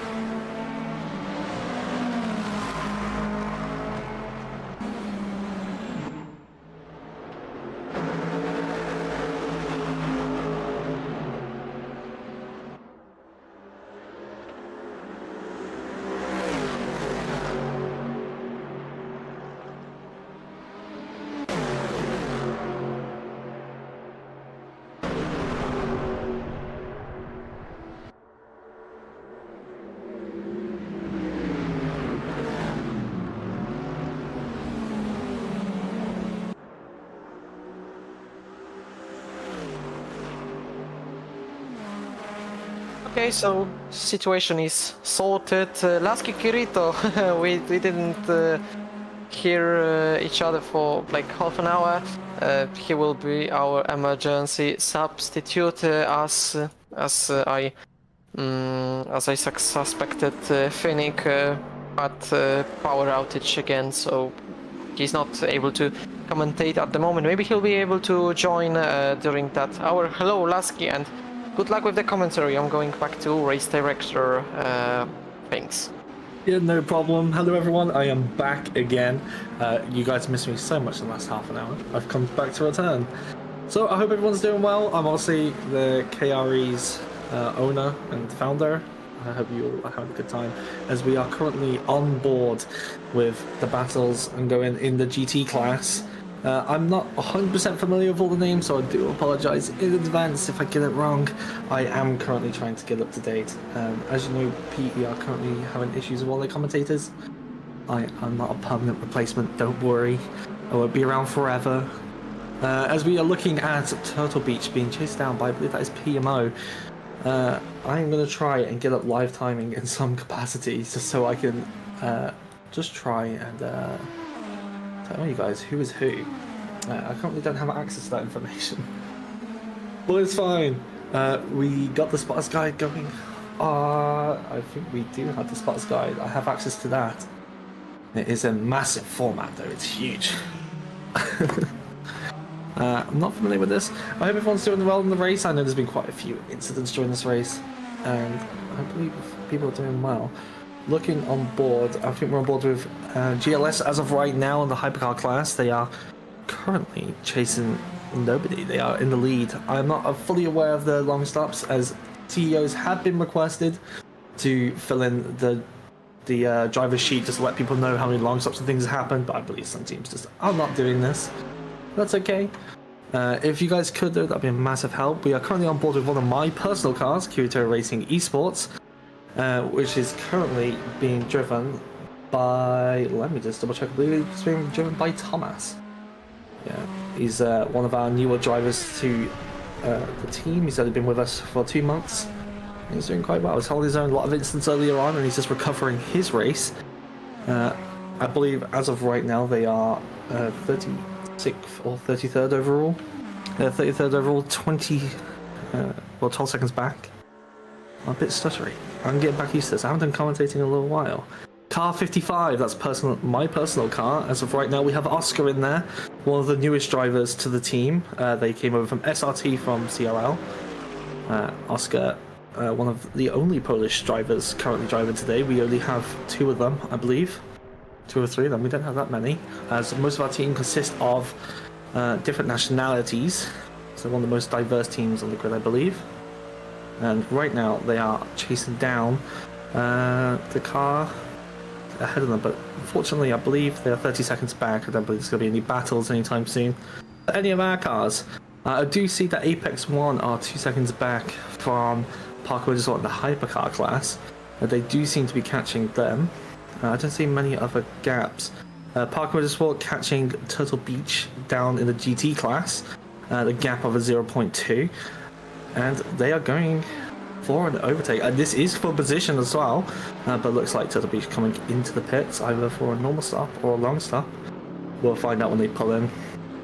Just a little reminder to people, I think a few teams are having this issue. There is like a line in the pit lane, you must cross it before doing your long stops. I believe we've had that issue in our car. Just a little warning to other teams, if you're doing your long stops, please go past. And look at that nice livery. Nice little gradient there, a little bit of texture on the back. As we go on board with Project A, they are 34 seconds back from GLS PXN Racing. These guys in all black livery, no expense on that livery, as they're currently trying to get past my GT car there. Oh, that's the Midas car actually. It's going quite well for them. I'm not fully aware of the long stops. I am currently trying to get that information. There's a lot of information for a commentary, and I am currently trying to figure this stuff out for you all. So the hypercar class in Project A. Ooh, there they are. They've apparently done one long stop. The one long stop in 4 hours is an interesting strategy. I wonder if they have another one coming up pretty soon. I'm not sure if they do. You know, having one's interesting, as we do see a Move Center Sim Nation Racing in the pits. As we quickly swap over to OC Racing down in 17th place. They are doing a long stop by the looks of it. Making sure that they get that in. As we now look at another Turtle Beach livery. I believe this is an Apex 1 Turtle Beach. I'm not entirely sure that's correct. Yes, a lovely livery from them. They are chasing down Full Race Delta Infinite with their new title sponsor. And they are just under a second behind. I believe that is them up there on track, and they may catch them within the next few laps as they fly past the GT car. I'm going to try and get the chat back up because I've accidentally closed it. Well, whoopsies. Not so easy in CRL commentary? Damn straight. I think in CRL there's not as much happening. Nowhere near as many cars on track, I don't think. I think the most amount of cars we had on track was 45. But most of them DNF pretty quickly, and not so much action. I'm also not familiar with half the teams. Can someone say the reason that the Brazil Fisher team got DNF? So their one hypercar got disqualification. I think it was the 411 was disqualified for not serving a penalty. I think they had a stop-go penalty for doing a long stop incorrectly, and they did not serve that penalty. So unfortunately for them, their race has come to an end forcefully, but it is due to their own error and not following race director's notes. I didn't serve the penalty, yeah. As suspected, as we are currently still on board with a 4-race Delta Infinite. I'm used to just saying Delta Infinite, but that's fine. They are now within half a second of the car ahead of Turtle Beach. Now, I'm presuming that these guys are on a similar strategy to each other, so this will be for a position. We do have 20 hours left in this race, though. So I do hope when they battle, they're not going to do anything silly. Keep it clean, boys, as we don't want to make any mistakes early on in the race. I don't believe anyone wants to crash out at this point, as we've already seen quite a few pile-ups so far. A couple of VSCs here and there. So now come between some of the... I think there's another PMO car, PMO red. Oh, got a little pickup. Look at that, Voil Racing, the 666, currently leading the GT class. Where did we see the penalty? It's normally, if I remember correctly, if you do your long stop and you leave before it, you get a drive-through penalty. I think not a drive-through, a stop-go penalty, and they didn't serve that stop-go penalty. Therefore, the car was disqualified by real penalty. That'll be the reason for it, Greg. Look at this, nice, very simple livery from Voil Racing. I do believe they've had some more complicated ones in the past, but this time they're going basic with all their lovely new sponsors on the side of the car. Voil Racing, I believe, are the providers for this server. They provide most of the stuff, most of the servers for Product Endurance, and this will be the last time that they will be doing that, as PAE is sadly going to an end. Real sad. I think a lot of teams are going to miss this league, and Voil Racing wants to put their stamp on PE before they leave with a victory in the 24 Hours of Daytona. They are currently leading their grid, though. Interestingly enough, there is a hypercar behind them on track by 18 or 19 seconds. This is interesting to me. I remember last time we did Daytona, there were question marks around LMP2s being faster than the hypercars. I never thought I would see a GT3 be ahead of one, but that happens sometimes. I believe these guys may be having some type of technical difficulties. The Brazil official team, they may be having some technical difficulties. I believe it's their first time racing in Product Endurance. I have not seen their name personally before. So they chose a very interesting race to get involved with us all. As contact between the other Brazil 128 and the 217. All yellow in the bus stop. Green flag. There we go, nice and green. The 217 not having a good race today. They've been involved in quite a few collisions here and there, and I believe they've been warned by their race directors 2 times for rejoining unsafely. So not a great race for them right now, but they are in a good position. They are behind Spiritor Racing 12, about 30 seconds back, but they're doing pretty decently for themselves in this race, considering all their bad luck. And I do hope that they pull it together in the later stages, and it'll be interesting to see how far they go, what position they end up in. Project A leading. Yeah, I can see on the leaderboard. I believe GLS, PXN Racing have come in for a long stop. Given the race lead to Project A, they are going to be loving that for all the glory. To lead a Project Endurance race is a nice thing to have done. As we're on board with Apex 1, they are 39 seconds back from 775 Esports.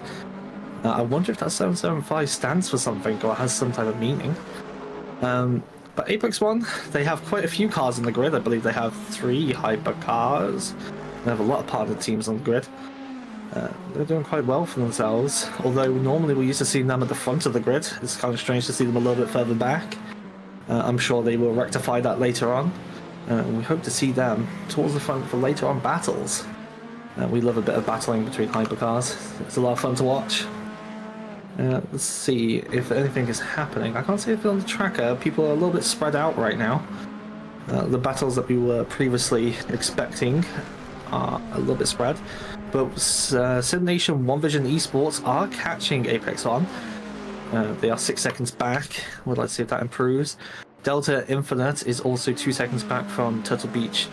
But I believe that gap is actually growing. And it seems like the live timing is having a little poopy session, as it's not too sure what to do about teams doing long stops, understandably. Obviously, it's a course not designed for people to be doing driver swaps and things. It's more something that came into ACC, and hopefully we'll see an AC Evo.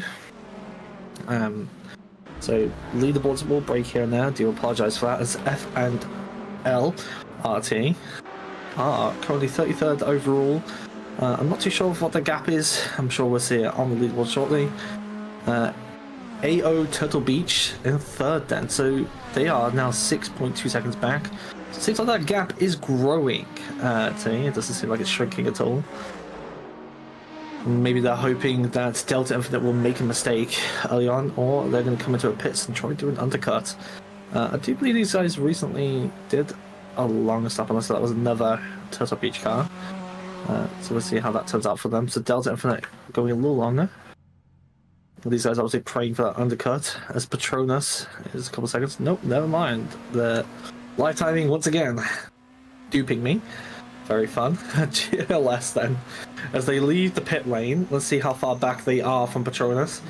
Obviously, I think GLS have done an extra stop than the Patronus team, if I'm not mistaken. So GLS now 1.5 back from Patronus Sim Nation. The GT car there helping them out a little bit, slowing down the hypercar, but now they're going to get it into the next corner, as it is pretty difficult to overtake through this little sector. I believe it's the end of sector 1, start sector 2. It is a little bit difficult to make passes there. It's a little bit tighter than you think, and these hypercars are a little bit thicker than the GT cars, so they have to find a gap and make it way through. Not a very easy thing to do.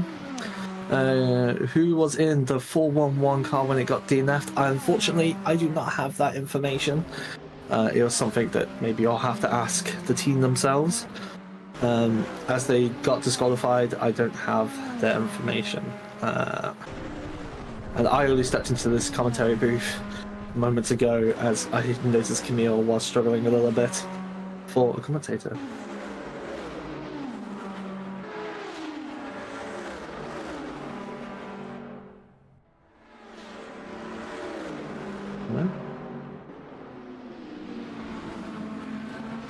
Yep, and that is that.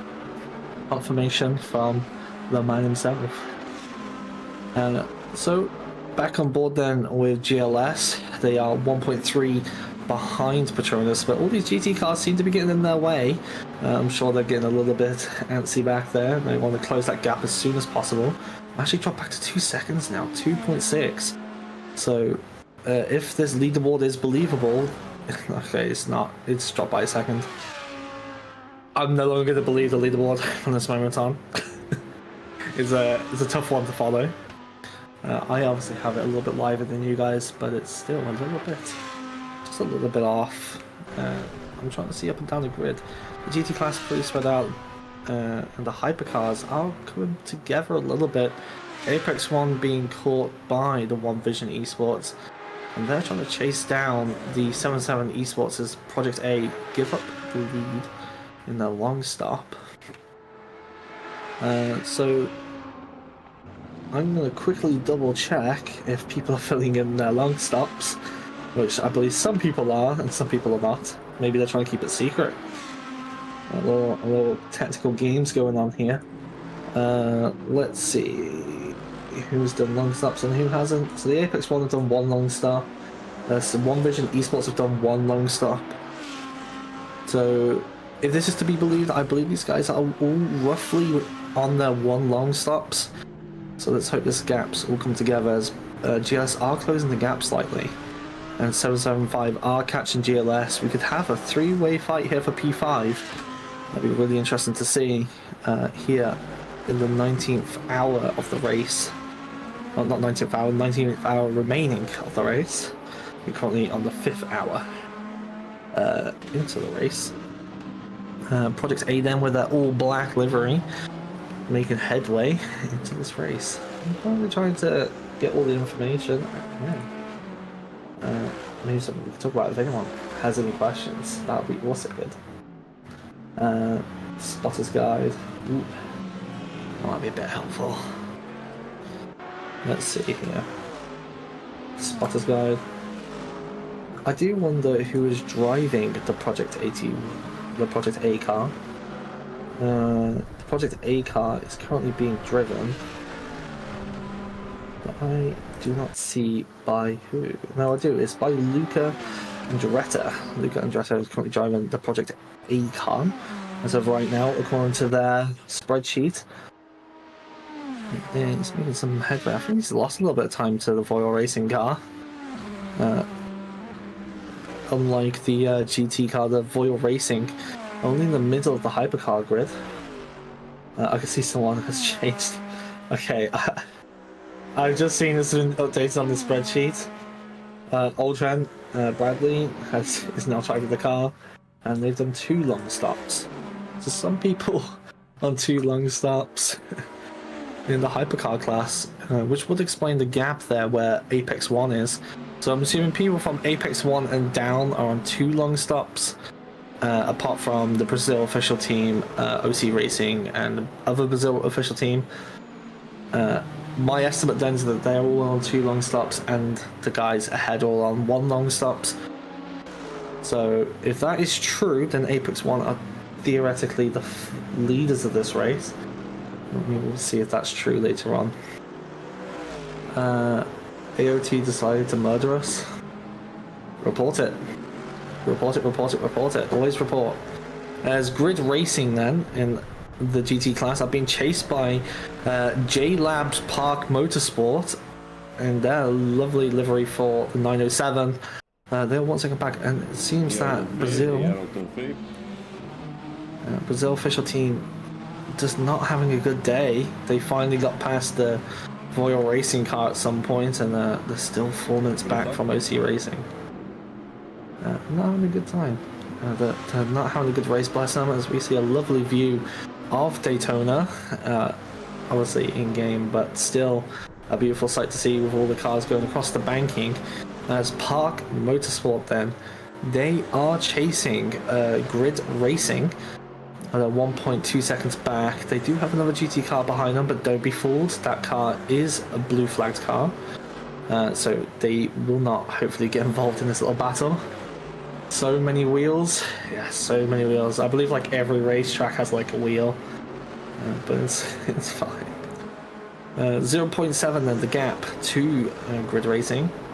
We'll see if they are able to make a move within the next couple laps. They do have eyes on. There are cars ahead, but I believe these are all lapped cars. So hopefully they get out of the way and do not intervene with this little battle that's may take place. As Park Motorsport then catching up through Sector 2. Let's look for a second now, he's going to make some type of lunge. Kind of spooky, but he did not. He's back in his lane, he's focusing, he's lining up. He's all good. As a One Vision Esports 0.8 behind Apex 1 as well. So we're getting a couple battles underway here now. I'm going to try and watch that time. Again, I don't know how accurate it is. I don't trust the live timing here. Even live timing on the live stream we have, it's not totally accurate. So a lot of teams are going to have to see the same information. Park Motorsport eyeing up their target. They do see him. They'll begin to slipstream roundabouts now, so they'll begin a little bit of an extra toe. And they'll be starting to feel a bit of dirty air as well, so they're going to weigh up, being a little bit faster and being a bit more cautious through corners. Make sure they don't make mistakes and keeping the clear head. They don't want to overreact. They want to keep it nice and simple, keep an easy mind. Got to remember that there are over 19 hours left in this race. As it seems someone has had issues in the bus stop. As Park Motorsport then going to the outside, they're making a good move and they're keeping it ahead. And they're going to pull just in front, so he will not be able to make a dive. And I believe Park Motorsport are going to keep their position here, as Good Racing are going to have to accept their defeat with this lap car still chasing down. I think it's a cubic system car. So I believe they're a little bit faster according to live timings. So it'll be interesting to see if these guys try to unlap themselves. They are 26th overall. Well, they're a minute down though. If that is correct, then they are a lap down. So I do want to see if they unlap themselves here. I think they are faster. I think Cubic System are one long stop up on these guys, which will explain their positioning. As we're now on board with the 775 and One Vision Esport, GLS, sorry, not One Vision, whoopsies. GLS PXM Racing, as they're both go either side of the Lamborghini Curito Racing. Into turn 1 then. The 775 pulls ahead, but there's a little bit of contact.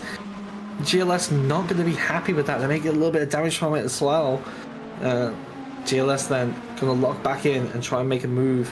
I'm assuming they're going to try and make a move on the next banking as they come round in Sector 2. That'll be towards the bus stop chicane, will be their next opportunity to make a move. As they now will be rolling around. A couple GT cars up ahead, so I wonder if they're going to make a gap. They both want to get past together. GLS are going to be a bit desperate as the GT car gives no care in the world and pushes the hypercar off track.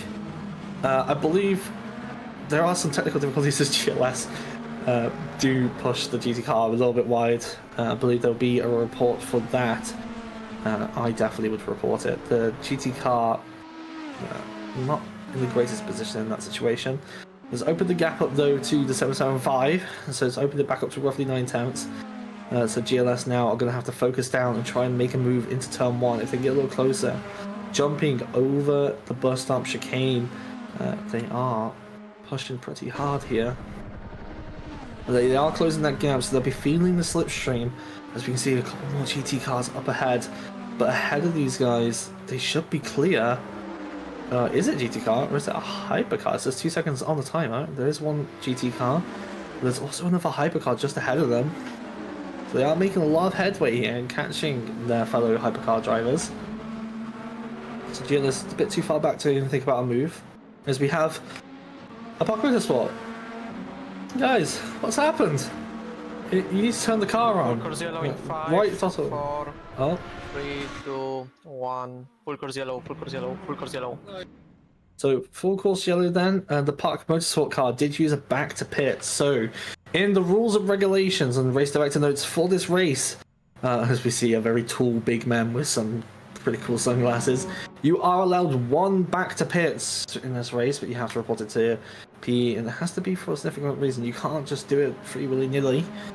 So unless they've done it before, that could be in their race. We'll see if they come back on track. I don't know if they've had it. 8 seconds. Do not exceed 80. I don't know if they've had their back to pits 3, ready. 2, 1, green flag, green flag, green flag. His race directors there initiating the green flag from the full course yellow. Joyce can go back up to full speed and start racing the hearts out once again. She only allowed one back to pit, so they will not be able to do it now. They have to go 19 hours in this race with no back to pits, and that means the battle they were fighting for before is gone. Grid Racing will take that position back from them. The gap between 775 and GLS opened up a little bit under that virtual safety car. So one team, oh, that'll be a cut warning. GLS Racing then a little bit easier during that full course yellow period, and you get a little delta, and you need to stay green the entire time, where some teams leave a little bit of a margin. I guess GLS did there. It's Team Delta Infinite here. We just hopped on board, are leading this race. 165 laps so far. We're going to go much further into this race. I wonder if they can take this lead all the way to the end. They will be hoping they will. But they have all these teams behind them, are sniffing at their heels. They want to take this win as well. But like I said earlier, leading a race here in Project Endurance is a nice milestone to have. And it's nice to be able to say you led a race here in the 24 hours, the final race of Project Endurance. As we can see on the live tracker, 775 Esports are getting close to Patronus now. So it is turning into a three-way fight, which is going to be very interesting to see how this unfolds.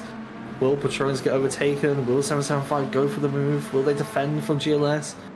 It's all getting pretty active here. You would have thought 4 hours into a race that things would have calmed down a bit, but this is Project Endurance, guys. They love their racing.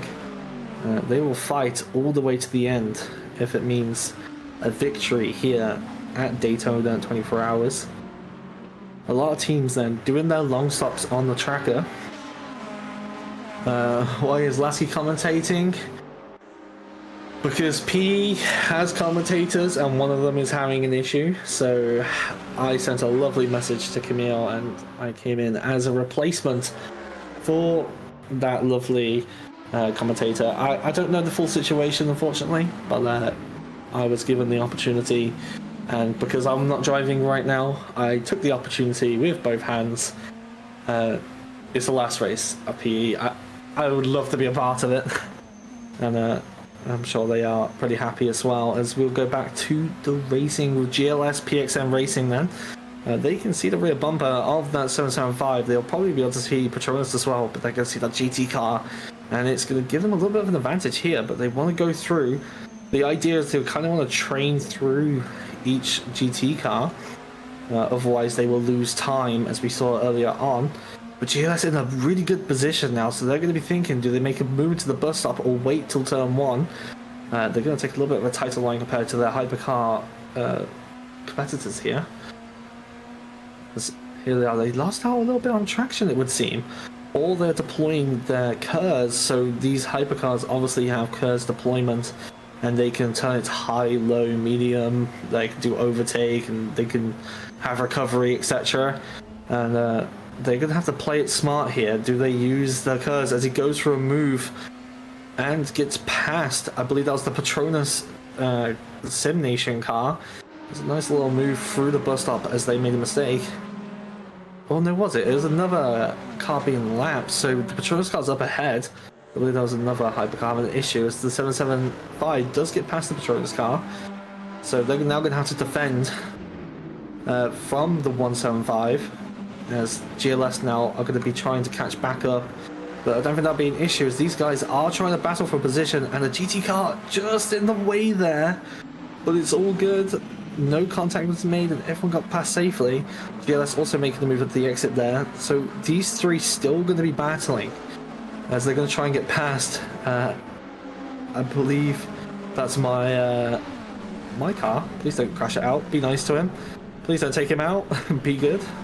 As GLS do get around the Kyoto Racing 5.5, and GLS losing out a little bit again. They're a little bit back, but they'll be able to catch them in the slipstream. I love gaining time under full course yellow. Yeah, who doesn't? but obviously those who lose out do wonder why it happened. As Patronus then, do they have the pace to catch back up to the 775? And are they looking out for the GLS PXM Racing? The GT car now once again getting between the hypercars, and the 775 here going to be loving the situation as they're going to be gaining time from this as the front runner out these 3 hypercars. GLS though going for the move, 3 wide on the banking, but they get past on the lower part of the banking. Can they keep it ahead now though? Patronus can get in that slipstream and try and make a move into turn 1, but it seems like they're a little bit far back. So it would seem that GLS is going to keep that position. Well done to them. A nice move. A little bit brave to go between 2 cars on the banking. Much braver than I.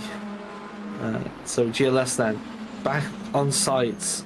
On their sights on the 775. So the 775 now currently in a podium position. Obviously that's not going to matter too much as they're all going to have to do more long stops and then they'll move around a little bit more. We don't know their true positions as the other commentators are not here to help give that information. I don't know who commentated before other than Camille, and I don't know if people know exactly where people are.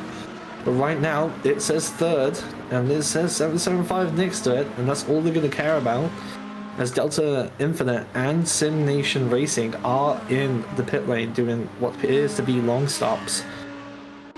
So GLS sniffing at a podium now. That's what they can sniff. They can see the 4 next to their name. They want to make it a 3, and they're going to be chasing these guys down. As it seems like a GT car went a little bit over the bus stop chicane there, and didn't make any contact. Stayed up the way of the hypercars. So that's all that matters in that regard. They've both dropped back from the 775 though. They're 2 seconds back now. As Apex 1 has spun at the end of turn 1. Yellow turn 1. That should be a virtual safety, if I'm honest, but I guess he's going to get away safely. It's very scary when you spin there because you don't know when to back out and it's hard to tell sometimes. So the Apex 1 car there getting a little bit lucky and not hitting anyone, not getting in the way of anyone on their way. So that's good for them as we go back on board with the current battle with GLS. And Patronus and 775, so they made a little bit more headway towards the 775. I'm not too sure if the gap's opening and closing or if it's just issues with the live timing as they go around corners and things, but as it stands everything seems to be okay. I'm getting messages about things that do not matter. I'm going to ignore them and move on.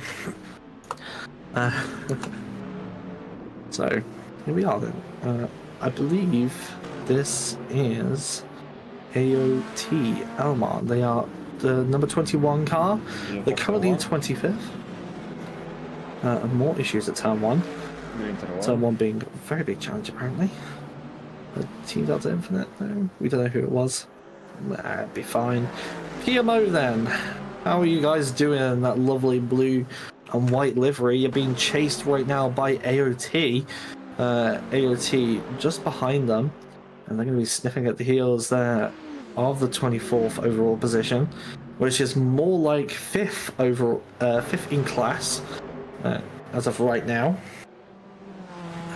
They are 1 minute back from the next person, so from their eyes 5th position is a pretty good place to be, and AOT wants to be in that position.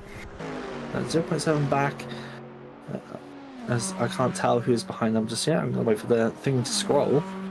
As we can see the DNF down there from the Brazil official team. It's actually a disqualification.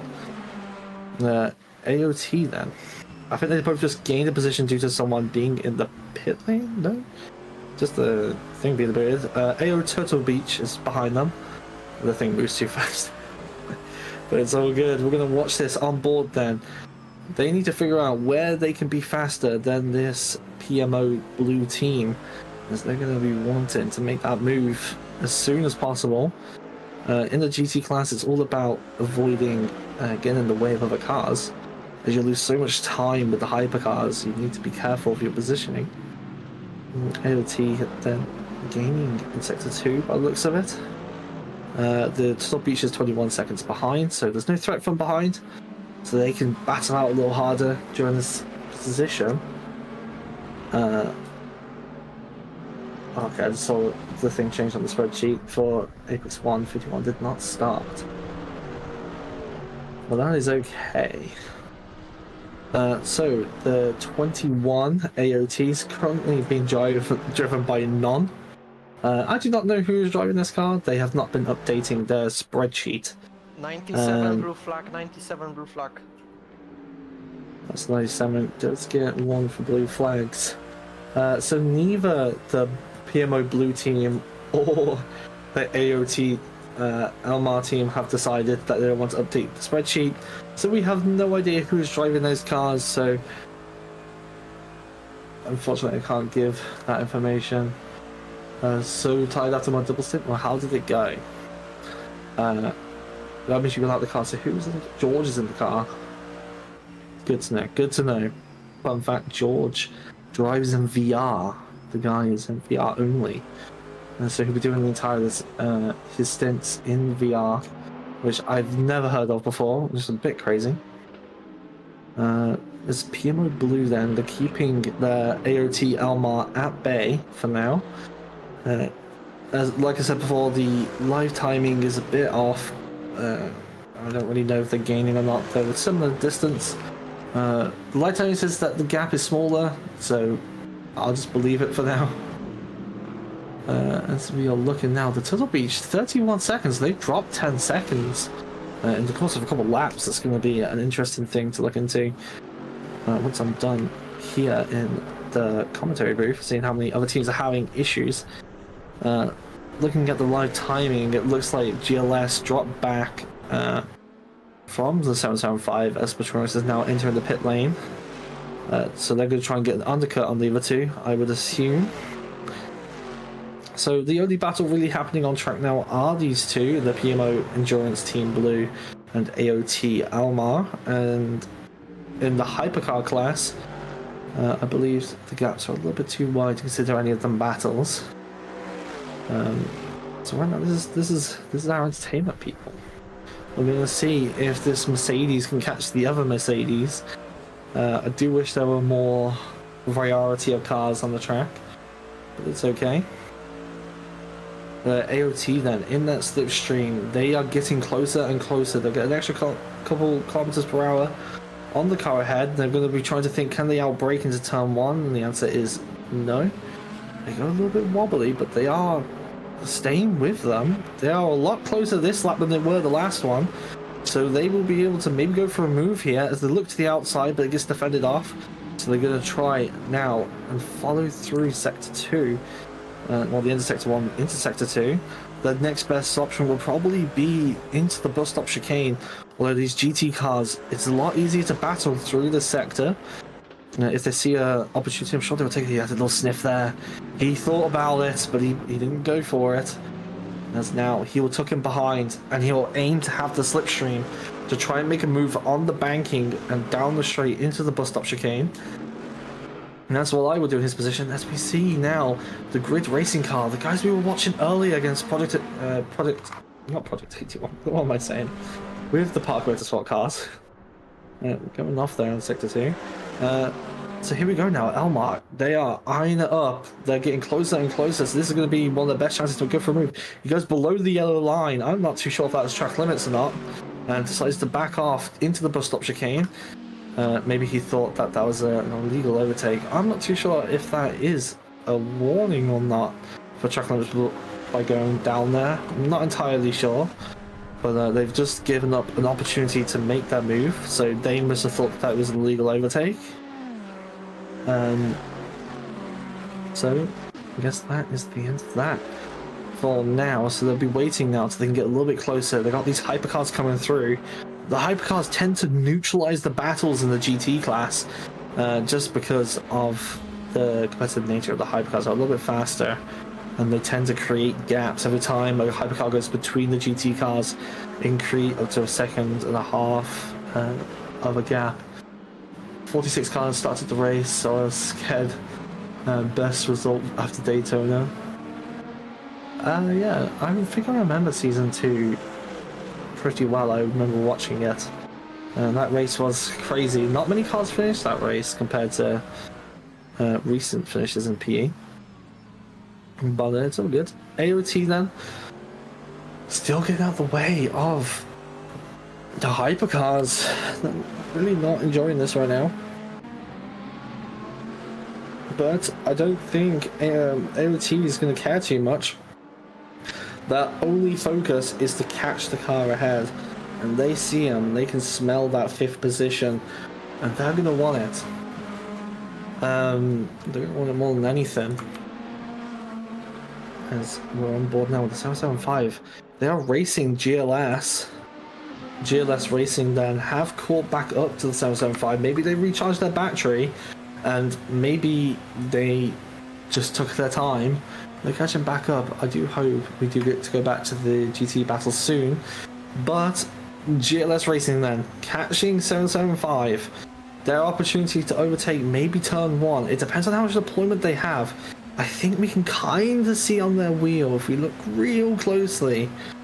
But I don't know where the information is at the hypercar wheel. I'm gonna be honest, I don't really ever use the onboard cam as they overtake the Kirito Racing 5.5. And now they're coming up on another Mercedes here. I'm not too sure which one the green livery belongs to. But yeah, they're a little bit too far back to make a move, so maybe they're thinking to save a bit more ERS.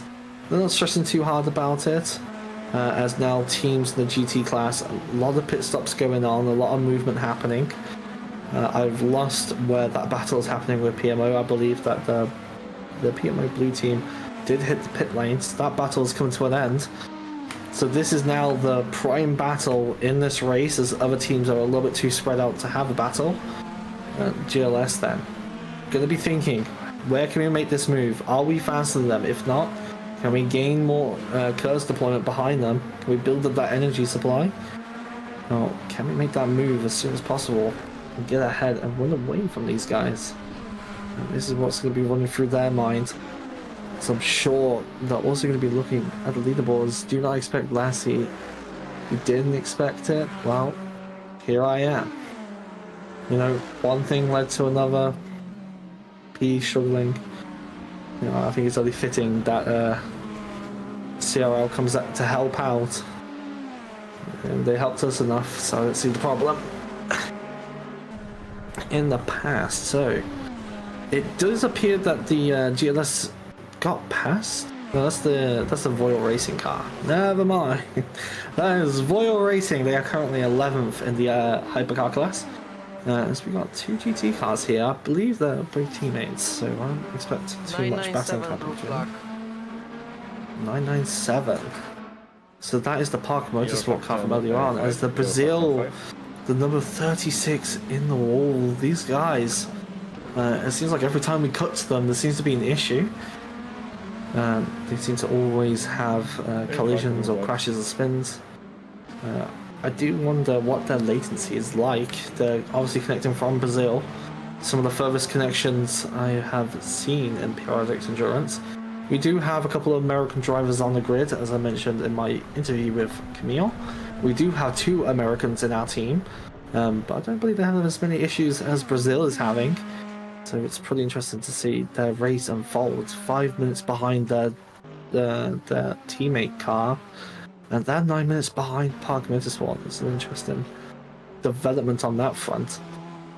GLS then have dropped back from 775, so they're rebuilding their battery.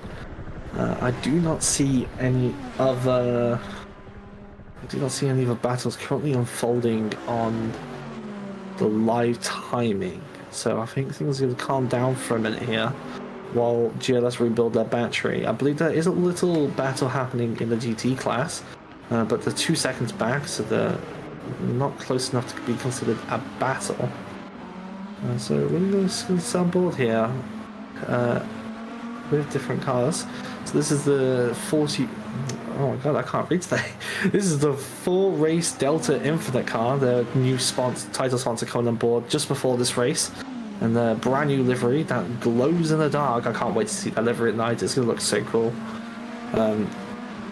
Team Delta Infinite always having really cool liveries. I really rate them. They always look good during these night races. And they're currently leading the way here in the 24 Hours of Daytona and Prodigy Endurance Season 5. That's going pretty well for them. I can see GLS are catching. Oh, never mind, they dropped back. I can't trust the live tracking. It's really hard sometimes.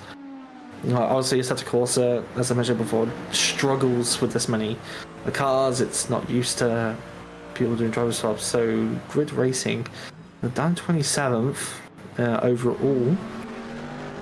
And they have caught up to F and L. RT, I'm going to call them RT to make it easier.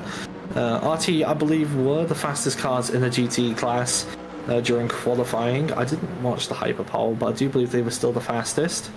They're trying to recover their race. I believe they had an incident earlier on, so they're under a recovery session right now, and they're being chased down by the Grids team. By Grid Racing, the 794. The 1.5 back according to the live timing. I do not know how long I've been in this booth, but I hope everything is okay for our friends down in PE. Now we know from who Lasky got the last name during the series. Oh yeah. Shush, that's secret. So One Vision Esports then, the number 17 car catching number 117, as we are looking at the 12 Q2 Racing. This is one of my new liveries I made this season, is 899 Kikiya Mafia Pin. I can't pronounce that very well, but it's the Kikiya guys. I love the leopard print liveries, these guys. I believe they had a drive-through penalty earlier on, and they did try to appeal it, but that appeal was denied for whatever reason. Royal Racing, these guys still out in front. PMO Endurance Red are chasing them down, but 36 seconds back, 4 hours in, they're on similar strategies. I think Voyal just cruising on by.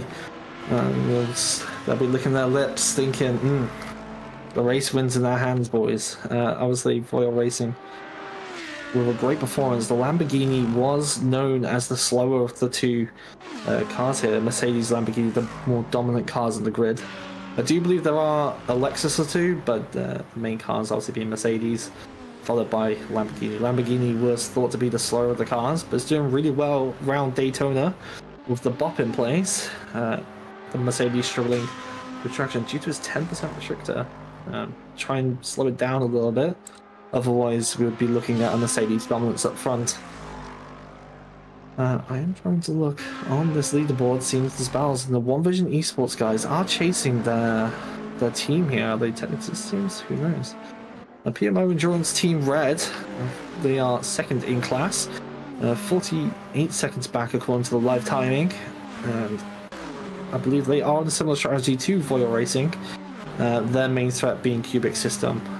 Behind, this is 2 minutes, but remember, long stops exist. Long stops are 4 minutes long, which is equivalent to roughly a lap of like 2 laps. Those are the 2 laps, I believe. No, it'll be 2 and a bit laps. So live timing a little bit sketchy. When it says plus 1 minute, it could be, 1 minute and 10 seconds, could be 1 minute and 40 seconds. So we're not entirely sure the exact gaps there. I'm sure that's a long stop gap between PMO and Cubic System, which would make sense as PMO have entered the pit lane now. Sim Nation One Vision Esports, the name of their team gets longer each time you read it, but they are catching their team. I wonder if team orders are going to be in place or if they're going to work together. If I was in a hypercar and I had a team in a hypercar with me, I would work together, because recovering your curves is so much more important than going to race your buddies. I am trying to check. 775 are catching One Vision according to the live timing, but it's jumping all over the place, adding a second, removing a second. But we can see them physically behind them. Obviously the PMO car there in between them. The Parkway Sport car even. Here we come on the banking. Beautiful when you drive this, by the way. If you haven't driven Daytona before, driving around these bankings is really nice, and it's pretty easy to do. The bus stop is a lovely chicane, protocol. I don't believe it is, but driving around these bankings is really nice. It's really nice to get these little overtakes. I do advise people to try it out one day. Sim Nation One Vision then, but they are behind their team. I don't believe that's 2.7 gap. So once again, the live timing not reliable at all. But they haven't really fully caught their team. But they are being caught by 775. And yeah, it's going quite well. I'm trying to look at the live timing. So a lot of teams doing pit stops right now. It does make sense as we are almost in the 7-hour mark. Teams thinking to do long stops, and there are 12 of those they have to mandatorily do.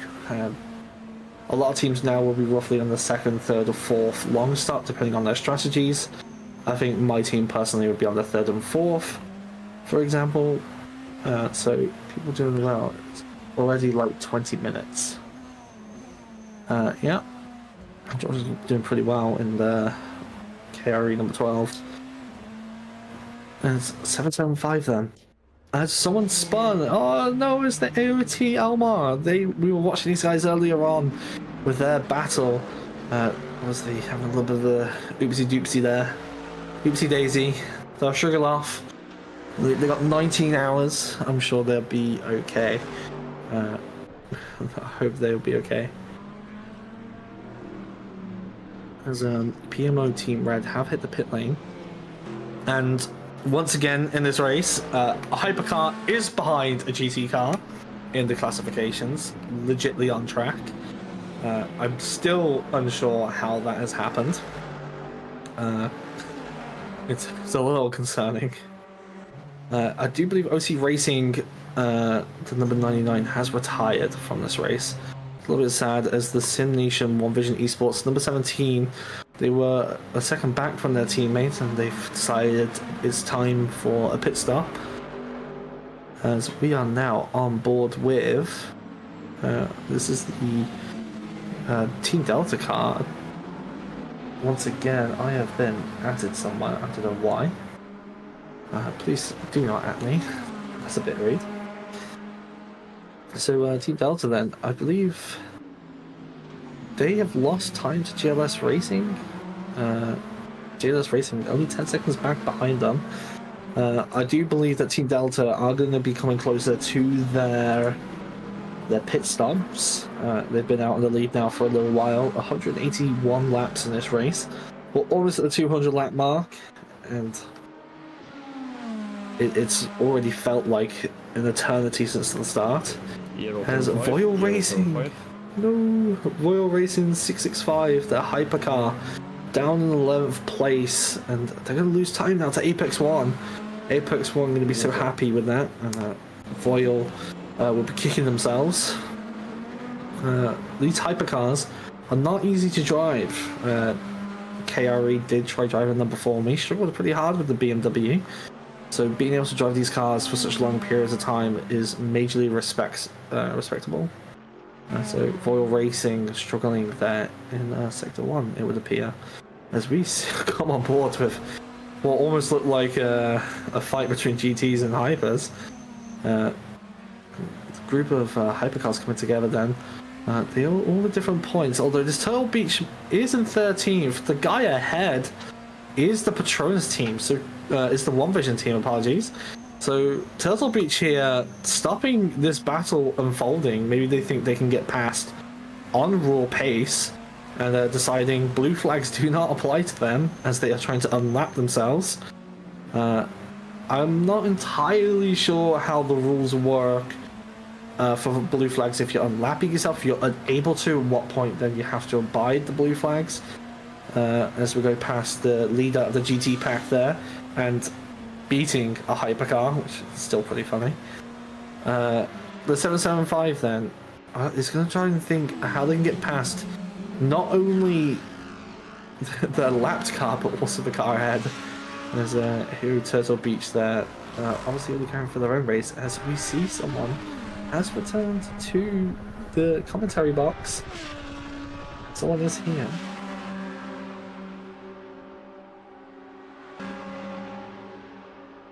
Oh, lovely. So guys, as you heard, this is it. I am now going to be leaving you guys. The original commentator has made it to the commentary box, so thank you for listening. Sorry you had to put up with my voice for a little while, and I wish everyone the best for the rest of their race. And yeah, good luck everyone, and goodbye.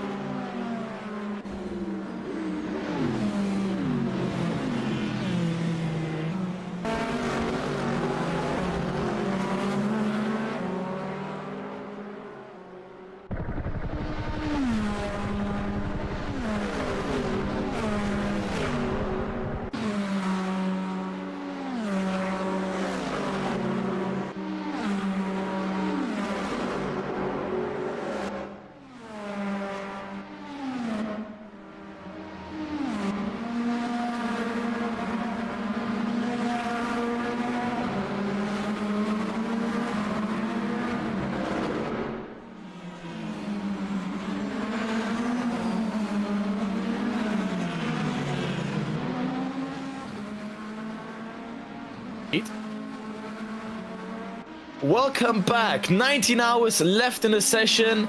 We're getting close to the evening time with 5 hours already passed. That's back with the commentary. I am Luca Centobia. Next to me is Lot Oz in the commentary box. Ox, hello. Hello, I'm Lotus. It's my first time commentating here. So I hope Luca will be a great partner for me. And a lot of exciting moments happen, I believe. Yeah, starting with the race, it was already beginning crazy action until the first hour of the race. After I left, Ethan Mills took the rest of the commentary. I was in the OC racing car, and I gotta say my stint was pretty horrific. Gotta have to say that. But now with the race coming to a calmer stage of the race, more strategy plays here. I believe a few long stops already have happened, between 2-3 across the board. You need to have 12 altogether, or else you'll be disqualified. We also have a few cars having left. OC Racing, Lopen having retired for not having enough drivers being able to drive. So had to retire there, and I believe 2 other cars have retired, if I'm not mistaken. Yeah, but the interesting thing is the P20 actually, the hypercar being next to GT, don't you think? The Brazil official team having had issues across the race for the 5 hours. They've had a few mistakes here and there, face the wrong way, but also mistakes. Oh, there's a Squadra Corsa off after the bus stop chicane into the wall. It is interesting. But well, we do see some of the battles next to the GT. They're getting close to each other. Okay, we switch up to the hypercar. Next battle. There's not a lot of going on because yeah, the cars are really driven off each other since it's an endurance race. Hypercar overlapping the GT.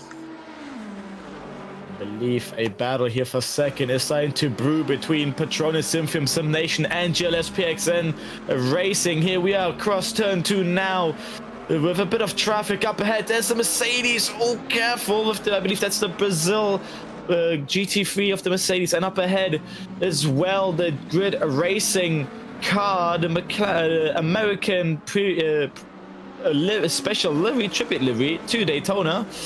PXN just about 6 tenths behind in that slipstream window. We heard before that with Ethan, he said that the window here between these cars is about open at half a second for the slipstream to take strong effect. Oh, GLS PXN goes wide and oversteers nearly off the track there. And so there's a Keisha Tamafi car off the track. That's interesting. Such a great car. Keisha Mafia made a mistake out of turn 4, I believe contact, as that's an unusual spot to be off. Now back on the battle for P2. We are in with GLS Racing into their cockpit. You can see they're coming closer to, I believe, a hypercar. I can't really see.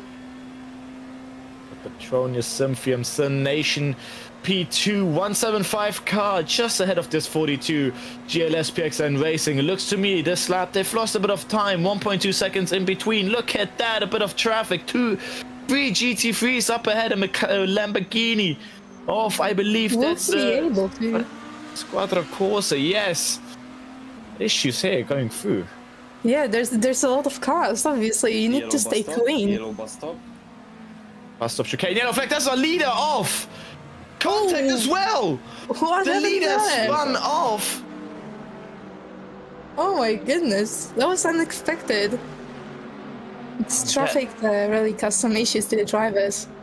Yes, that looked to me, the LMDH was just a bit too hot going for the outside as the GT3 just understeered, I believe. No one's fault really, looked to me like a racing, but I saw before the yellow, the bus stop was our Team Delta Infinite leader here. We're looking at them right now. Obviously the bus stop, one of the most difficult corners here on this track. And with all the bumps, all the curbs, and now as close as to grass as possible. Easy to do a mistake there. Yeah, we need to remember the drivers need to take the pressure, but it's really the most important to stay clean, especially when there's a lot of traffic, because things as such happen. And now, full race Delta Infinite is in the front. Yes, obviously now the battle for P2 is over. 10 seconds so the gap between them. But it looks to me through P7 and 8, 6 and 7, Nexium versus Project A. Project A has worked themselves back into 5th after a sloppy first stint from them, going down to P7 after a long stop, which was pretty early in their books. Now we're gonna see what these two do as Petronas Symphium, I believe, goes into the pit lane for damage. Yeah, it's a really great battle here. I believe Nexium needs to get a little bit closer to try to overtake. They can be as aggressive to just push straight forward. But yeah, we'll see some corners and we'll see how the strategy will go there. Because you can really make up that time on the bus stop and turn 3 if you do it right. With the horseshoe. Yes, Yes. to have a bit of slingshot effect out of that horseshoe to get turn 4 and into turn 5 as beautifully as possible. Obviously with 30 it's not the easiest as there's quite a few cars out on track, about 40 cars. As Project A goes for the inside, side by side between the two. I believe Project A does a strategy call to get behind, to get the slipstream, wanting to stay behind. What has happened here? Was that an overtake or what was that from Project A? Yeah, what is it? Is it doing damage? What's that smoke coming off? We've seen it earlier, but I can't figure out what it is. If it's oversteer there.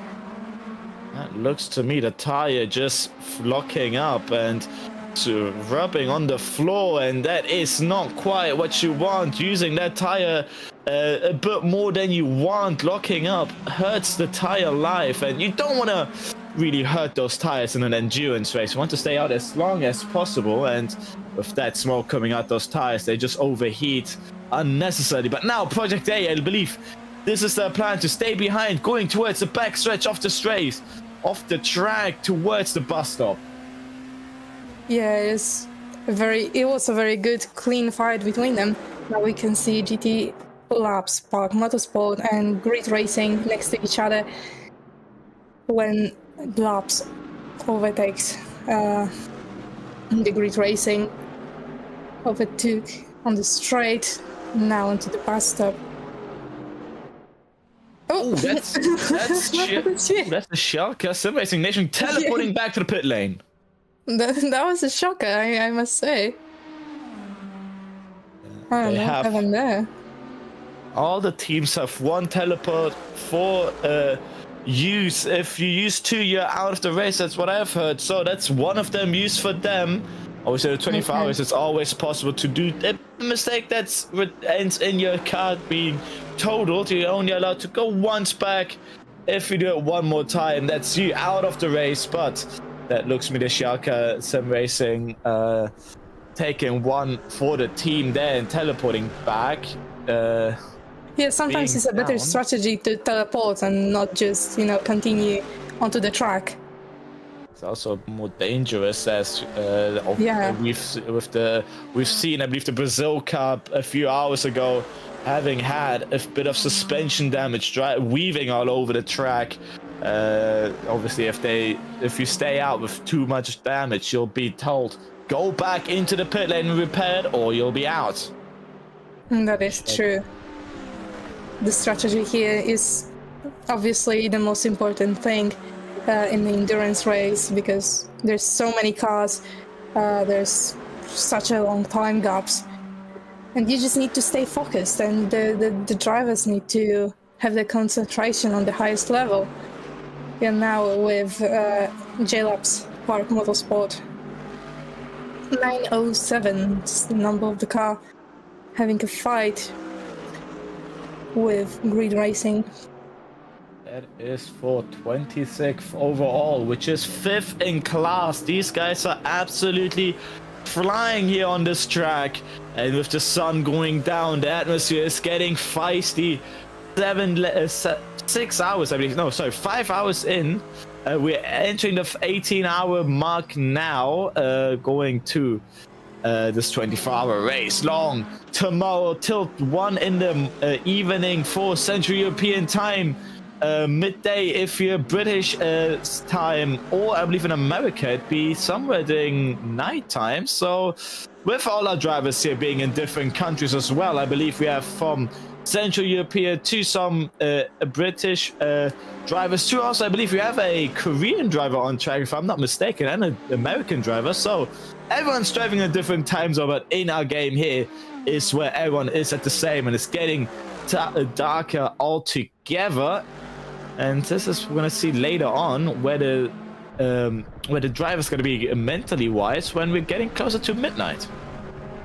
Yeah, especially as I said, they need to stay concentrated as the race goes on. They need to be ready to go in.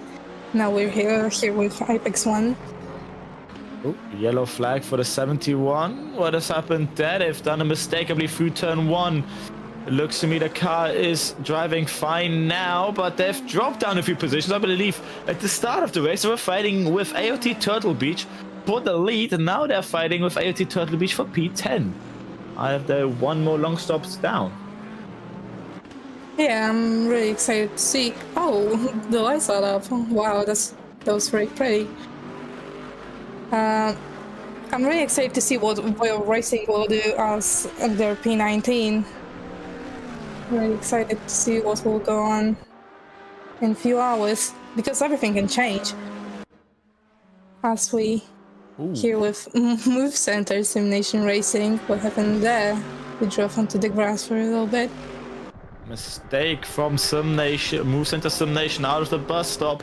Very dangerous to rejoin there, I know myself. So if you're on the grass on the left-hand side, rejoining is quite a bit of a pain, as there's so many bumps and jumps that you might spin again. Happened to me, have to say.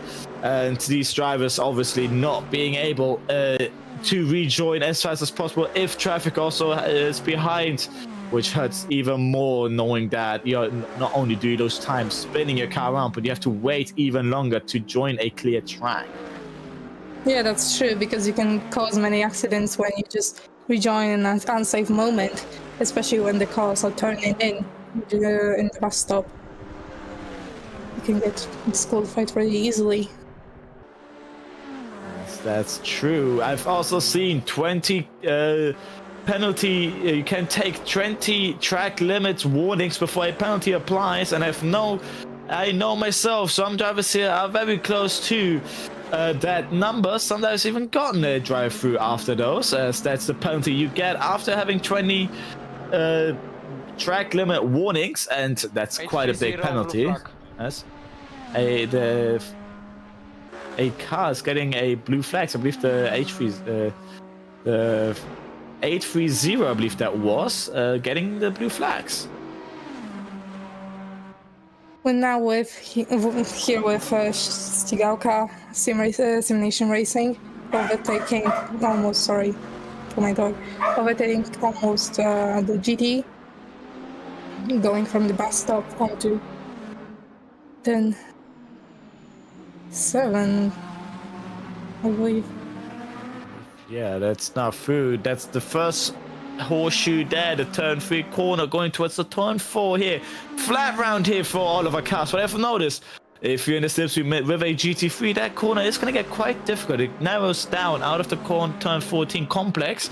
Now we're on board with car number 2017. Just a few seconds up ahead is car position 26, 794 Grit Racing. Just a bit behind two, I believe, up ahead, being the Park Motorsports Mercedes, and those two have been battling for quite a few hours now. And just behind as well is the Ścigałka Rocket Sim Nation trying to join into the fun, and we might see some more battles later on, but also more scattered battles. As look at the minimap, that all cars are all across the board and not only at one spot. It was a few hours ago when I was still here with Ethan. That is true. As the time goes on, the drivers will get all across the track. With the cubic system, car number 31 going out of the pit lane, I believe, if I'm not mistaken. It's the pit lane, yeah, they're going out here, having done a pit stop. Second in class, just behind 2 minutes, the Brazil official LMDH, and the Royal Racing being ahead of an LMDH that's still racing. That Brazil official team, obviously first race here from Brazil, representing the country. Honestly, kudos to them, as I believe the time zone in Brazil is, I can look now. Right now it's I believe midday, so they've started the race about 5 in the morning or 6 in the morning. That's a big dedication. That is quite, yes, we're here on board with the car I was in. OC Racing Lifeless right now, Mylan being in the car, I can tell you that much. And he is here. He is, I gotta say, one of the faster of our team, and he is looking to gain those positions back. But now up here, battle for P5 next in versus Patronus Synthium. After the incident with Patronus, dropping down side by side for turn 4 towards turn 5. What happened there? Oh, close together. They're not leaving each other's any room. Towards side by side, wheel to wheel towards turn 7 now. Oh, the A bit of a contact. Amazing battle. Wow. Petronas wins for now. It's really the contest of who breaks later right now. As they go through the corners, it's really important to feel the car, to feel when can you brake, just for it not to be too early.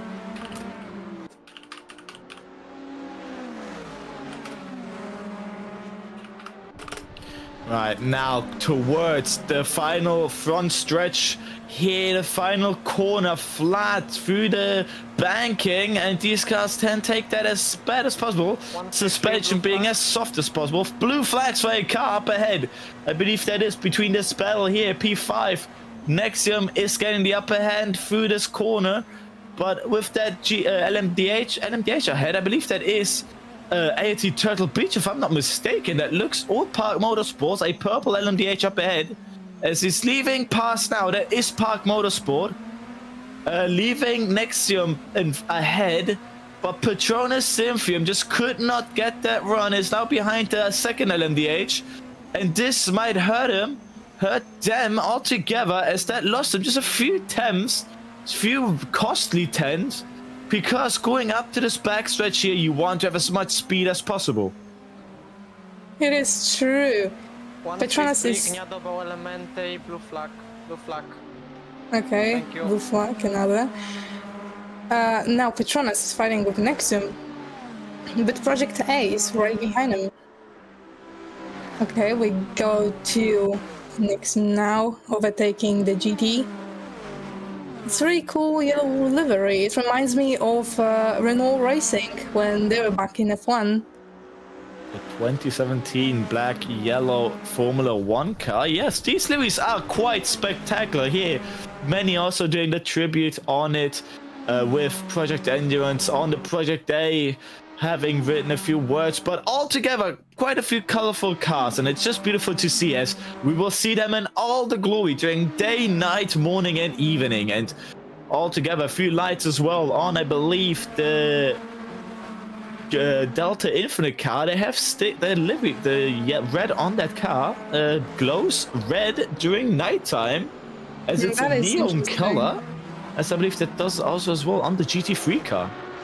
But I feel like the GTs are more fashionable than the hypercars. More of the colors, interesting colors, more of the details. That course, Squadra Corsa car in the way of this Nexia. 98 blue flag. 98, that is the OC Racing lifeless car getting blue flags shown. But right now, the battle for 5th still going strong, as Nexium just could not find a way through those. There's the Delta Infinite, the red car that's been talking about. As you can see, once the car gets closer to the camera, the red on it just pops off a little more. But now, towards the bus stop they go. Yes, after the bus stop. The battle for P5. We need to get a bit closer to each other.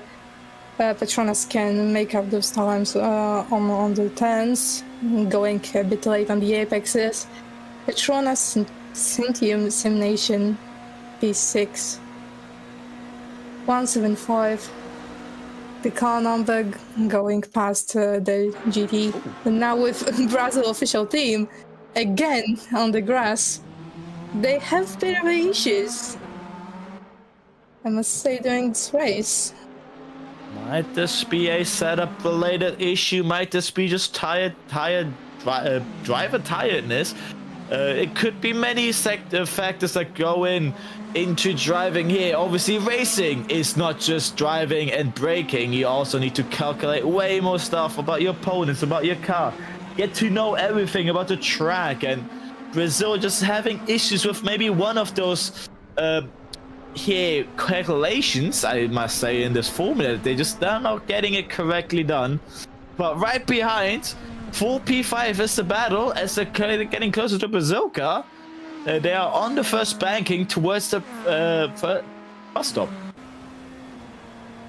That is true. I believe they will be closer in few laps. Just enough to overtake.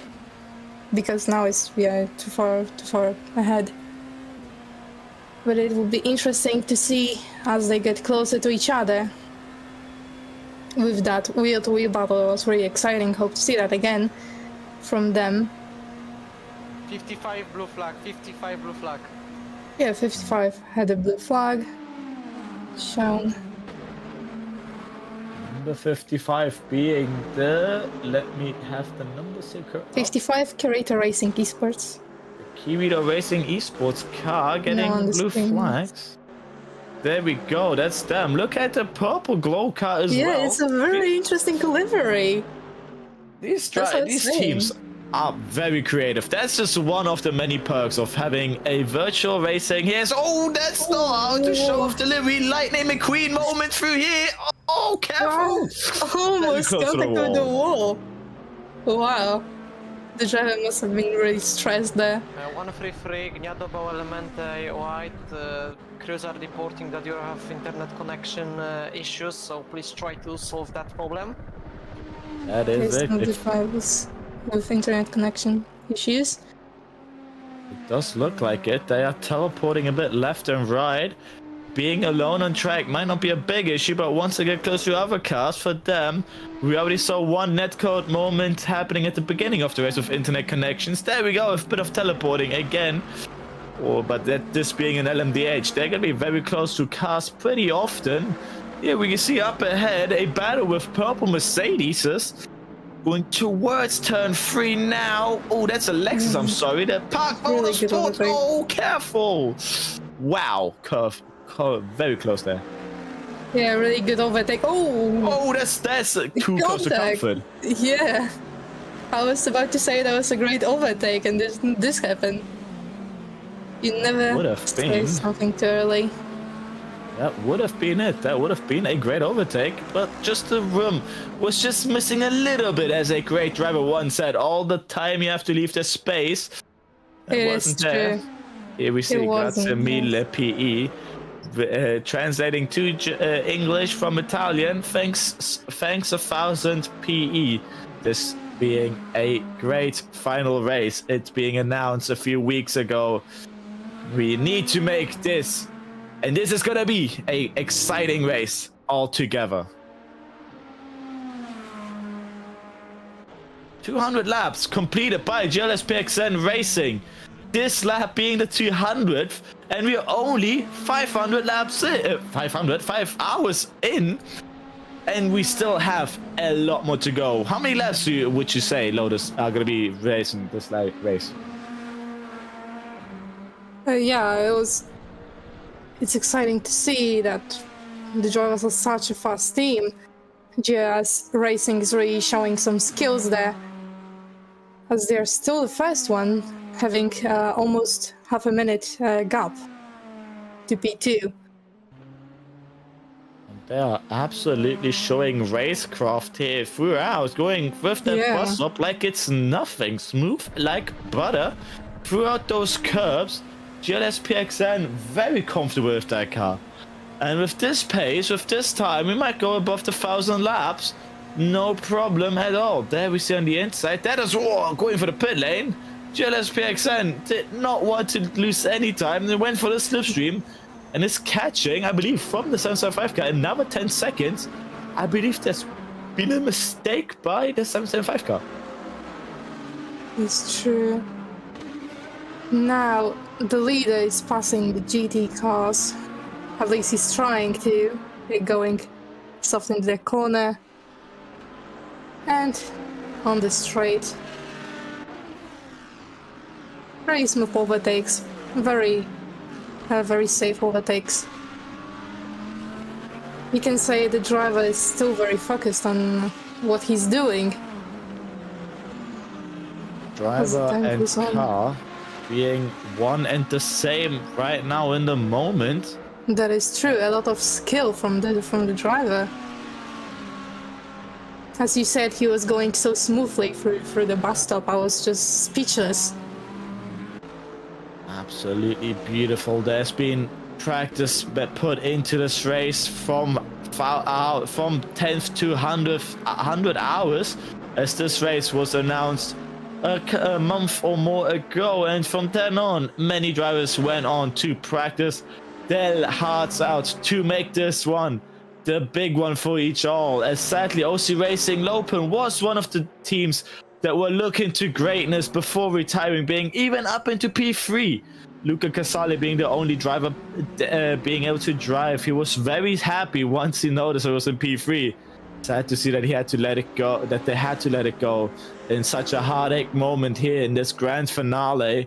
As right now we're on board with FNL RT, the P28 car, 222. Just behind a few seconds is P29, the 4-race Delta Infinite car.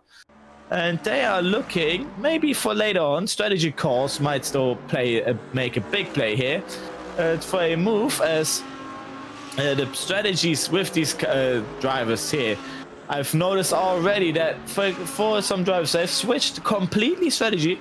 Some drivers have normally done 3 driver swaps, while some are only on 1 driver swaps, or even none. With 24 hours, 12 driver swaps, which were one time that one strategy could work is every 2 hours being 1 driver swap, or just one stint being 1 hour each, and having a driver do 2 hours on 1 stint, 3 hours on 1 stint, making the strategy here very open for interpretation, as we're now on board with P27. The grid racing car just up ahead is the Schalke Rocket Sim Nation, and I believe in between there's also the Interstellar Midas Lamborghini having a bit of a fun battle here as well. It's true. Oh, you say. As you said, the driver swaps were now with Midas Racing. 179 is the car number, P36. It's really about the strategy. It's really about the driver swap. The drivers themselves need to know when they're tired, when they need to take a break, because it may cause in so many troubles, especially if there's traffic. On the track like it is right now, going in, seeing a lot of traffic. I believe there's like 3 cars ahead. That is incredible, being lapped as well.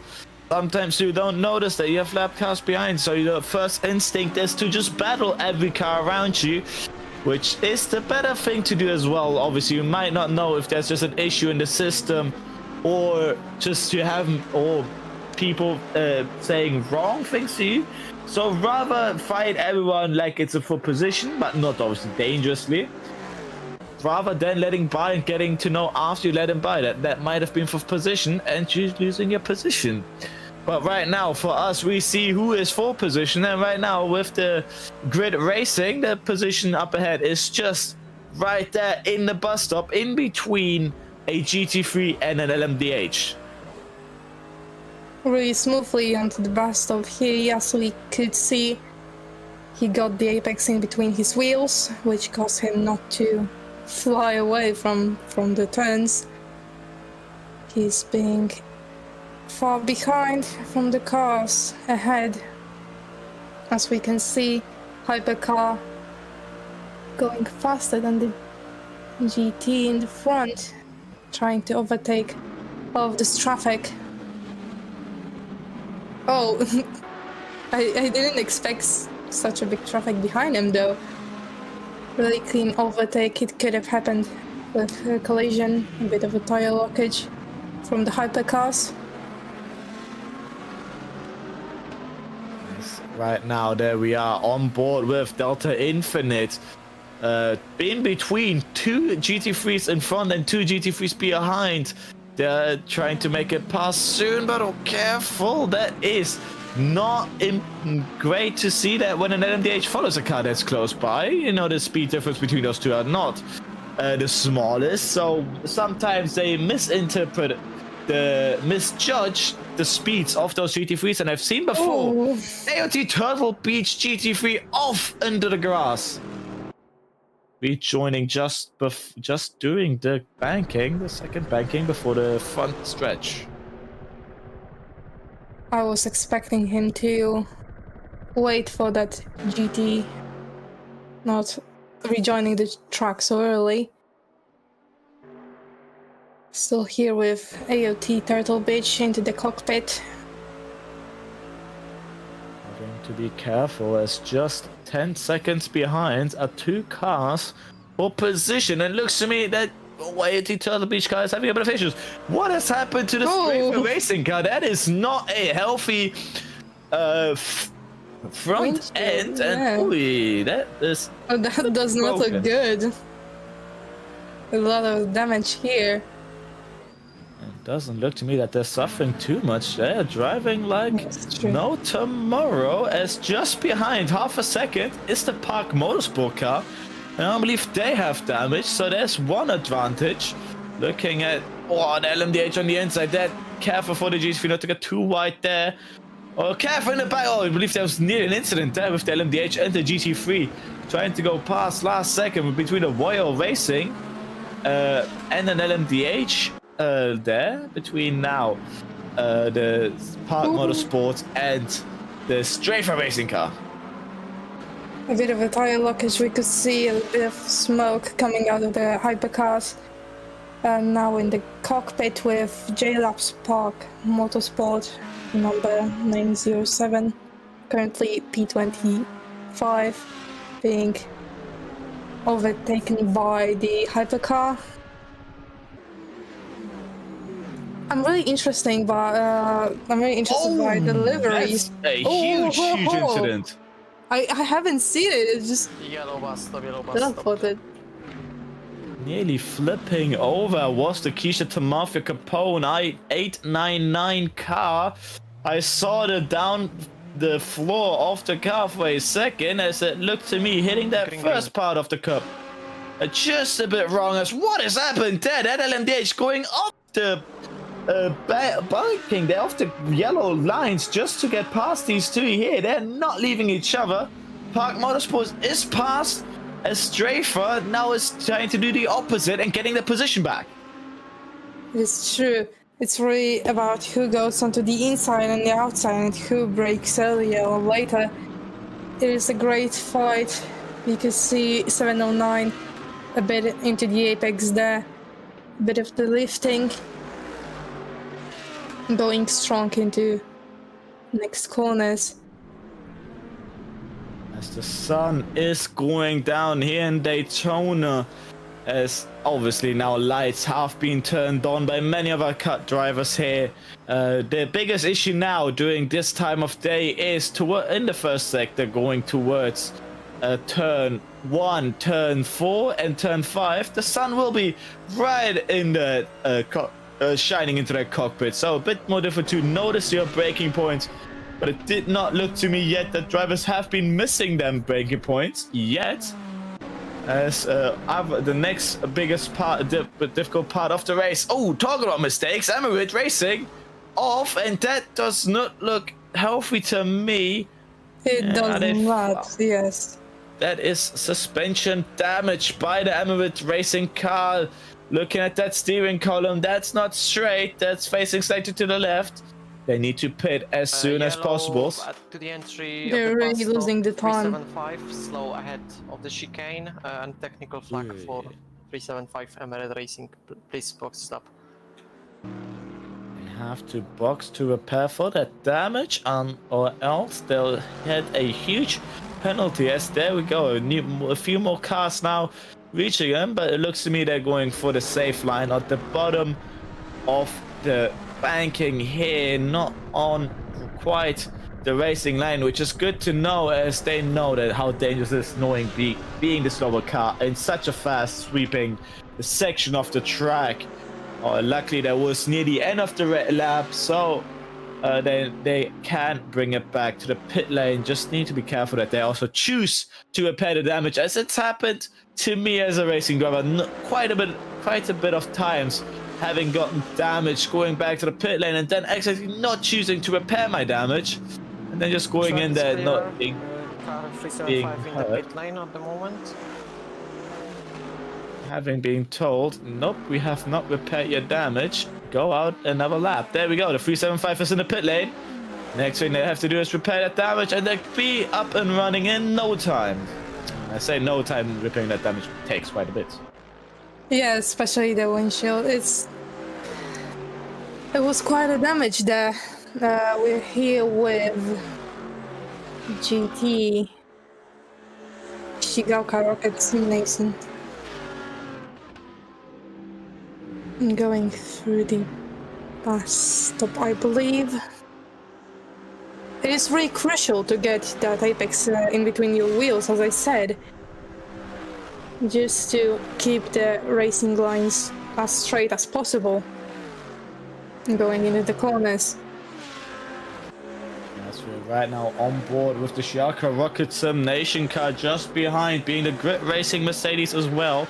Just behind the Lamborghini in between them. Oh, that engine of that Lamborghini sounds incredibly nice, seeing that flyby, even that flyby of that Lamborghini, but obviously all these cars having nice sounds.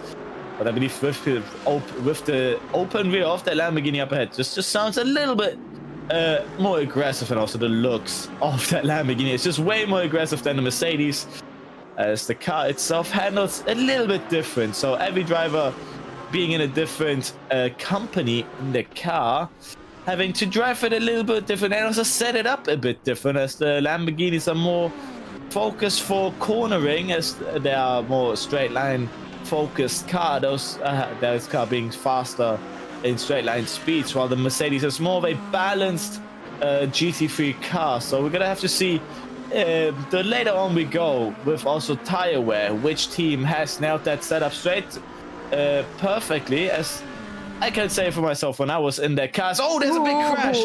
Keisha Tamafia got involved with the Brazil GT3, I believe that is. That is a Brazil official team. Well, that does not look good to me.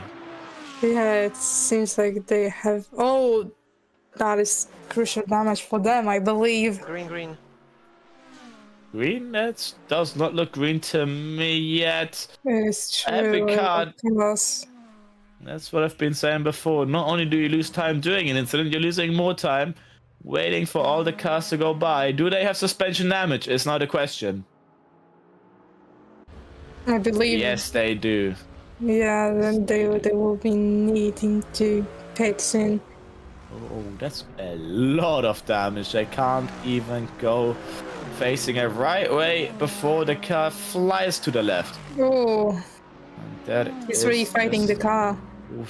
Wobbly through the left-hander. Oi.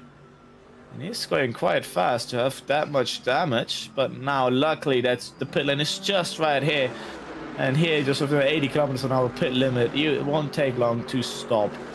And now it's noticeable. Now that the time of day is now getting dark, temperatures might be dropping as well. We might see the drivers also getting more tired, as the pit crew here, small, tiny, and medium. There we go. The sun going down the background with the Project Endurance logo in between. Soon, I believe we'll see the special liveries of the drivers that they prepared for the night. Right now, we can see some. Oh, what happened with this pit crew? We have a tall crew, small crew, medium crew. It's representing all of the high classes of the pit crews, and I believe that's just a bit of a play here for this Daytona race. Just if the drivers get tired while going past the front stretch, just look into the left. They'll see 5 meter tall pit crew and also a few centimeter tall pit crew. Yeah, that was a bit of the shocker for me, seeing those tall and small figures there. Now here with Voyo Racing, 666 like a devil. Well, will they drive like a devil? Then now he went for the GT. Going smoothly into the corner, safely. They're not battling with anyone for now. Having a gap of 2 and 7 seconds. We're now with Motor Reporter 24. And for Delta Infinite, a bit of the traffic there, a lot of hypercars fighting. Into the bus stop. On the inside there was a Team Delta Infinite and just at the One Vision Esports car. They have been showing across the season just a few good races here and there, with Instable being the worst case. A worst race having to retire one of their cars there. I believe it was the 17 back then. But now showing that maybe this race could have been a turnaround, being in P10 right now. But obviously blue flags being shown anytime now if they don't let it by, as P5 and P6 right now here are battling. Project Delta Infinite versus Motor Reporter, and that GT3 pushing the LMDH onto the curb. That was a bit of unsafe, as there was almost no room left for the hypercar. But he's going for that 4 race. Closer and closer to dark time.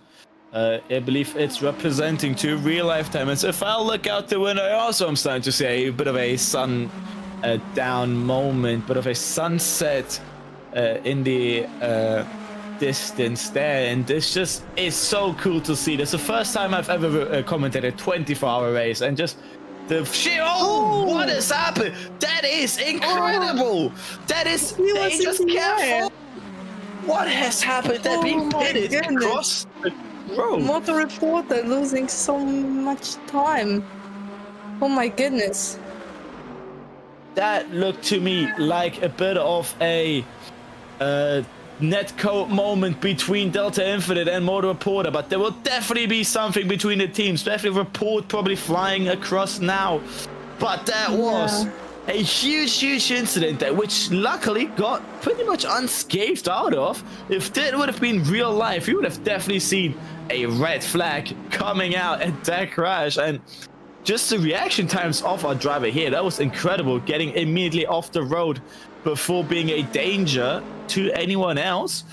But Team Delta Infinite obviously might not be happy after seeing that either, as that might be a penalty on their side. Will be decided later on, but now Motor Reporter looks to be stronger with that front end damage that they've suffered from that huge crash. Esports 775 in the pit lane.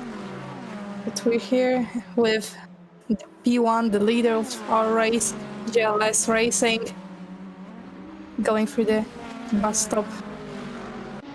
Not as smoothly as the last time we've seen them. Tire wear might be kicking in for them as well. They've been out for quite a while now.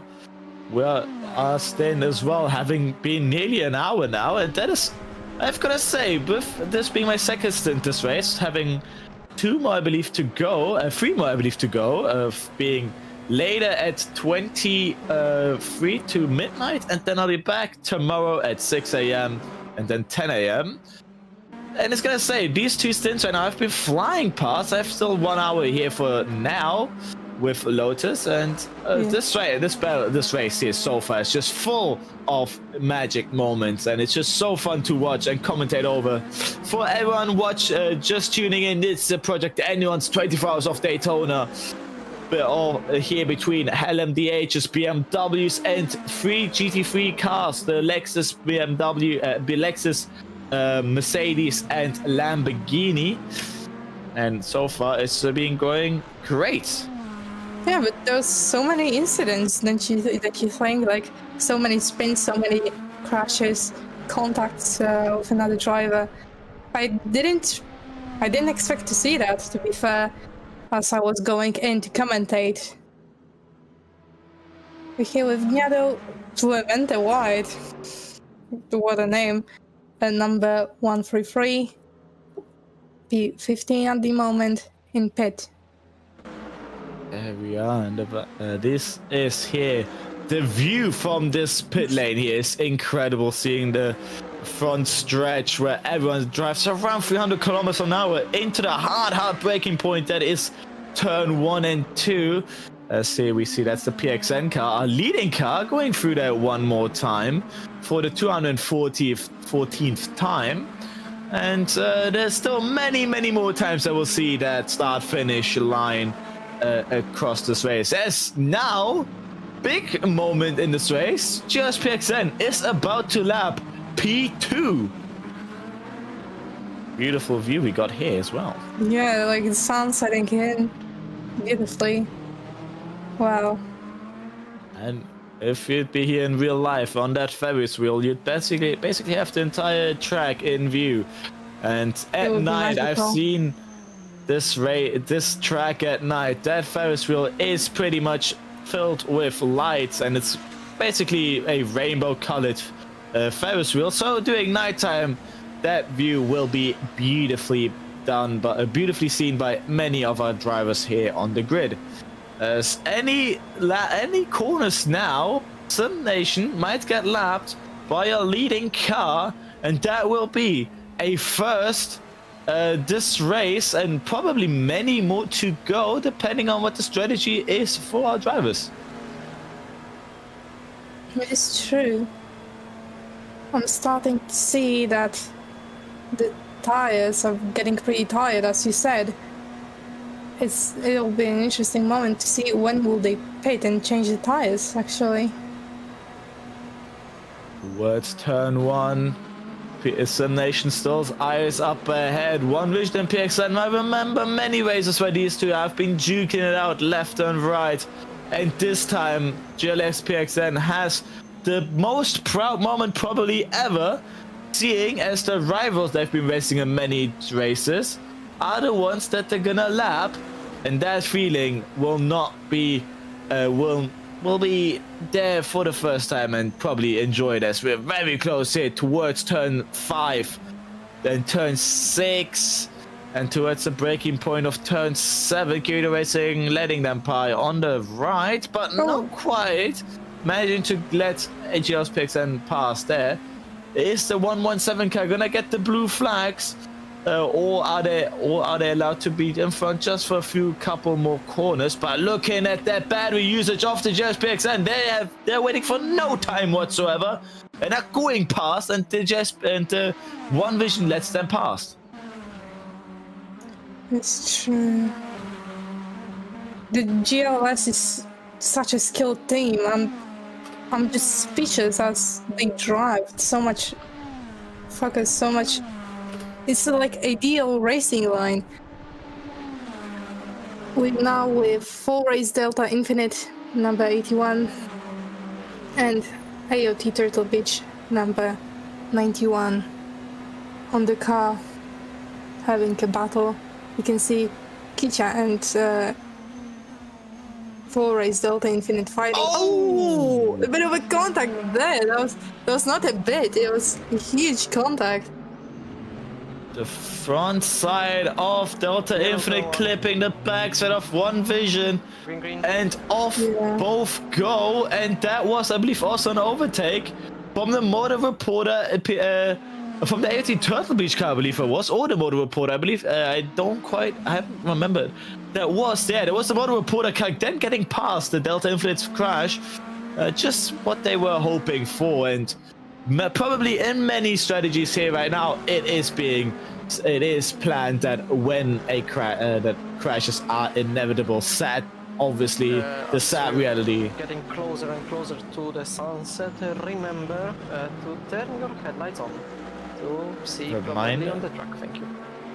Reminder for all the drivers: the closer the sun goes down, to turn on those headlights. As not only will you yourself see the track, but also other drivers might see you approaching when it gets dark. As that was the Team Delta Infinite car, LMDH, lapping the Team Delta Infinite GT3. Both red glowing cars.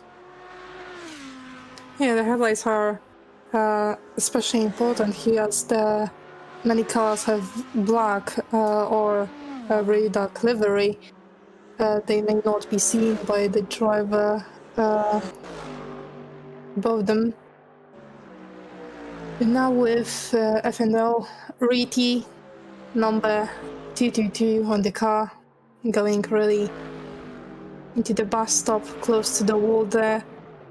Ooh, taking that bump as well on the inside. That's what many cars are suffering with as well, but the FNL car took that quite nice. Their setup being perfectly set up for that bus stop, and you mostly, when setting up the car, you want to set up the car for the most difficult parts of the track, and it looks to me that many other drivers have gotten that nailed down, but some drivers still having issues with those corners.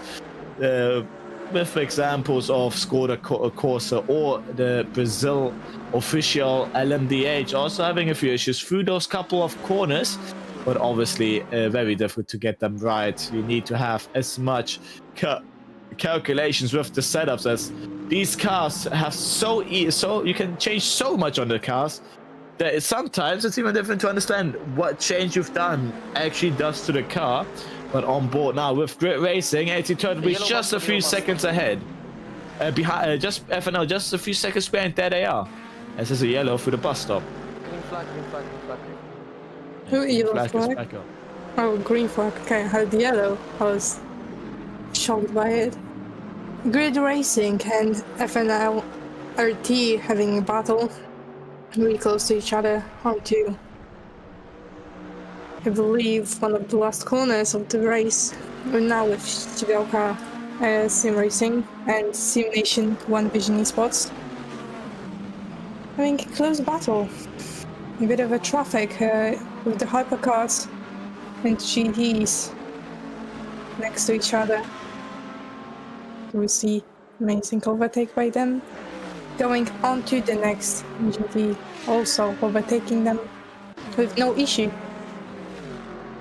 Towards the bus stop they both go. The Shako Sim Nation Racing car has overtaken the Sim Nation One Vision Esports.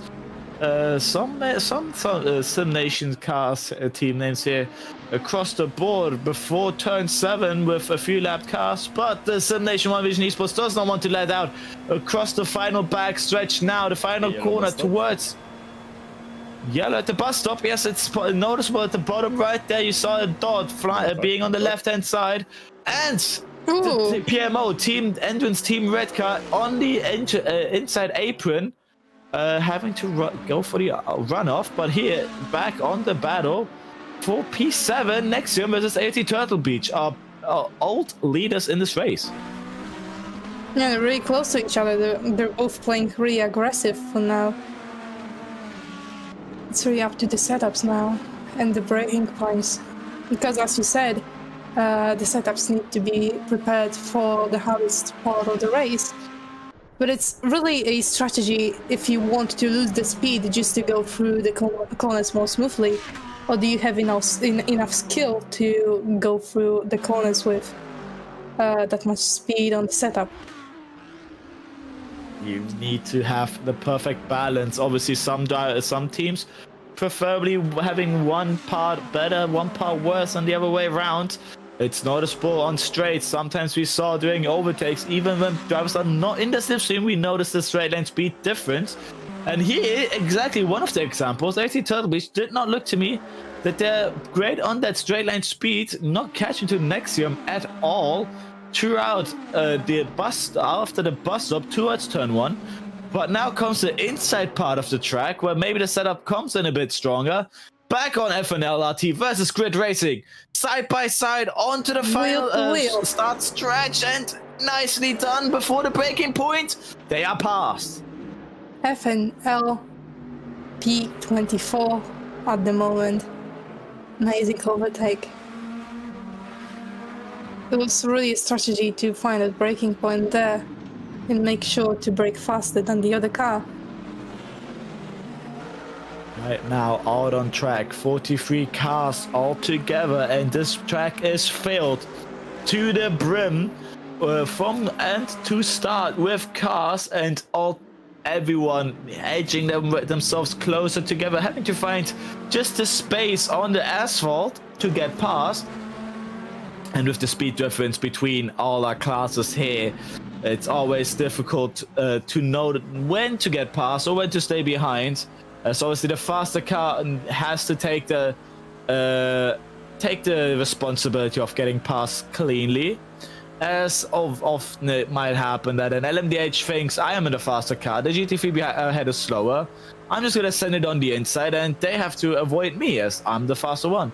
Which the rule is obviously not like that, as that's Volvo Racing on leader. What happened there? Cubic System is in the lead as Volvo Racing is off the bus stop. What happened with them? I was so sure they were going as smoothly as possible. Big mistake for the bus stop for our pre-owned leaders. Well, Cubic System for a long time back in the lead. There they are. That mistake has cost Royal Racing just over 15 seconds. Back down onto 11 now. It's going down now, but look at the minimap. There are about 2 corners between. And Royal Racing, the ones that look to be set for a while for that lead, have gotten that snatched away by the Mercedes of Cubic Systems. We can see those brakes like lighting up already because of the usage. It's amazing to see. We're now with Nexium PLT, number 910 on the car. As I've said, I think it's my favorite livery for now, for this race. It really reminds me of Robert Kubica on the Renault team. Really nostalgic moment. Going into the fight with IoT, Turtle Beach. Number 91 on the car. Very fitting that it's a Polish team as well, with your memories here between the Renault and Kubica, the Polish racing driver. We look at a yellow team from Poland, as many of our drive scene teams here are from Poland actually. And right now with our English stream is also happening a Polish stream. If you rather want to have that language, same on the same channel. So obviously not sending away any viewers, but if you prefer to have Polish as the language, there's one over there as well. Interesting, very interesting that this international league, this international channel here has 2 different languages for your viewing. As obviously this is more set to be a Polish league, open for anyone, but mostly many from the Eastern Europe side. Not to say that that's Yellow just the drivers here. exit to the banking.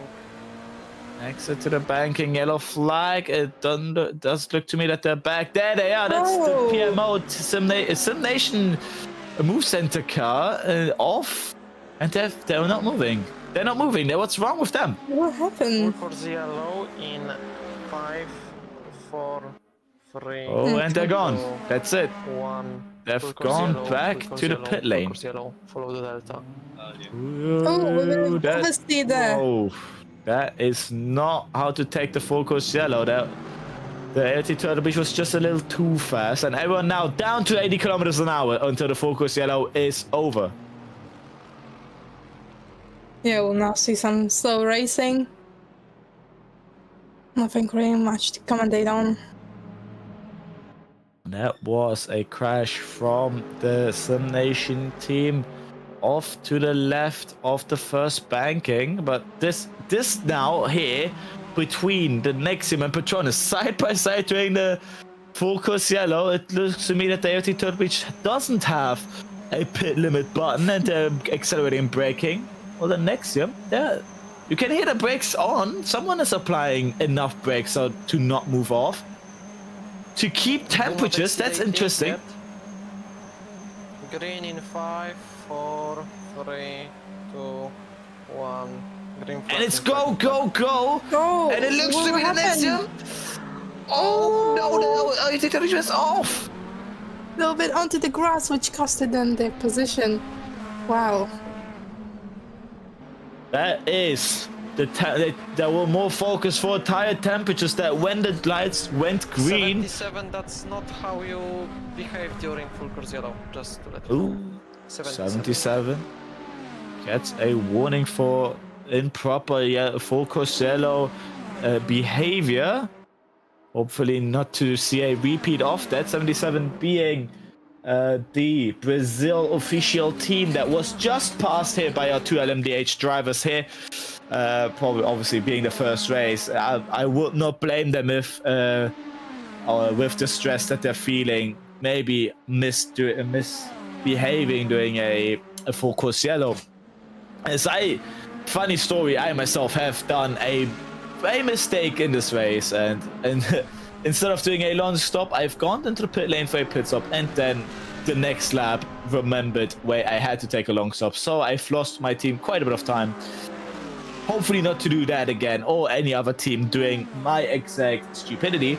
But now back onto racing between P29 and 28, between W Interstellar and Delta Infinite, side by side through the bus stop. Wow. That was really unsafe. Wow. That was Formula 4 disaster, and they have beautifully managed to get through there, not losing each other too much time. But the W Interstellar Midas racing car is not done yet. That Lamborghini is feisty to get that position back. P27 overall. Are they gonna manage to get it back? Towards turn 1 they go. We can now see that the liveries are starting to show up as the sun is setting down. Especially this one, we can see in bright red showing up. Now towards turn 5, turn 3, and that's a car off. That's an AOT Elma car off the bus stop chicane, and in the inside. Oof, that's now Nexium and AOT Turtle Beach as well off the bus stop towards the front stretch of Daytona. And on the inside they go. Slipstream for AOT Turtle Beach towards turn 1. Who's going to be braver on the brakes for the left-hander? AOT is looking for the outside. Nexium defending the inside. Are there going to be a switchback from the AOT Turtle Beach? Not quite staying behind. It could be an amazing overtake. That was They're still going close together. Wow, what is happening? Going onto the outside. As the Jaws car, OC Racing Lifeless, gets lapped here by our two drivers, absolutely pushing to the limit. Do these drivers know that there's 18 hours still in the session? I don't think so. They're racing like next lap is race over, and whoever finishes behind, obviously There's the saying so goes. much Reviewing the situation for that last full course yellow situation, car 77 receives black and white flag. This is the last warning. The next bigger accident will result in a disqualification. Ooh, the last warning for number 77. Big information for the Brazil official team, but one more misbehavior during full course yellow, and they're off. But what is here going on? Nexium blocking the AOT Turtle Beach twice on towards the second banking, weaving over the place, but this time they couldn't. Obviously only allowed to do so many moves before it counts as blocking. AOT Turtle Beach is finally passed. Are they gonna keep it towards the braking zone? It doesn't look to me that's the reason. Oh, a bit of contact there. They're off. The Nexium is off. Wow. Turtle Beach was applying so much pressure on Nexium, so they apparently be able to stay. Wow.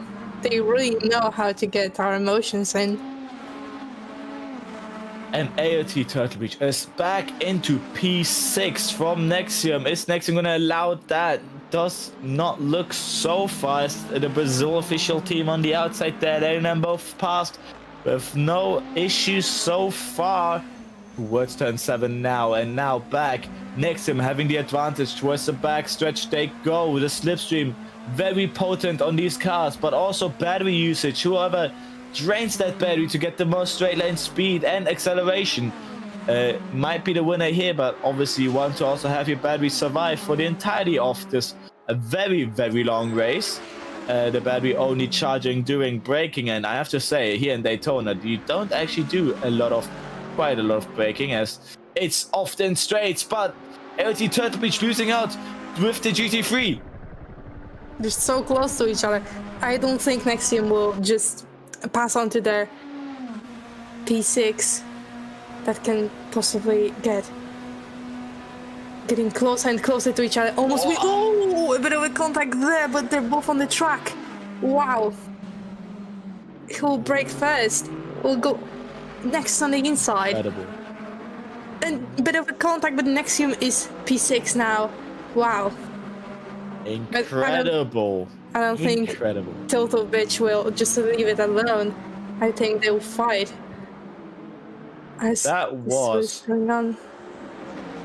I have to say, that was the most impressive back attack I've ever seen towards turn 1. That braking zone, they went for that inside, they were half across the grass, and they still managed to get the car slowed down, nearly pushing AT Turtle Beach onto the gravel, but not quite, leaving them just that car's width between them. And now AT Turtle Beach is behind, but obviously the same thing now applies to them. The car behind us in the back, that's a Simulation One Vision Esports number 17 off into the grass. Are they gonna join back above the apron? No, nearly losing the end there again. Oh, they are trying, and usually the rules say you can rejoin at the back, but no, that is the crash between the two drivers. No, that is Nexium sideways into the wall. And do they have a lot of damage? I question myself. It does look they're back into racing. I But think obviously, they're good to go. He doesn't seem to be taking time. Very unfortunate, losing that 6th position that they fought for really hard. it just looked to me both went a bit too hot-headed together into the bus stop, and no one wanted to back out. They wanted that line, but it did not work out for the both of them. Next battle, just 2 positions up ahead for P4 overall. For 775 Esports and Delta Infinite. Same class, same cars, and towards, again, the same couple corners. Delta Infinite being behind, having the upper hand. We know the car behind usually reaches the car up in front before the bus stop starts, but did not look to me that Esports, the Delta Infinite used the battery. Delta Infinite, 775 Esports, just gaining a bit more time towards the bus stop. This is true. I was so excited for the battle between Nexium and Turtle Beach. I hope to see that again soon. But now we're on to the fight for P4. As you said, with 775 Esports and 4 race Delta Infinite. They're quite not there yet to fight wheel to wheel. They can make their time up. It's another yellow livery, I must say. I'm a big fan of that. Oh, and into the Kichata 899. Oh, rejoin. Wow, that was by the book dangerous rejoin made by the Kishata Mafia Capone 899 P16 LMDH there out of turn 3. Wanted to get back onto the track as soon as possible, which did not end well for another crash made by the car. They are on a rampage right now. They are seeing red in front and going into each car they see. Are they gonna keep this up? Are they gonna calm down? Obviously, the stewards might not be happy with that one. We can see a beautiful view, but now back in the race with Fire Racing 666. And we now with JLabs Park Motorsport. Fight for P16 with Kichata number 899 on the car. Who is causing a lot of trouble to this race, I must say. First, unsafe rejoin, then contact. Wow.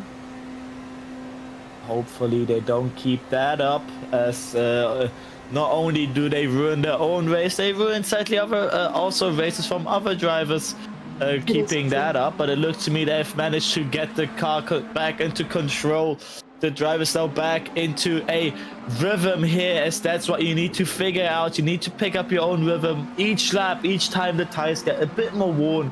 You need to adapt to it correctly. And up ahead, I see two cars going side by side. I believe that is a lapped car of the P15 and the 10, position 10 Royal Racing. The yellow Royal Racing with the green Gnado Bauelemento white, which is not quite true. I believe they have forgotten what color the car is. I just called it white. Now, 3 white with a GT3, careful on the inside. This will be a blue flag. As the blue Okay. flag for the drivers up in front have been called. A bit of a traffic there with hypercars and GT. That did look to me like a traffic jam there. And in the back, there's lockups. There's a car going off, I believe, but managing to catch it back towards the bus stop. And there's one going for the runoff as well, a GT3. Which one was that? That's blue flag, so the 830. I believe that was the 830 being, if I'm not mistaken, the second Brazil racing car. Brazil official racing. 830. No, the Project 81 car, also I believe from Brazil. Few new teams here managed to pre-qualify and qualify themselves for this race, with the 100% rule being was applied at the beginning of the week. So I believe many of our teams then managed to get into the actual race here, and it's just nice to see that the competition just varies so big. Everyone has someone that can race, and the action just stays towards the entirety of the race. It is true, but since you have someone to race, you need to remain calm and you need to remain safe. Because as we see with Kijata, a lot of pressure caused him to just crash into the drivers, which is really not a good, not a thing you do on the track. It can cause a lot of issues and maybe even some health issues for the drivers in real life. Need to be careful with their heartbeat, with the heart rate. Anything above 130 and 140, you'll notice that you'll start feeling a bit tired. And the worst thing you can do, obviously, is to push yourself, stress yourself out, and get your heart rate into an unhealthy rhythm. But obviously, these drivers know how to keep collected. Hopefully, don't drink any Red Bull, too many energy drinks across the race to stay awake. I can say that I've been doing the wrong thing and getting myself too many energy drinks. But obviously, I need to be quite awake for all the action here that is unfolding just in front of us. Akisha Tamafika going wide to overtake the Park Ferme. Park Motorsport car, not the Park Ferme. Park Ferme being something different. I apologize for that. A lot of traffic there. It's really hard to overtake in these conditions. Oh, there's a bit of a contact, as I said. You really need to stay calm and look for the place and look for when to actually overtake, because you can take a wrong turn to choose. Now, for Race and AOT Turtle Beach are fighting for the P5. We're going strong next to. Oh! All the Almost no time you have to room. leave the space. It's being screamed Yes. at a car, but no, careful as well with the rear end of the Delta Infinite in front. Incredible between these cars. Oh, again! Close No into the space wall. whatsoever. Yeah, it's very important to leave, especially hypercar, a space when you're driving in GT, as they are faster than you. The definition of threading the needle being applied by Turtle Beach, but not only that, they also get the position done. Incredible. They've not only done a masterpiece with the GT3s, they've also completed their masterpiece by overtaking for position. And the team of the Infinite looks to me they have issues as well, dropping down already a second to that. It's true, maybe they had some issues with GT drivers, as we see, leaving no space. You can see the sun is setting down, a beautiful sky there. It will be a magical moment just sitting on the tribute, watching the drivers in real time. Wow, amazing view. Nexium PLT 910. My favorite livery, as I said. Going on to turn 12, I believe. Overtaking the GT with the green livery. Going strong onto the next car. Towards now the 17 hour 46 minutes 45-minute mark as well, and this is just incredible that the drivers are still out there pulling laps after lap.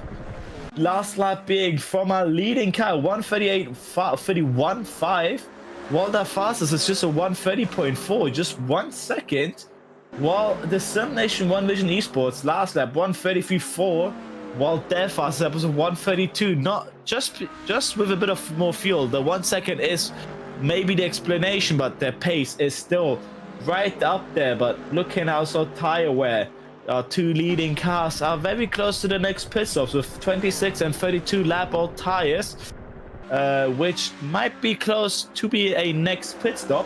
While Project A, actual big surprise, only being on 8 lap old tires.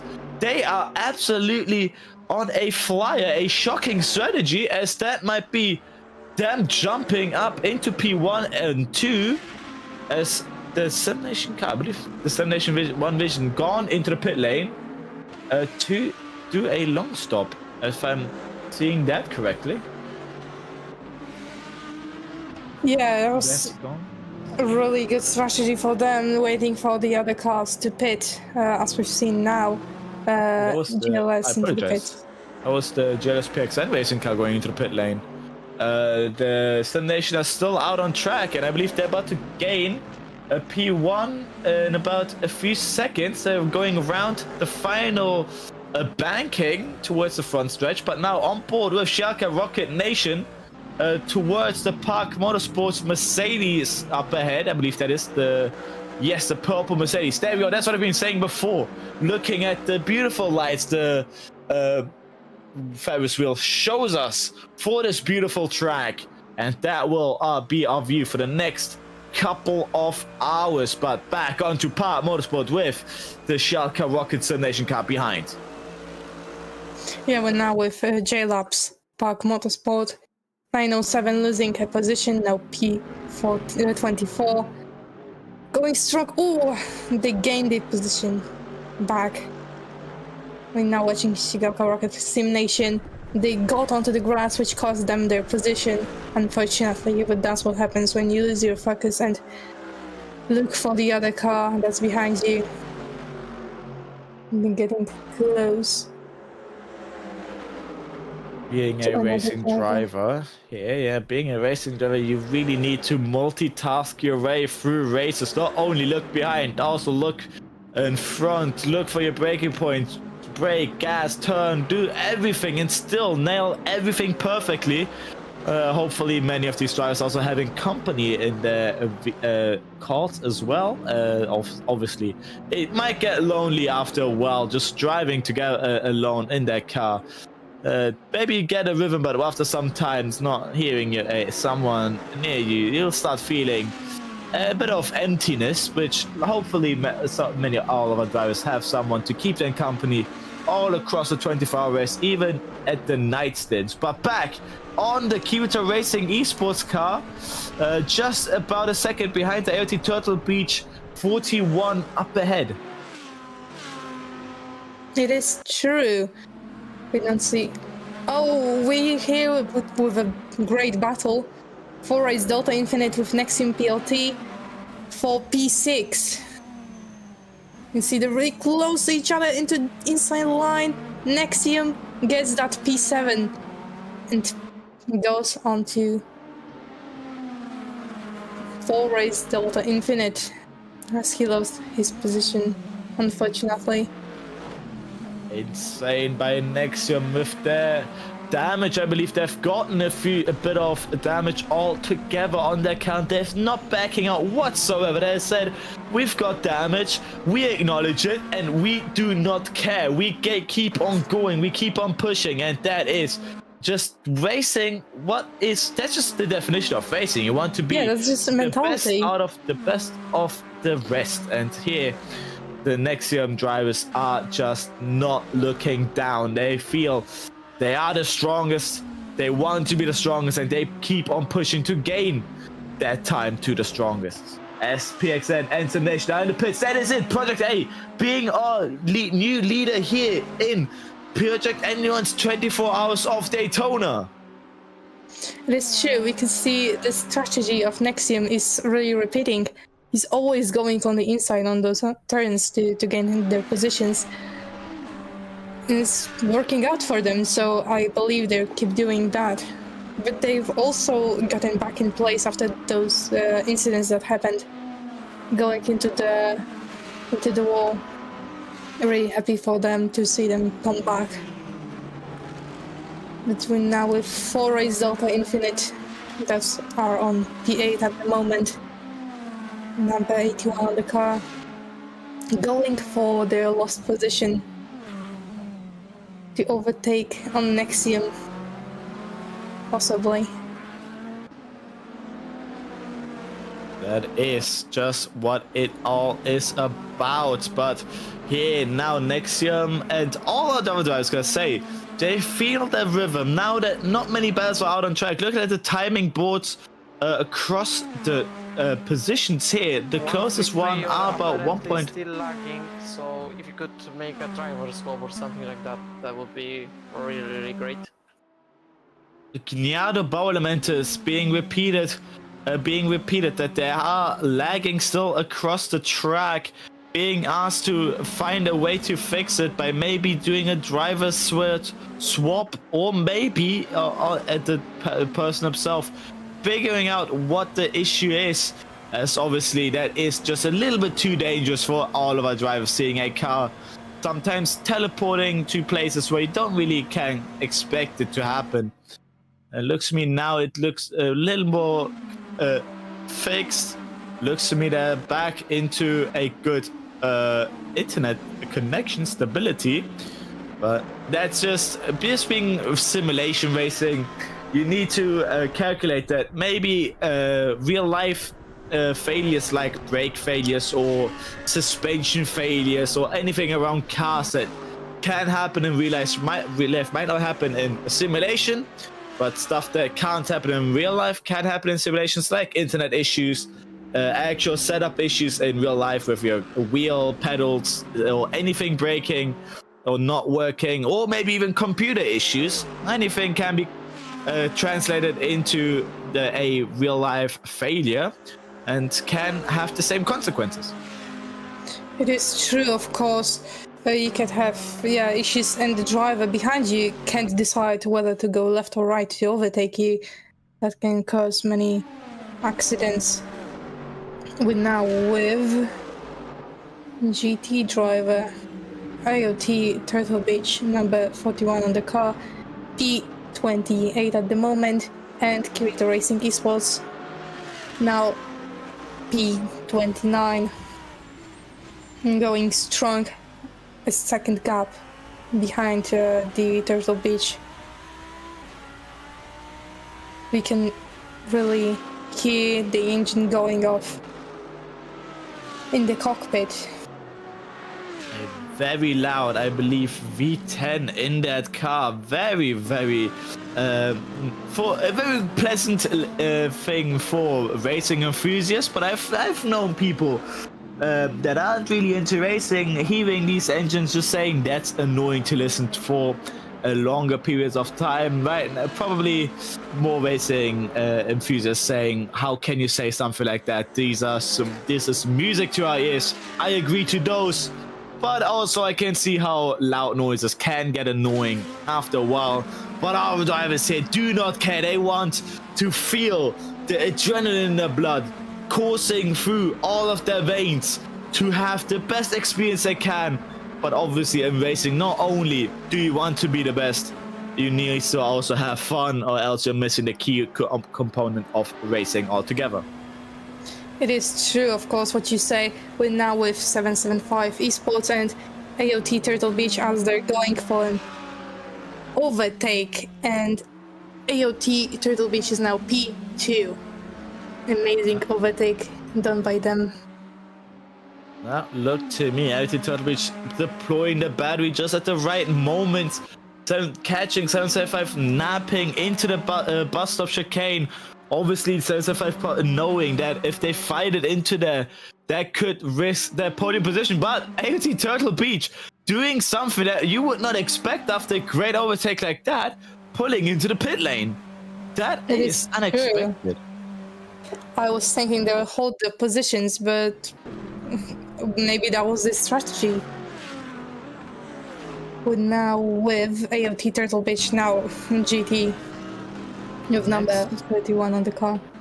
Next one to be expected to pit looks to be the 775 esports car, the one that got overtaken by AOT Turtle Beach, as AOT Turtle Beach going into the pit lane with 21 lap old tires, 775 being on 25 lap old tires, and a surprise here, Petronas Synthium Sim Nation car on 30 lap old tires. They are staying out. It is true. I'm really excited to see if Project A will stand to the assignment they did for them and staying P1 at the end of the race. But maybe GLS will go back onto their leaderboard. Go now with Patrol. I believe right now we are on board with P28 being the Kirito Racing esports car, being led by one of the LMDHs, but just behind the Kirito esports car is the Strafer Racing team, 14 seconds behind. And just there, right there, overtake them. Look to me to be the Cubic Systems GT3, our old leading GT3 car, I believe, after a long stop being dropped down to 22nd overall, which is third in class. Royal Racing being our leader in GT3 right now, but PMO Endurance team being out on track, while our Royal Racing Lamborghini is in the pit lane, I believe, with a long stop. So not long until maybe PMO Endurance team might take the lead, but Royal Racing is now out the pit lane. It's true, with only a little bit of the tire lockage there by the hypercar, we could see a lot of issues with the lockage in the hypercars, actually. That's very interesting. Oh, and we did see it there. I believe it was GLS. I'm not sure though. Now watching, I believe, Kirito. Kirito Racing. That is the Kirito Racing esports car, the Lamborghini, going around the second, the first banking, but just up ahead, a Mercedes that you see there is for position, and Kirito might get that AOT Turtle Beach Mercedes up in front. It's just that purple Mercedes up in front that's seen there. If you look at the bottom right, I believe on the mini-map, you might see those numbers. If I'm correct, those could be those are positions, and the 29 Kirito Racing esports just gaining a little bit of time to AOT Turtle Beach. AOT Turtle Beach pulls into the pit lane. It is true what you say, of course, as I always say when we switch. It's really interesting to see their driving. I believe the driver is now quite tired. He's taking a safe route just not to crash, not to cause any dangerous situations. He's having I may say, a lone race almost, as the car behind is 9 seconds. Yeah. That was the Kirito Racing car just drifting off to the right. Tiredness, as you said, might be kicking in for the driver, having just a second sleep there and pulling off to the left, to the right, but now with hopefully not that happening when LMDH is closed. On board, on camera with P9 position, Apex 1, just about 4 seconds behind Sim Nation 1 Vision Esports. And there might be a battle brewing if the pace keeps up from Apex 1. 3.5 now. They are absolutely pushing it to get to the P8 position. And just 2 corners up ahead is the leading car, Project A, they are absolutely demolishing the competition right now, about 34 seconds ahead of P2. Not quite managing to do a PX100 by lap with lap in P2. It is true. As we said, Apex 1 is having also already a lone race. He's having a 3-second gap to Simnation One Vision Esports and 18-second gap to Voyo Racing behind them. He's trying to overtake the GTs safely. Now we can see the sun is starting to set up. It's getting darker and darker. And hopefully we will see some special liveries soon. Oh, and Apex 1 in the wall. Wow. That was very unexpected. They can't rejoin as the drivers are still on the track. Alright. Back on racing, but that looked to be a pretty hard incident with the wall in the front of the car. That might not be the healthiest thing to do for the car, and the understeer now could be to a point of maybe having issues throughout a couple of corners. Let's see how they are through the bus stop. It looks to be the damage is a bit too much. What a drift! Initial D might be able to copy that for late iterations. That was incredible. Wow, he really drifted off that turn. That was not the safest thing to do, I must say. Maybe they will pit and fix their damage soon, as it seems to be the right thing to do, not to cause any incidents in the future. It may be the incident weren't that hard, and they can keep driving. Guignado is really getting behind them with only 2-second gap. Now Apex 1 about 1.8 seconds ahead of the Guignado Bauer Elemento White LMDH. We heard that with the internet issues a few laps, a few 10 minutes ago. Looks to be seen that they fixed it, but now P22 just up ahead. Shaka Rocket Nation, Sim Nation versus the Park Motorsport. I have to say, I've been saying Park Motorsport quite a few times today. They've been in action quite a few times. It is very true. There have been so many actions, so many spins. As I was watching the race when I wasn't commenting, it didn't seem that much as we have now. We're now watching JLab's Park Motorsport and Shigaoka Rocket Sim Nation as they fight for P21. Going in the next corners, we can now see the lights starting to show in the special liveries of the cars. Going strong. I have to say, these cars now under night sky are beautiful. Blue, red, yellow, all colors popping off today. Green as well with the Siaka Rocket Sim Nation. If you look from onboard, from hood camera, just a bit of green as well. All the colors just being in usage here. And that's just what racing even is about. Up ahead, the FNL Mercedes as well.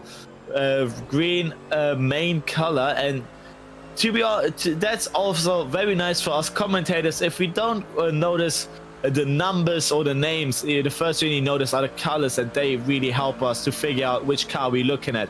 That over there, the green LMDH as well with the purple LMDH. The purple yellow Park Motorsports, I believe that's a Park Motorsports Lexus as well that just pulled into the pit lane. Very beautiful liveries all across the board, and it's just so nice to see them in different conditions day and night. It is true, you can see the whole rainbow flashing on the track. Really beautiful. Oh, what happened there? With tire lockage, I believe. As I said, yeah, just designing those liveries must be tiring for the drivers. Here we are with Shigaoka Rocket Sim Nation still fighting for that P21, going closer and closer to JLab's Park Motorsports back. Oh, and what happened there? While racing 666 onto the grass and J-Laps onto the grass, spinning. Wow. Oh, That's our leader. A collision Collision. between Royal Racing and a different car. I believe that's a J-Labs Park Motorsport car was involved there as well. And Royal Racing, our leader, losing time, and just behind it was a 30-second gap. It's now just a 6 to 8 second gap to PMO Endurance Team Red. And they've gone. I have to say right now, one of the best performances this season by that team, and now on board with another battle that's happening on track. It is true. Shigeoka is still fighting for that P11. It's not going back. Oh, and what happened there? Happened? Oh, it seems like J-Labs just, I don't know. He just turned. There was Has he nothing fallen happened asleep? there. Has he fallen asleep? Is this what's Maybe. second sleep? That's now real talk to all the viewers out there who think on driving at night or doing tiring conditions. That is a reason why you should not do that, as just second sleep could end in such a moment, and obviously you don't want to drive when you're tired. But also in endurance racing, there's a difference. So yes, you have your teammates as well. As they've gone also for... Was that a drive-through they've taken? I believe they've also taken a drive-through with that one. I believe And so. Losing even more time, and incredible there. That's the second time we saw a car drift off by themselves, but this time a bigger incident as the J-Labs Park Motorsport Lexus is in the pit lane. It is true, but this accident, it was just weird by J-Labs. It wasn't any collision with anything. It was just like turning. With Identity Project A, I believe. I'm not sure.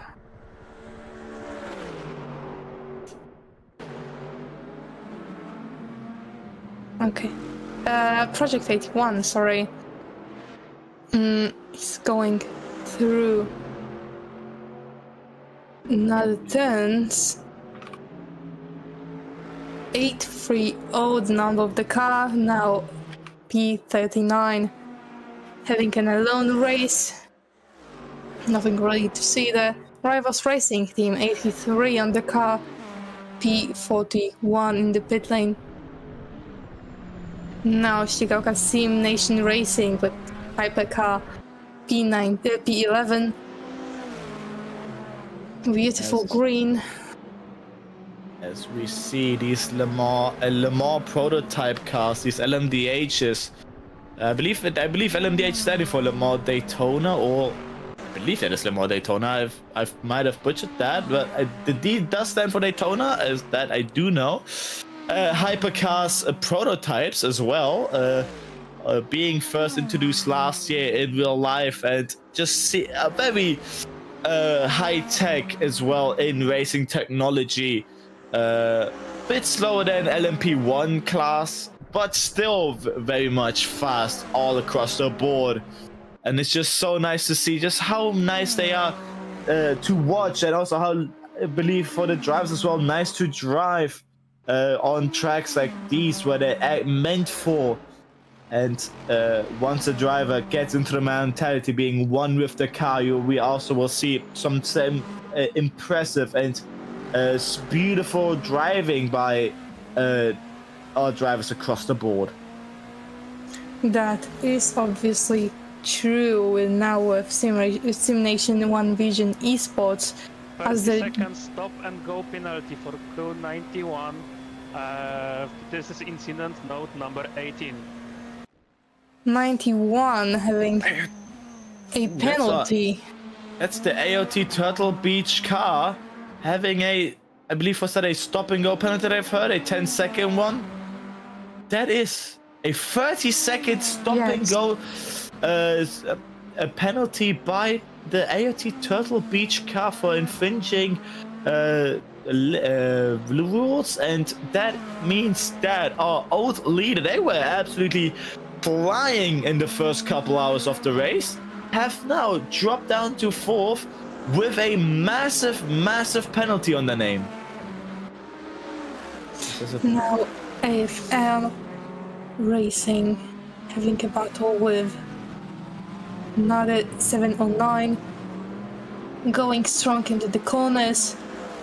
You really need to be focused to let the hypercar through and keep everything safe and clean, but not forgetting about the pressure. The 222 FNL car versus the 709 Strafer Racing team, battling for P27, but there's also a battle for P40 between Squadra Corsa Overcrest number 20 versus the 83 Rivals Racing team. I believe Rivals just having left the pit lane, so their tires being fresh, but probably still cold, with temperatures also dropping across the track, with the nighttime falling on the track. So what are we going to see from the Squadra Corsa Overcrest? Towards the bus stop they go, in the slipstream they stay. Are they going to risk an overtake for you? No, they stay behind, lift a little. Rivals Racing late on their brakes, but managed to get the entry and keep the grip levels up as well. Nicely done. Squadra Overcrest was a little bit more scared through their corner, trying to take it a bit more safer, losing them just a few couple tenths through there. That is true, that was an amazing fight. But she said, watching now, beautiful blue livery of Squadra Corsa Overcrest, having a battle for 40 with gap 0.8 seconds. They're going strong, they're flying through, getting closer and closer to another car, 83, just to try and pass them. But we need to remember that it's not only us during the race, there's hypercars that we need to pass through and other drivers. These drivers are still up on their A game, giving us everything they have, throwing these cars through corners like there's no tomorrow. They're not pushing, they've not dropped down in pace altogether from fastest laps. Only being only 1 to 2 seconds off from fast laps overall, with low fuel I believe as well. So not quite dropping anywhere. And with that time changing to night, obviously the track being lit, obviously a nice cast quote from the movie. Racing cars don't need headlights because the track is always lit. As we see here, all the lights are cars obviously meant for endurance racing on tracks where maybe lights are not quite often used, like the Nürburgring or Sebring, I believe, as well, not having a lot of lights. So these cars being equipped with bright headlights, but on tracks like Daytona or Le Mans, headlights are not really often needed as NASCAR's. Mostly Daytona is often used for NASCAR, where obviously the no headlights are on, so the track needs to be fully visible from all corners. It is true, I really liked the Cars 1, I believe, quote that you said. Amazing movie. F and LRT are having a battle for P27 with Strafer Racing team, getting closer and closer now. Gap is 0.6 seconds. It was 0.8 a few seconds ago. I'll see if they're getting closer. It seems like they do. They can pass the time here, having a great smooth drive through the bus stop. Beautifully done through there. Incredible work by FNL Racing, FNL RT Racing driver 2222 number, following Strafer. Strafer just feels to be a bit more comfortable in the car, just a few tenths faster, but obviously it might be setup related or just driver preference for a few corners being it better, or a few corners still backing out a little more by comfort wise, as towards turn 1. That looked to be a little bit early on the brakes, but wanting to get more from an inside line. Depending on drivers' preferences, that might be faster or slower, but between these two, they are still quite similar on pace. Looking in Sector 1, the FNL just catches a few temps, but then getting closer to Sector 2, loses out on corner exit as an LMDH as well flies between them. That is true. He was a little bit slow on the horseshoe there. I could have used more pace. But now we can beautifully see the delivery of the 709 Kirato, I believe, lighting up during Streffa Racing, Streffa Racing team. Kirato is in front of them with gap 4.0 in P26. As we see on that mini-map, just these 4 cars, not quite a big gap between them, as any slight drift or late braking point can get these 4 all together, as the closest cars on for racing for position are there. Here we are on board with our leader, the Project A car, Lasse, Brady, Marco and Andretta. This team right now, and they're about to complete lap 250, about a quarter to 1,000, and now 251. Racing still continues. That is true. That is amazing to see this, maybe not special, but minimalistic livery. Only the black colors there. Project A3 flying through the track, as you said, with Red Bulls. I believe they did drink a lot, because we can see they're just flying through a bit of the luck. We could see a few seconds ago car teleporting a bit to the left. I mean, with drinks, obviously, which to stay awake, you want to there are different ways to stay awake. Obviously, concentration wise, you can drink energy drinks, or just caffeine drinks like Coke, like just soft drinks altogether, or coffee. That is a way, but also with your teammates, meditating. I've heard, if you're not in the car, that still is a good way to keep your mind active. So maybe if you have a break by about like an hour or 2, or maybe 3, just sit down, turn off all your electronic devices, just hopefully not the ones where you're still in contact with your teammates, and just relax your mind, as obviously what we've heard from Lotus saying that calmness is one of the great things a racing driver needs to be a great racing driver. And if you're starting to feel hot-headed, feeling that you're just impatient through every couple corners, you might need to just take a quiet break, drink a cup of tea, hot milk. Try not to fall asleep, that's the worst thing you do, but obviously just getting your mind in that window again to be fresh up for racing again. That is very true. A pace and just analytic mind are very wanted in a driver. As I said, they need to keep their motives on and stay on the course, on the racing line all the time, because as we've seen, probably driver losing their focus, it didn't end very well. But now into the cockpit of Nexium PLT 910 on the car. We can see amazing steering wheel by the BMW. Bit of information here and there. We can see he's going for P3, hopefully passing the GT, I believe, Barcelona team. Now next, following Brazil, sorry.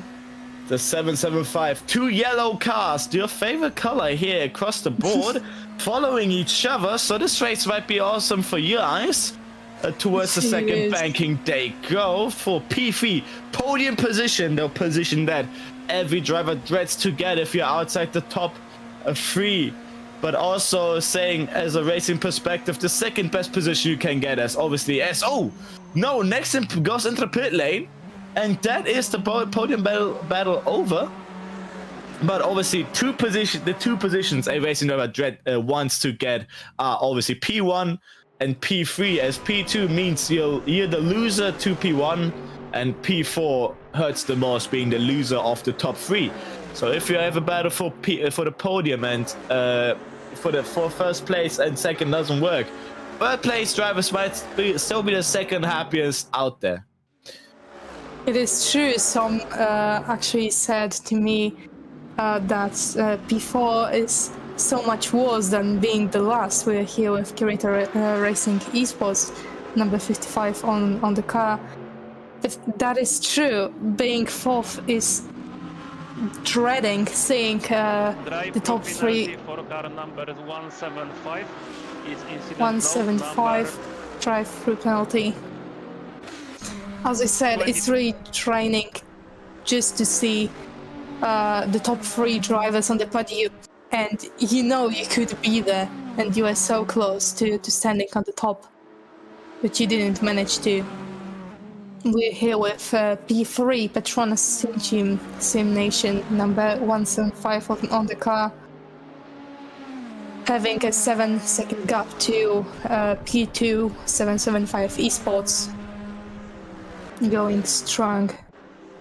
Looking at tire strategies as well. Project A, next one to probably pit. Careful, the space. Are they gonna thread the needle? Nearly done. The empty Turtle Beach of the 2 GT3s. Careful. Contact of the Skoda Corsa. Off goes the Lamborghini. Nice rejoin, beautifully done by the book to not endanger any driver. But now towards the second banking, Delta Infinite still ahead. AT Turtle Beach trying to find just a little bit of space to get past. Now towards the front stretch, side by side. And now comes the part. Who's going to be brave on the brakes? It looks to be that Delta Infinite backs up behind, but is brave on the brakes, too brave, and loses the front end and goes off the track, but rejoins behind the GT3 and loses about a second to AT Turtle Beach. It's true, that was really brave of him, but as I used to say, if you don't go for it, you don't drink the champagne, right? You must sacrifice something if you want to win.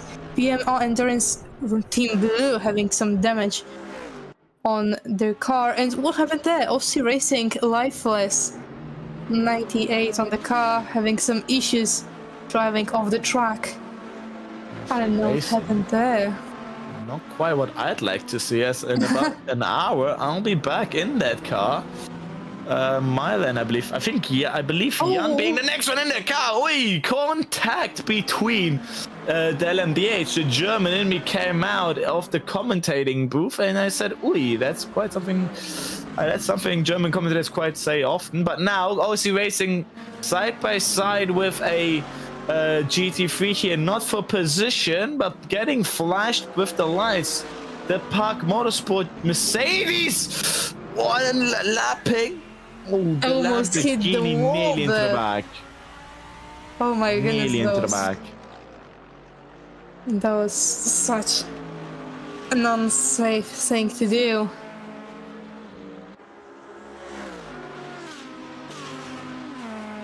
OC Racing Lifeless now P35, 8-second gap to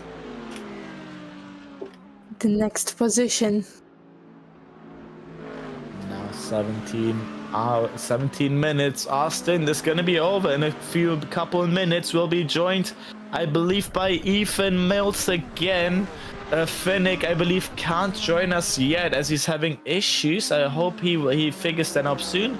But Ethan Mills will be back in the commentary booth in about a few minutes. Hope he can bring the same action and thrill that we have been giving you so far. And just for anyone tuning in new so far, you are currently watching the Project Endurance 24 Hours of Daytona race, commentated by me, Luca Centobi, and Lotus. I believe that's how you pronounce it. It is. Thank Yellow you. turn 5, yellow turn 5. Yellow turn Yellow five. 5. That's where we are right now. That is a car somewhere off the corner there. Yeah, And, teleporting in the pit. Project A, long stop. Project A is in for a long stop. That is now probably a switch for a position here by our leaders, as unless Project A gets out soon. 775 Esports and AOT Turtle Beach might be back in 1-2 position. It depends on if they also go into the pit lane or stay out. It's true, we are now watching GLS PXN Racing 42 on the car, P12 right now. They were the leaders when we started commentating, but now they've fallen back almost 11 positions. I believe with one long stop they have dropped down a little bit, but if there's also an incident from them, if I remember correctly, dropping them a few positions down. But now on board, P16 under 133 Gliado Bau element to the car that has been reported a few times to lag across. Looks to be very safe, and they're fighting against Apex 1, the 71 car. I believe the 71 car was at one point leading the championship at the top of the standings, but after a few sad races, they lost out a few points. AT Turtle Beach right now leaders of the championship, seeing if they might snatch that championship battle here altogether. That is true. Gnado is really close to the Apex 1. Almost overtaking, has no space though, as the GMTs is leading now the way for them. Apex 1 crossed the GMT's barrier, as same as Gnado. So they are free to push now. And now with Strefa Racing Team 7 on 9 on the car, P29, Olander, Kinjolok, Kupko and Ivan in the car. Now this looks to be an opportunity here down the inside towards the bus stop. Late on the brakes. That's too late on the brakes.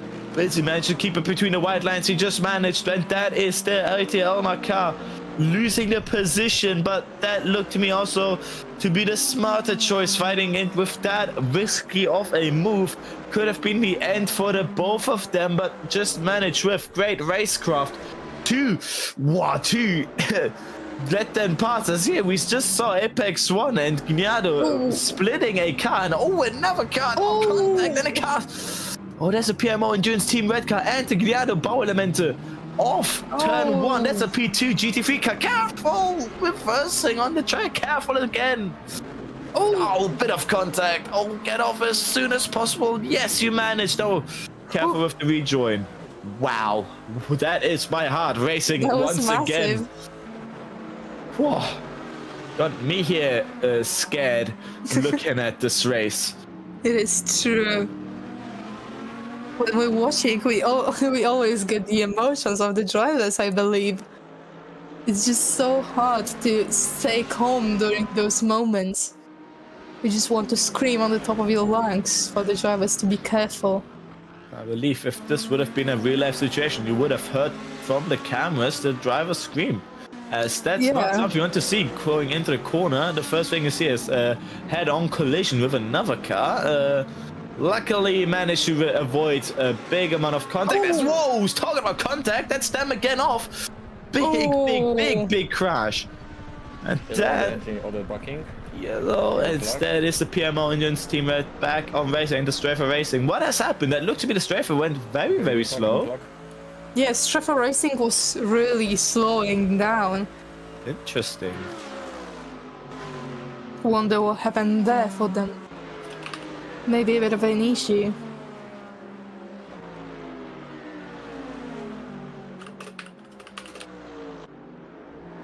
But seems like they have no damage on the car, still going straight on. Now P27 having 3.7 seconds to J-laps with P26. Hopefully this car here, the Strafer Racing, not suffering from too much damage after those slight incidents. That's the AOT Turtle Beach as well. P2 overall in the pit lane.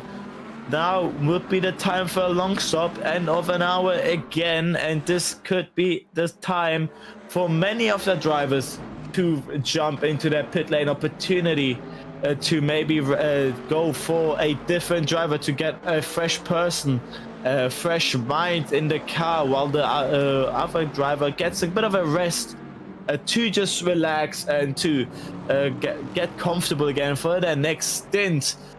And we might see now pit stops arising, as I believe our stint is getting ever so closer to the end. With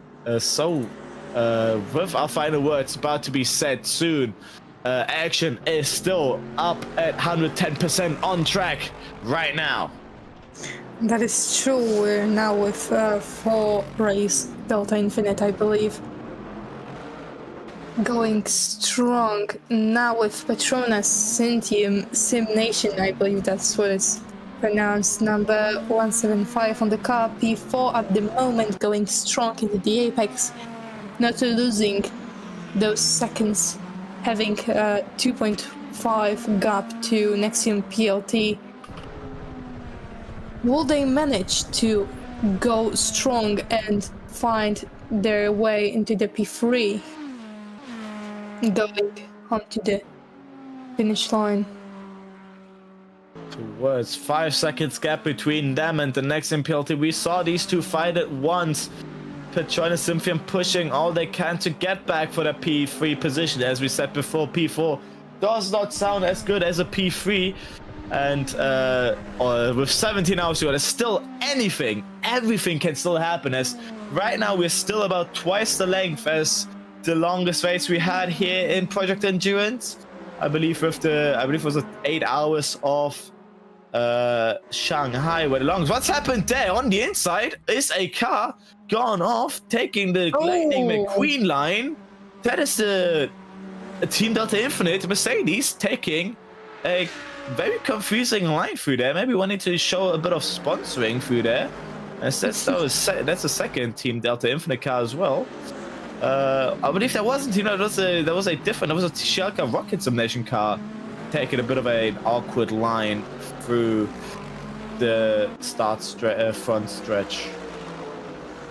That is true. They really did not choose the best racing line. Shigaoka Rocket Sim Nation now P24, and now Move Center Sim Nation Racing.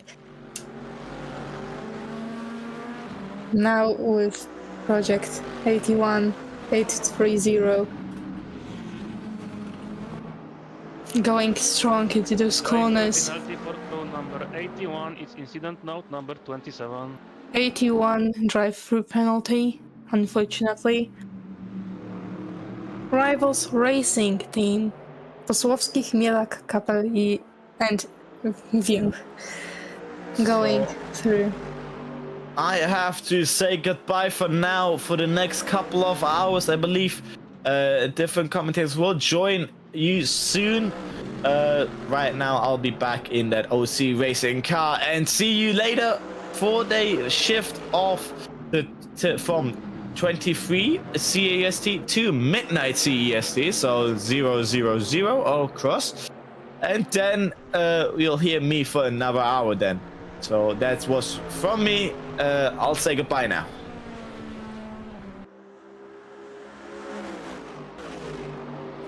Well, have fun then, Luca. I believe you can go faster than others, having the best place in Lifeless. We're now with a Rivals Racing Team, number 83 on the car, P39 at the moment. Going strong into turn 12 now, I believe. The final straight will be ahead of him soon. They're not having any fights now, they're just having as I always say, a lone race. just trying to keep the pace, plus 8 minutes to P38 at the moment. So they really just need to keep the pace. We're now with 81 for Race Delta Infinite going through the pit lane as they have the drive-through penalty to do. Going out. It may cost them some time as they just have 21 seconds gap to P4. It will be really unfortunate to lose that P3, but everything can happen in those 16 hours of racing that we have left, almost 17 actually. They just got back onto the track. You can see they're going strong, trying to make up that time they just lost. Very brave on the brakes. As I said, not losing any time. Gap to P2, 3.3 seconds now.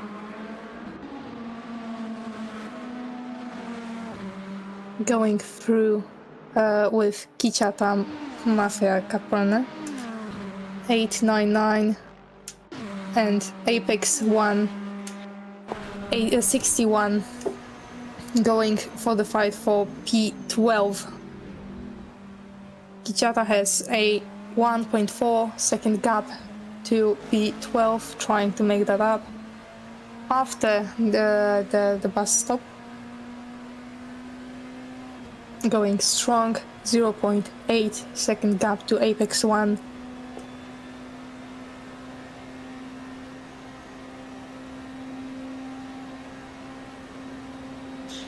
So I will be going and hopefully Ethan will have so much interesting situations as we had going on to the next sector of the race. Thank you so much, it was Lotus. It was really great to be here for you, and good night.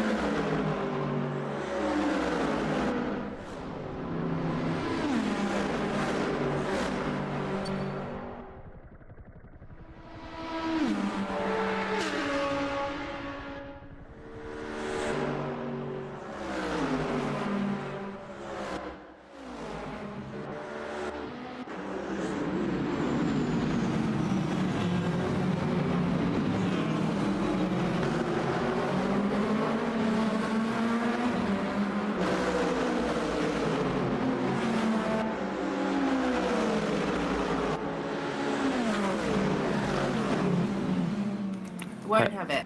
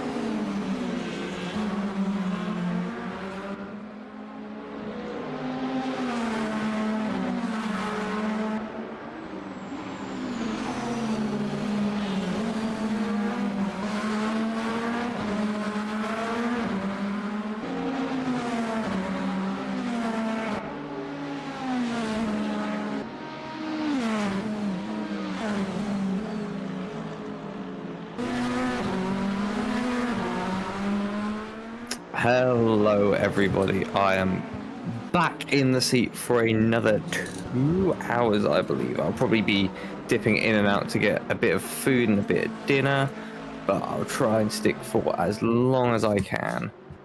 So, at the moment, as I jump in, 16 hours, 51 minutes to go. We have the 775 esports team leading the pack, next in PLT P2, and 4-Ace Delta Infinite P3. The gaps are looking pretty wide, so it'll probably, I'm getting the feeling, just be lap traffic or maybe some pit stops to spice it up. Speak of the devil, the 4-Ace Delta Infinite have just gone into the pit lane. GT3, you have the 666 Wahoo Racing leading the pack, and the 49 PMO Endurance Team Red in P2. We're just watching the leads in Hypercar make their way around for the 266th lap of the circuit and come down into turn 1.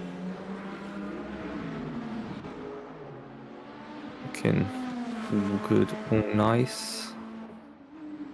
See if we've got anything I can have a look into while we wait for some action.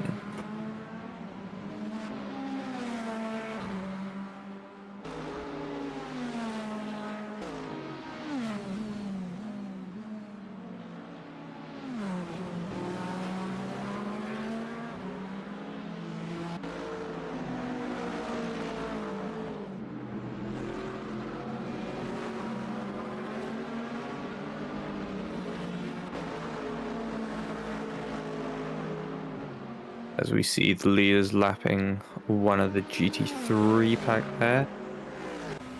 A little bit higher on the banking and down to the bus stop. Strong race from the 775, keeping sort of at least within the top 5 on paper at least, because might have dropped below it during pit stops, but been doing well from what I've seen. And only 16 hours to go.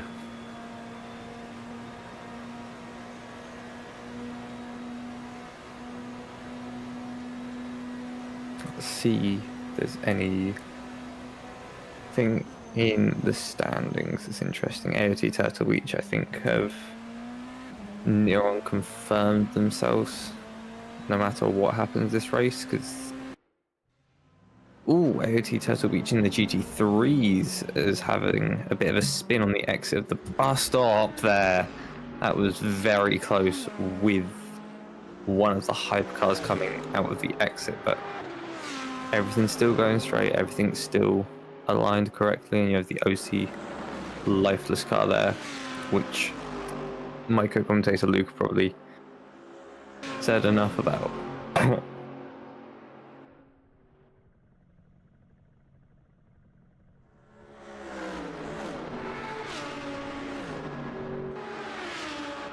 Down into turn 1 in the Lamborghini, moving over all the bumps and rises. OC Racing make their way past AOT Turtle Beach, who have lapped them or not. Nope. So unlapping themselves while the Delta 4-Ace Infinite wants to get past, flashing their lights at them.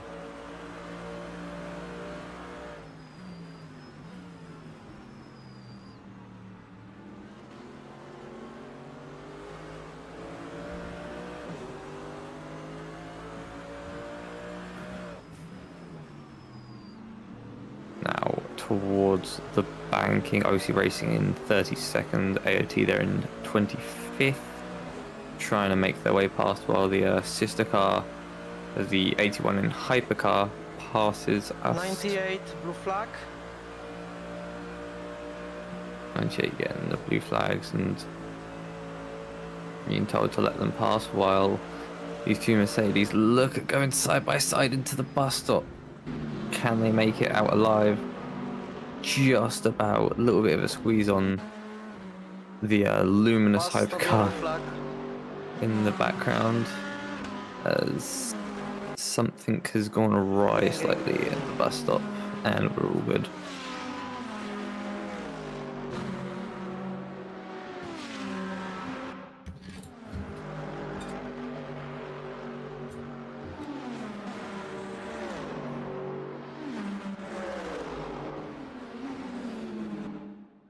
any recent decisions. What time are they? 9, 10. They probably covered the Delta Infinite ones.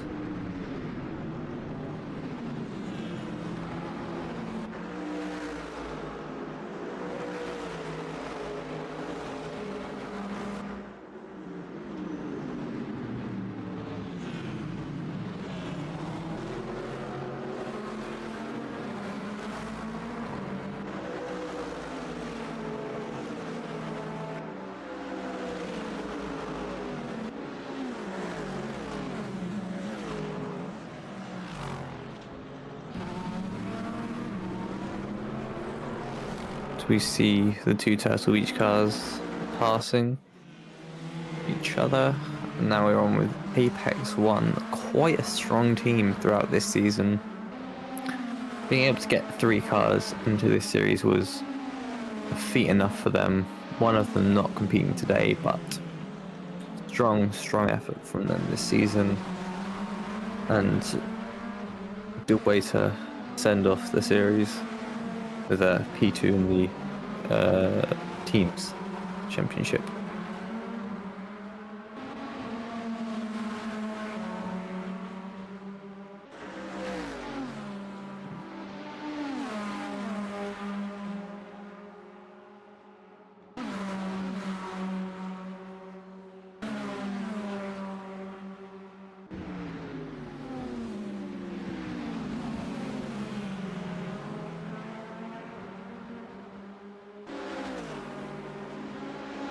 One 133 and 71 blue flags. Blue flags. You can see,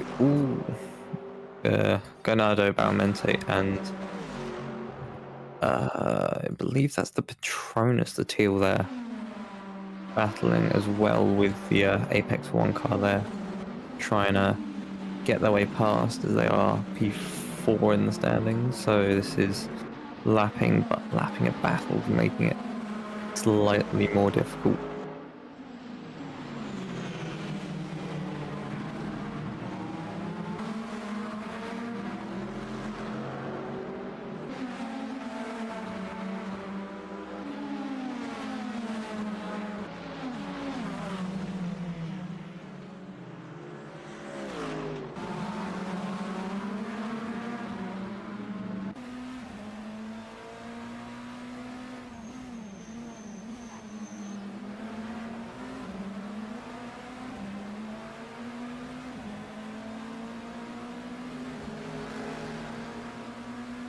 So the Patronus Synthum car now going slightly faster, but with the wider X having to travel further, not quite being able to get past the P14. Oh no, we're on board with the Ganado car. I thought we were on board with the Patronus.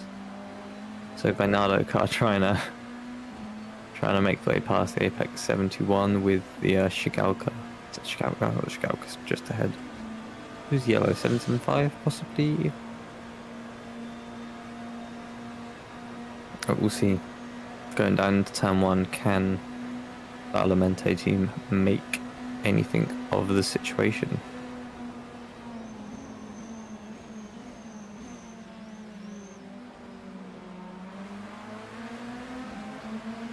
There's the Park Motorsport Lexus, it looks like there.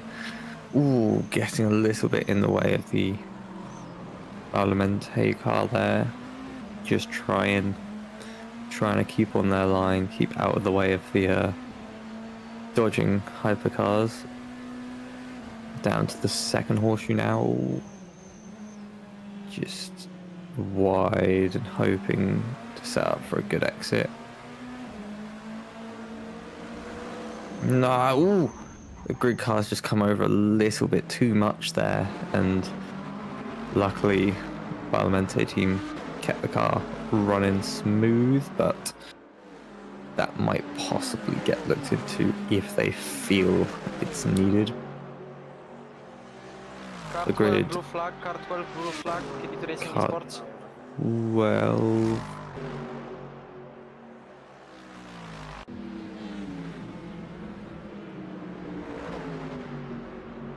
so that'll be GG3 car, I believe. Somewhere they're getting a blue flag.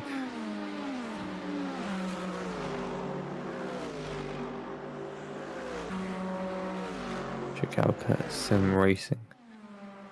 Nation in P13, 50 seconds off the driver ahead, so not too much of a gap compared to these 1-2 minute gaps we have. Since the last time I was here, the two fields have spread out a lot now. 31 minutes between them when there was only about 2 or 3. GLS PX7 Racing have since set the fastest lap.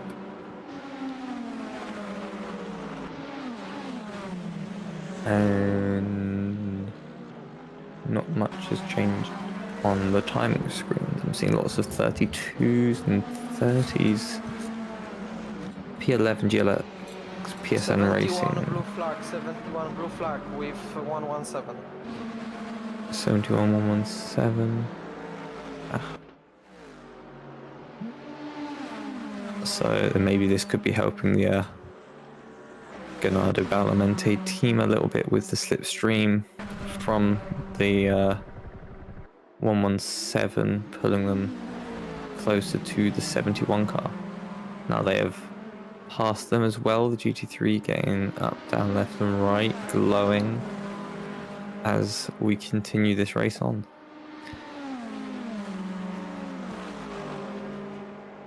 Just looking, and GLS PXN team have had really good pace. I saw multiple 1 minute 30 lap times from them on the timings. At the moment they just did a 32.0, so 21 blue flag, 21 blue flag. still one of the fastest out of everyone on the grid.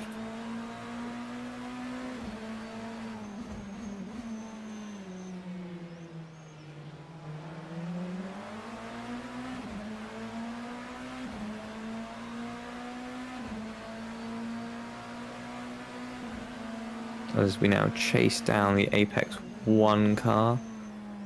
Ooh, they locked the rears, having to take evasive action.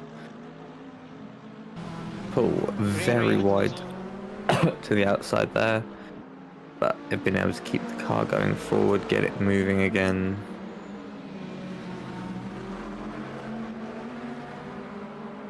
And everything is a hunky-dory.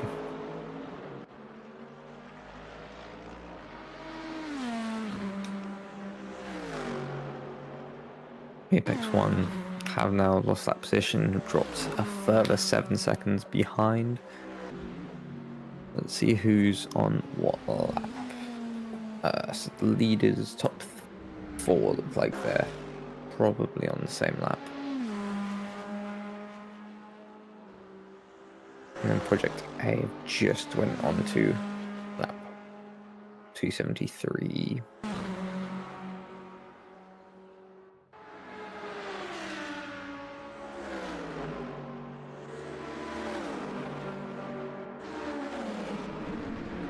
Oh, they are on the same lap. Mosaic Turtle Beach. Just ahead, yeah. Trans. Yeah, all just about on the same lap. Project A. Yeah. Just highlighting all the cars, having a look. Top 4 all on the lead lap still. 775 Esports could look in at a pit stop in the next few laps. Same with Balmente in the 133 car. Just like Alex Halp when he's getting through on the grass there. The 71 past the Interstellar Midas racing car. I'd find it eventually.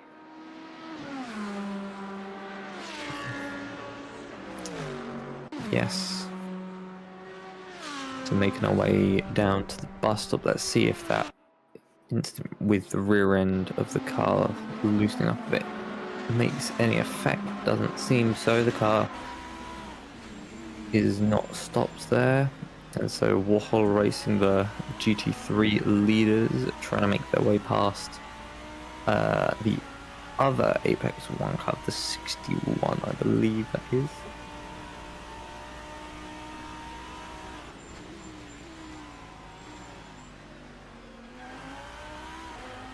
I know that would have been the 61. And where are our leaders? There we are. Just highlight both the leaders on my phone. As we watch the Wahoo Racing 666 car, luckily not stuck with any devilish curses so far, being able to make their way cleanly through the race.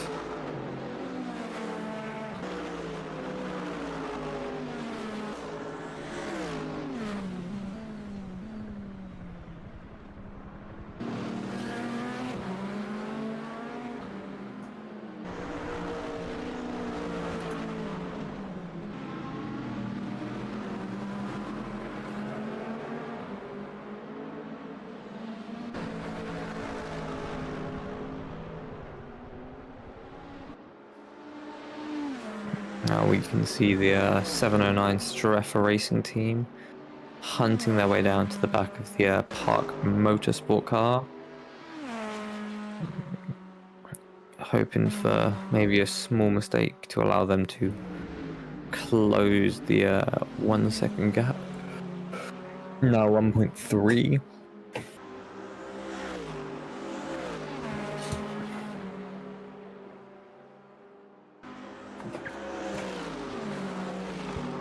Project A making their way past this possible battle. Strefa Racing team in I just had it, P24 on the track, but P6 in the standings, or P6 in class, I believe. P7 in class. Close.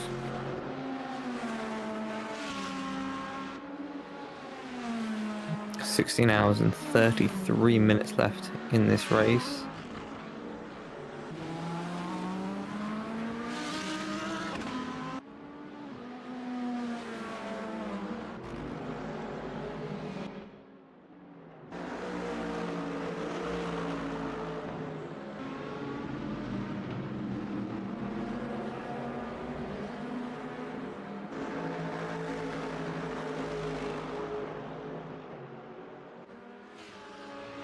Drive-through penalty for crew number 910. It's incident note number 30. Well, let's give that a little look while we watch Strefa Racing try and close down this gap on Park Motorsport. Incident note number 30. Nexium PLT reporting the Audi Turtle Beach team at 7:15. Car execution on the barrier was the description. I presume that is an accurate description. That was 5 penalty points and a drive-through penalty for the 91 car. After the 910. For the Nexium PLT. It says here.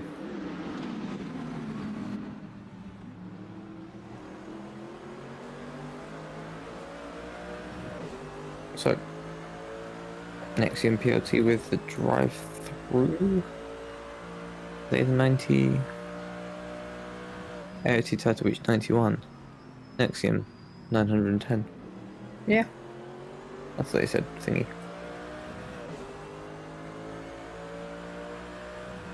Well, the more you know. Here we are now. This gap has definitely closed up a lot. That battle definitely heated up. We see the Interstellar Midas car just a little bit back from that battle. That's Strefa Racing now. Coming down to the bus stop chicane, having to let a hypercar through while getting to the braking point. Much tighter line, much faster line than the team ahead, aided possibly by the other car. Then hindered going up as the Park Motorsport car can't decide whether it's accelerating or decelerating. Now side by side going towards T1, they've given up the position and now it is Streffer Racing in Drive-through penalty for crew number P23. 899 is incident note number 31. Crew 899 with a drive-through penalty. Let's have a look, see to find out the reason for that.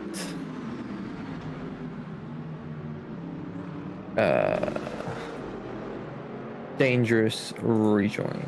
Yeah, unsafe rejoin from the 899 crew. Was 17 hours and 53 minutes of the race to go, as the Wahoo Racing hypercar car of the 665 seems to have found its way around and off the track.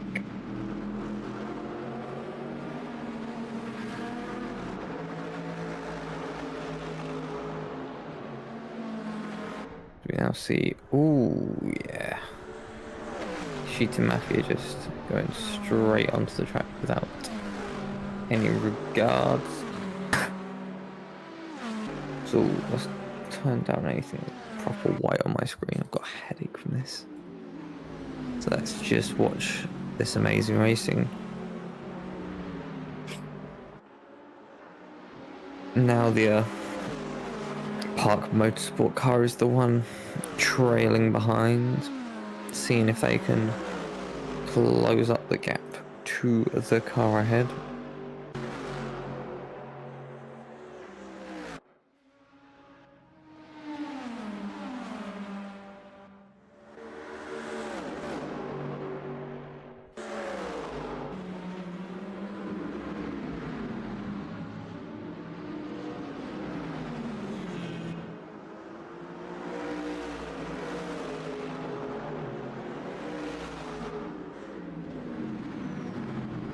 This drive-through for 910 was settled earlier. You were just not on the server. It's incident note number 30. Oh, there we are. They're just setting it again as they were performing a driver swap when it was announced. So they tried to set it and couldn't. So now the AOT Turtle Beach GT3 team in pit lane.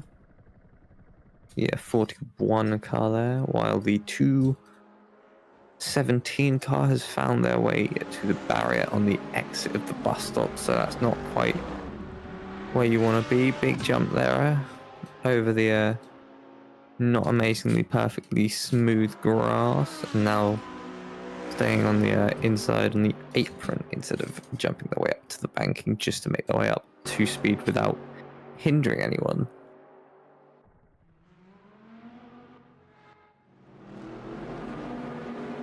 As we see the 91 AOT Turtle Beach team and the Patronus Cynthia Nation both in pit lane. Oh, my screen's so white. It burns. Those two cars. Both 270 laps, 278 laps completed. 775 just hitting lap 281.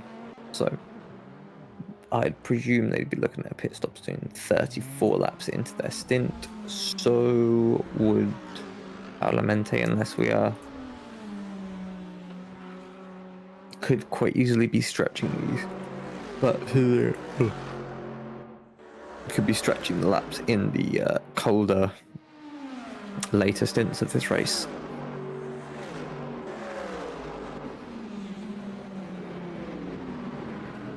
Cubic Systems, the current leading team in GT3, making their way through T1, 2, and 3,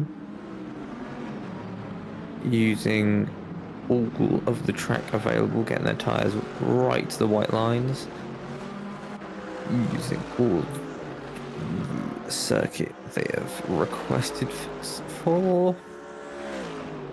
are making their way down to the second horseshoe.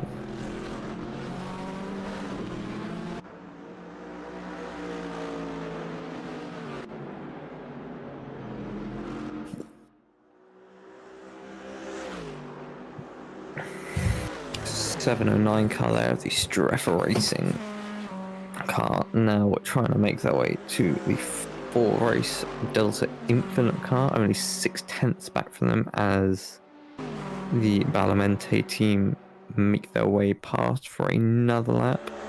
775 Esports team, our current leaders, have found their way to the pit lane and are making a driver swap, possibly. So that'll be a long one for them. Project AMP2 at the minute, just making their way around the final bankings as they come to cross the line and inherit the lead.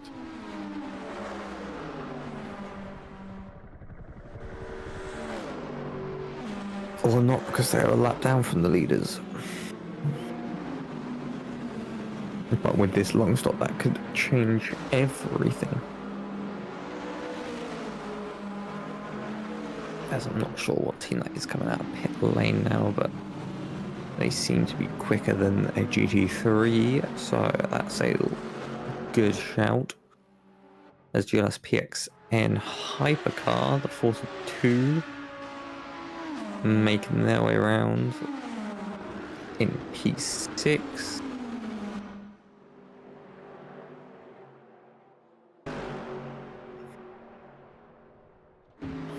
Streffer Racing in P25 overall.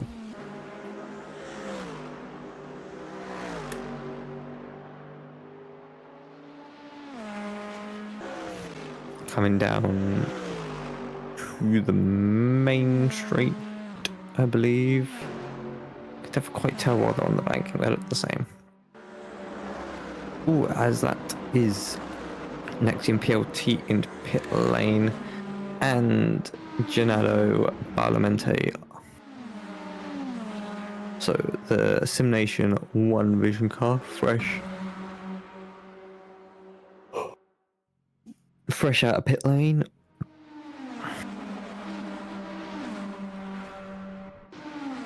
Making their way through T1. Oh, there we are. Project A have now taken the lead after an extra lap to make sure they got past the 775. Now the 775 should be due to leave pits any minute. They are on a driver swap, so it's taken them some time. Simnation 1 Vision Esports with their 4 drivers, names that I'm not even going to try and pronounce, having quite a strong run up in P9 out of 17 LMDH. Ooh, getting very close to the back of the P8 Simnation Patronus car there. They are battling for position, trying to close down on this banking using the slipstream to their advantage.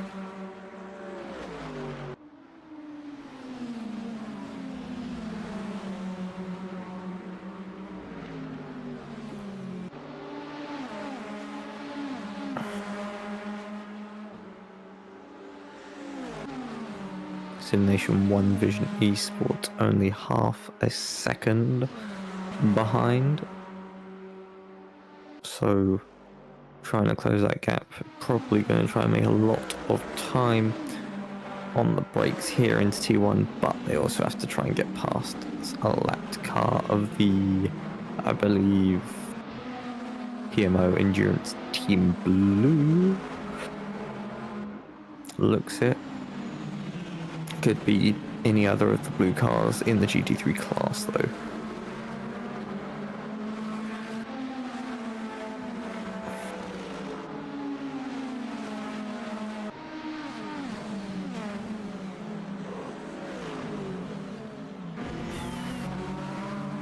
Patronus Cynthium Nation we are watching, trying to defend the 4/10 gap behind to stretch it out more, but the GT3 cars holding them up isn't doing them many favours, as Simulation 1 also has a car following behind them. That's I believe that's the 775 crew, as Petronas Cynthium Nation don't put up too much of a battle going into the bus stop, but now they're going to try and use a slipstream, if they have one, to get in a position.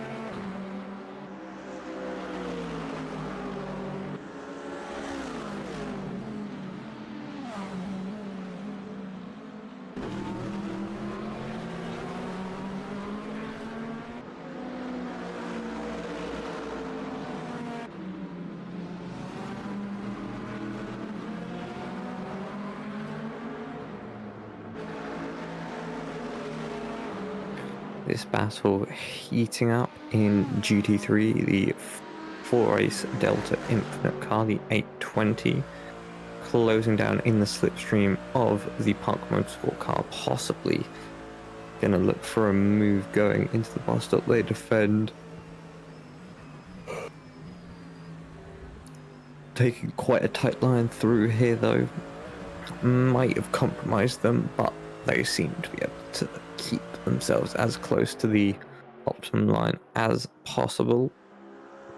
So now making their way down round the final corner, the long banked sweeping final corner, as they go to take T1.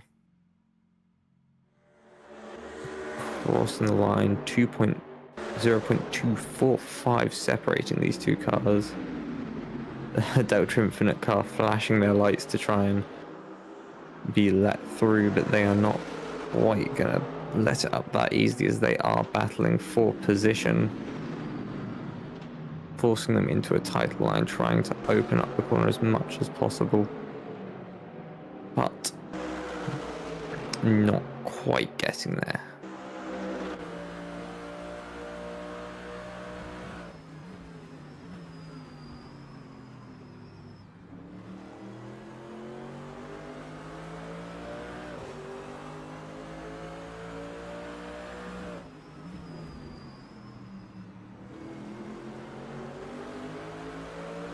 Delta Infinite car keeping in the slipstream of this car, a lot closer now. 0.29 away. Can they pull it together down this straight, weaving around, flashing their lights? Have quite a tight line here though, so that could compromise them onto this final back stretch. Nope, they've gotten even closer. Now they're going to try and pull the slipstream, but once they pull up, they hit a big wall of air and they might struggle to get past on this outside. Pulling along side by side with Park Motorsport. And just a little bit more, because that inside car is going to have a little bit of an advantage, being the inside of the corner and determining the line they both take. So Park Motorsport still keeping the position just about, forcing into quite a tight line though, so Delta Infinite could be looking for a move around the outside, not quite able to make it, but now with only 0.2 between them still, as the Delta Infinite hypercar comes through. Can the GT3 follow? Not quite, but definitely aided, and now looking right at the gearbox of that Mercedes. And just needs a little bit more to make his way through. So now less than 2/10 behind. Can he use this slipstream to get past into the bus stop or into T1? He's hugging the inside, nearly under the apron there, and braking into the bus stop, not giving an inch. Park Motorsport not giving up that position, but needing to be able to take the corners correctly. So both teams swapping positions round. Delta Infinite in P23, Park Motorsport 24th. Cynthium only 4/10 off of AOT Turtle Beach. Nope, off of the Sim Nation One Vision car. While the OC Lifeless car tries to make it easy for both of them to get past, but doesn't quite do its greatest job ever. As GLS PXM Racing making a driver swap, it looks like, from Despairing and joining back in pit lane, so that'll be a long one from them. But 6/10 covering the Sim Nation and the Petronas Cynthium team. So we've just got to see how close can they get to each other, and can Petronas make their way around the similarly sponsored car.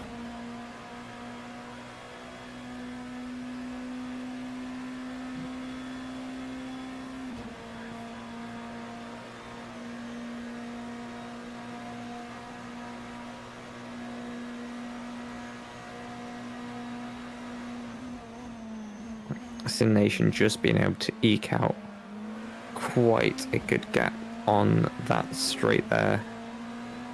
In the corners they struggle quite a bit, it seems, but they seem to use all of the top speed they have at their disposal to rocket away down these little short chutes. Well, we have Apex 1 and Nexium PLT closing up quite nicely behind for the battle for P11, but this battle for P7 is also heating up a bit. It's just, can we close up this gap and find a door to make the move? As we go to lap the Midas racing car, the 179, 175, 4 numbers down, making their way towards the bus stop, trying to gain every little bit of time they can on the Sim Nation One Vision esports car.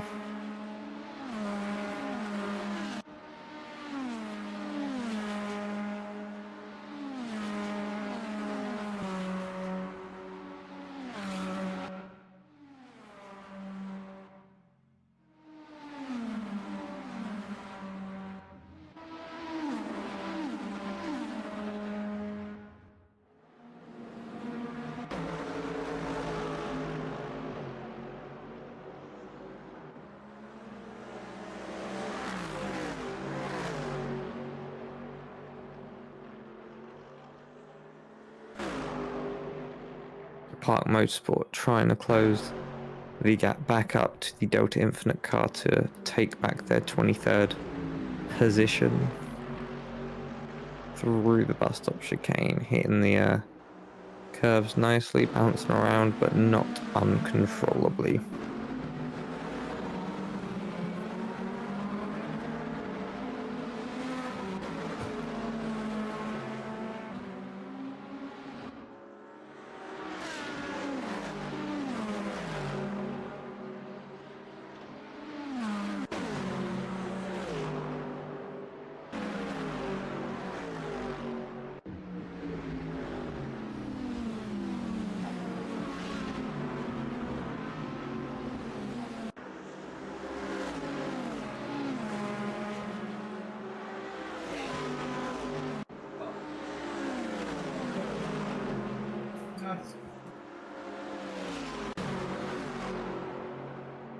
Patronus Cynthium Nation car there. We are watching them try to close up the gap in the car ahead. That is Shigalka Sim Nation in 2 pit lane, I believe. Let's see if this timing screen will stop blinding me as we wait for Apex 1 car to get past the Nexium or the Cynthium Patronus car to get past Division 1. We're watching those gaps all the time.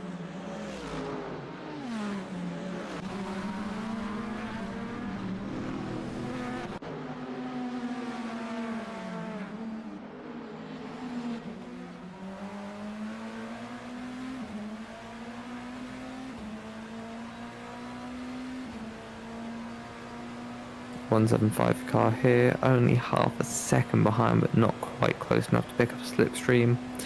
Maybe in the next 2 to 3 laps we'll see this gap close up enough to be able to make a move.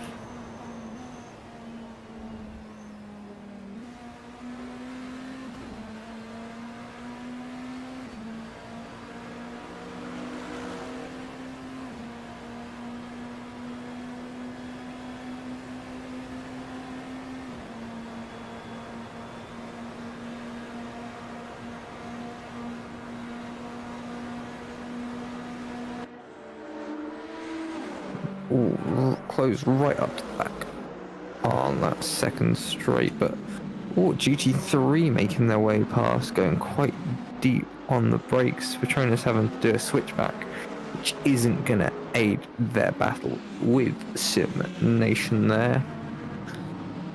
Sim Nation Vision 1 Esports.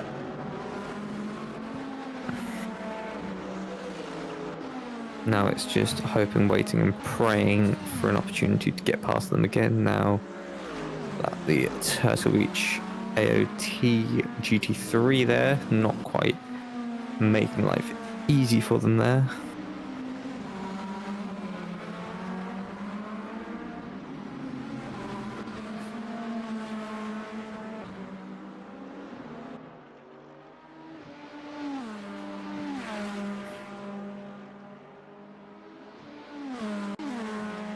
.42 blue flag, 42 blue flag. Okie doke. So, due to this being such a long event, we are going to be splitting the stream to the second part. So we will cut out for a few minutes while we get the streams changed over. Thank you very much for watching this first part of the Daytona Project Endurance 24-hour race. I will see you in the second part.